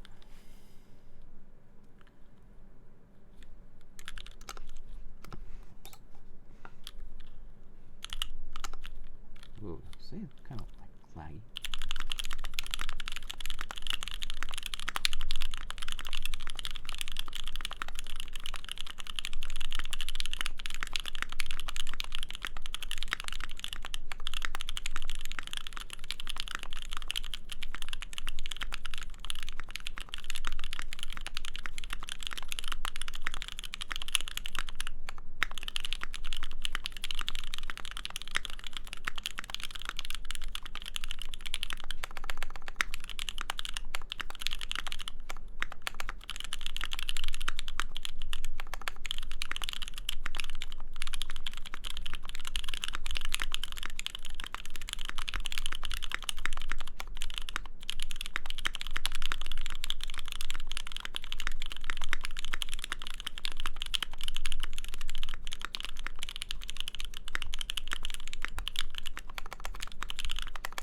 What the frick? What was that? I keep like pressing. Okay, I'm gonna try this again. This typing test is gonna happen again.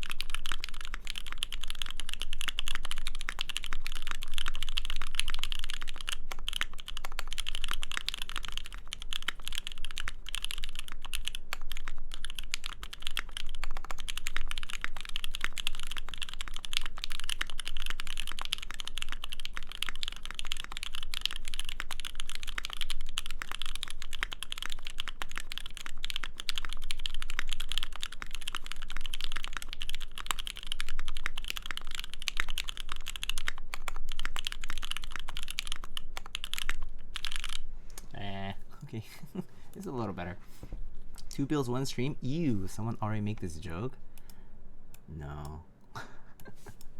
Yeah, 2 builds, 1 stream. Indeed. Alright. These are the mods.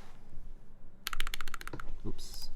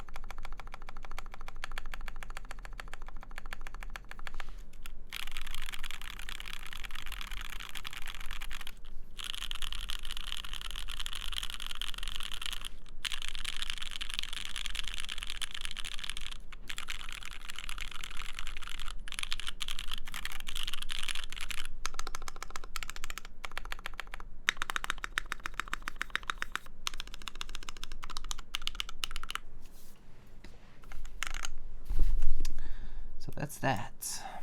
Also, I see why you guys say it's shaking a lot. It's because the mic arm is shaking so much. But yeah, the camera itself is actually okay. I think the mic arm is shaking. Also, the table's bigger.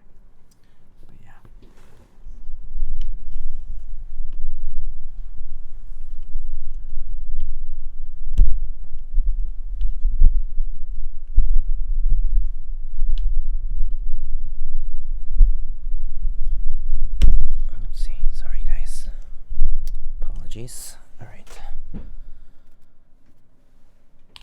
Alright, so that's what it sounds like. What are your thoughts on the K? I mean, I've built a K before. I like the K a lot. I personally like the K. It's a soft typing experience in general. And I actually like the sound. Like, the sound is, it has a bit of like a airy sound. It has a bit of an airy sound to it. Like, it's not, because it's a little bit hollow inside. And so it has a bit of an airy kind of sound to it. That's like, yeah, I just like it. It's hard to explain it, but it's a sound I like. It's a bit like, for example, this full aluminum plate is a bit high pitched. Actually, like, I can bring my let me bring my I have my own K. Can you test the aerodynamics of the K? Oh no.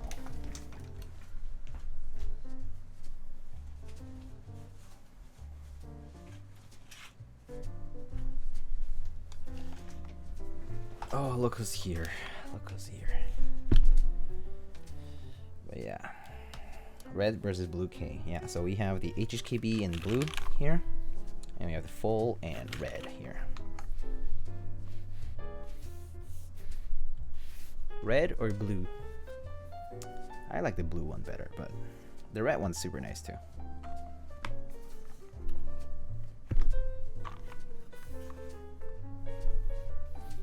redeem guest throw.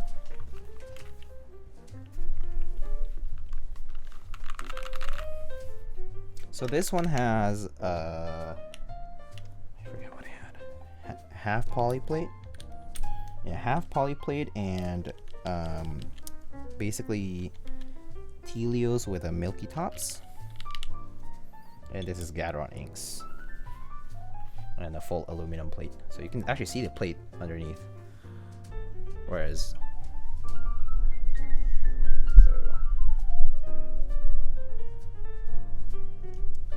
sound wise, like they sound a bit different, right?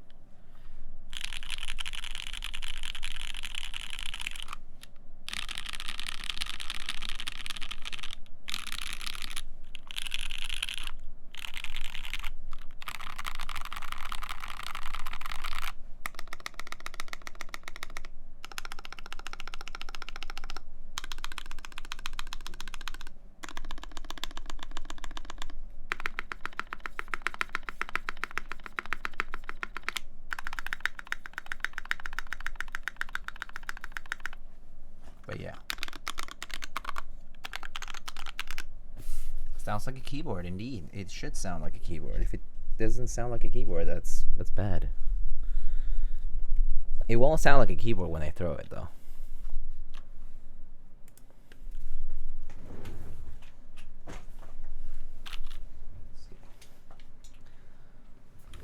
But yeah, there's a red Alice right there, ready to bounce off JD, and then.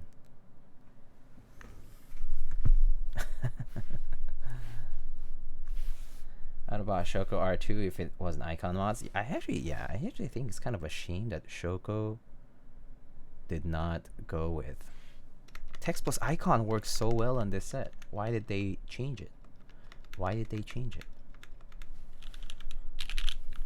Anyway, whatever. Too bad.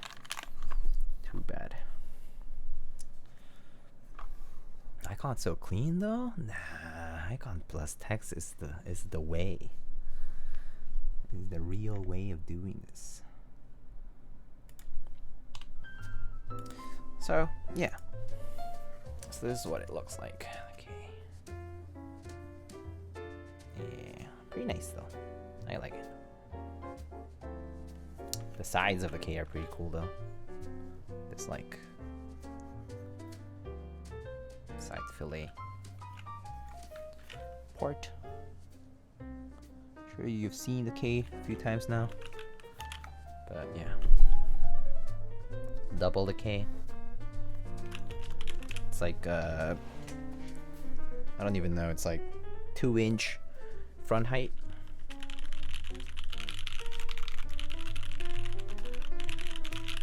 And then if you want to just switch to HKB layout, boom.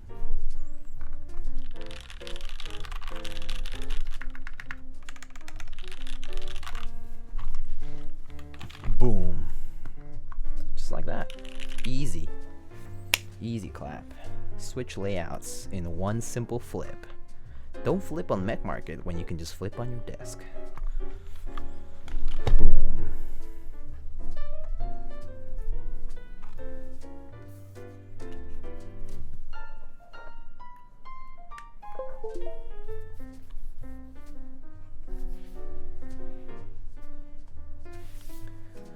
Next level hot saw, yeah. That's a real clean looking Shoko set. Last time I saw Shoko at meetups, they're yellowed. Wow, really? Yellowed? I haven't seen GMK yellow that quickly. So that's kind of surprising because Shoko is not that old. Shoko is like a 2019 set. You built 2 Ks today? No, I only built one. This is mine. This is a client's. So this one I built like a while back. This is just my own. This one's a client's, a friend's. Yeah.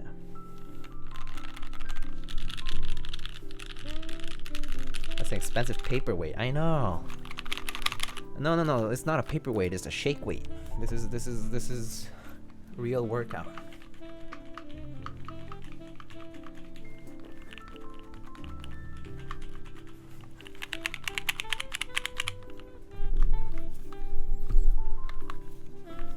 Because apparently that's what we do now with Ks.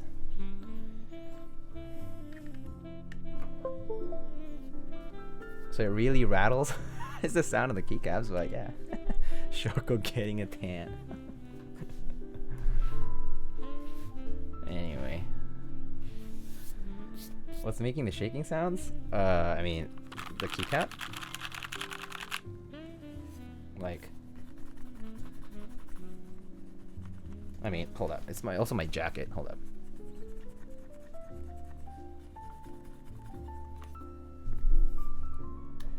I came at just the right time. That could be misread.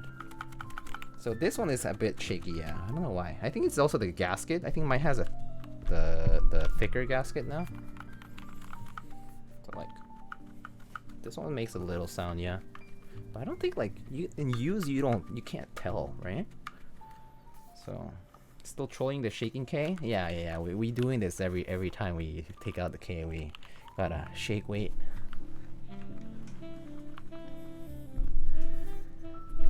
Isn't there a plate difference? Yeah, this one has a full plate and this one has a half polycarb plate. Half polycarb, full plate, full alu plate. Thicker gasket is the stiff one, yeah. Thicker gasket is a bit stiffer. Someone told we're throwing keyboards in here? Yeah, we are.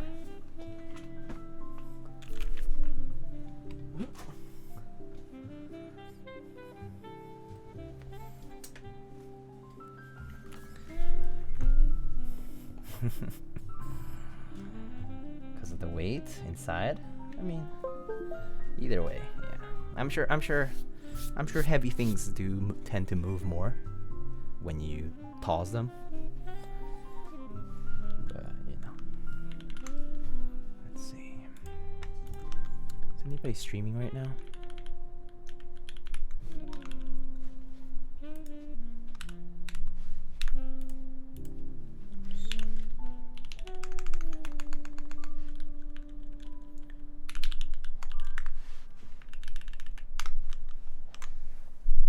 Not a fan of Inks and K after hearing sound tests. I think Inks and K, I mean, it's fine for me, but yeah, I do like the sounds of the Tealios that I have in mind. I think it sounds pretty sounds really nice. I have a typing test of this one on my YouTube if you want to listen to it. It sounds pretty close to what you are hearing now, probably, or like what I hear in real life, actually. Let's see. So Mintrali is streaming, Jinte is streaming, Rocklina, Tiny is playing Apex. Cool. Alex Happy is streaming. Gym Leader Nathan, he's doing Pokemon stuff. Cool. But yeah. So you guys have any last minute questions? It's already been 4.5 hours. Wow, holy crap. Missed stream today, but the K looks dank. Yeah, so we built these two keywords today. So this is actually my own K, so not this one. So we built these two keywords today. We built a KBD75. This one has Tealios in a brass plate and foam inside of the case.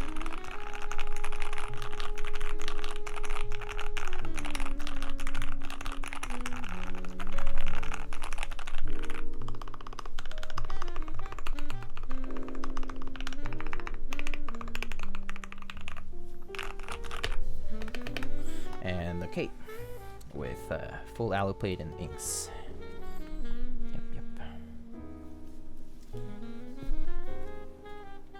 K75 looks so cramped. I mean, that's the layout. Yeah, that's the nature of this layout. It's supposed to basically be 60% with extended with this way and this way. So pretty nice for a KBD board. Yeah, it's very good bang for the buck in my opinion. Like, I think for this price, totally worth it for most people. Does anybody feel the same as me? The K is like a KC number 265? Well, I mean, the K is... They both are inspired by the same object, which is the HHKB HG, right?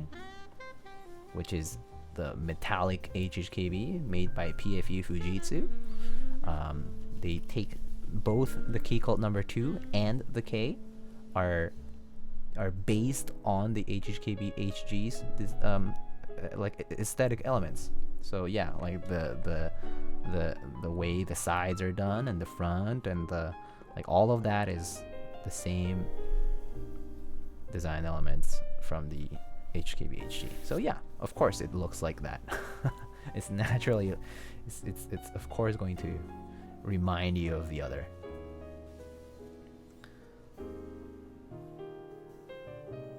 The compact 75 layout is the only 75 that makes sense, IMO. I think that kind of makes sense because compact 75, like the 75% is supposed to be a compact layout, right? Like that's why it was made in the first place. And you know, it's like if you don't want to compact, why not just go to TKL, right? But I mean, you can do that symmetric like layout on 75 though, if you like split off the F row keys and the columns and stuff. So it does look cramped though, yeah.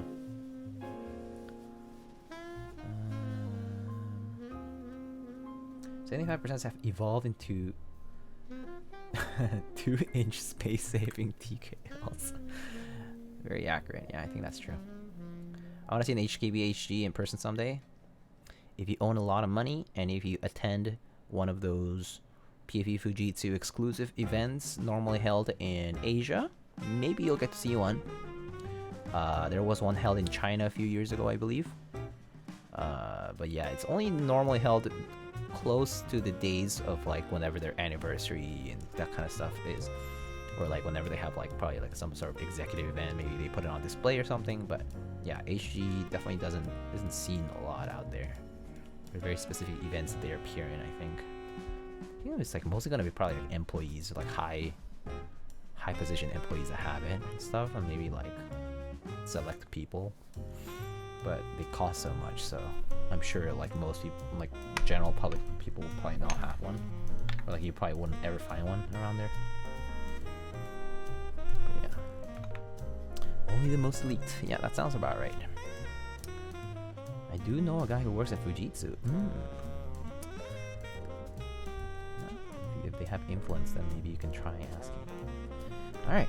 Well, I think I'm done for tonight. I need to go to bed and, you know, do things tomorrow. So again, this is going to be the last stream of this week because I am taking some time off this weekend. I'm gonna be off between Thursday and Monday, basically. I'll still be on Discord and stuff. I'm just gonna be away from streaming specifically. And I might stream probably later next week, probably not actually soon, because I'm also gonna send my mic for an RMA request that I made. So hopefully that comes back soon too. But yeah, it'll be the last stream for a bit.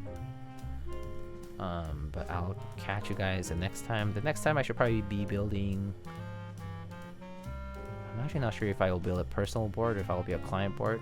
If the client is in a rush, then I'll build a client board. If not, then I might build my own. I do have something ready to build for myself, so I'll show you guys then what it is. And happy Lunar New Year. Yeah, happy Lunar New Year to everybody. Time to get wasted. Yeah, thank you so much for the 20 bones, Obsidian.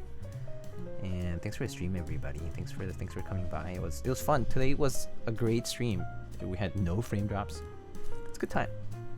Good time. New desk too. If you guys haven't seen, you guys get to see this. Let's see.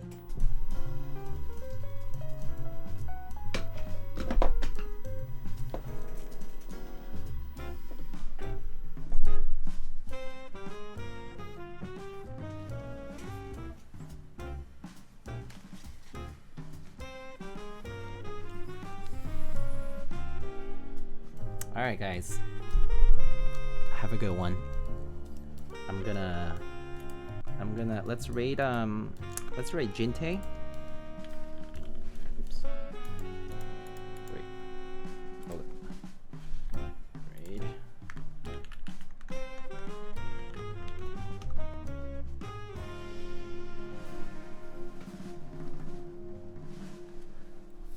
We're waiting to go. But say hi to Jinte, have fun in his stream, ask him to do some yo-yo tricks for me, and have a great night, everybody. Lightning keywords is offline? What? No, not yet. Anyway, I'll see you all later. Take care. Have a good night.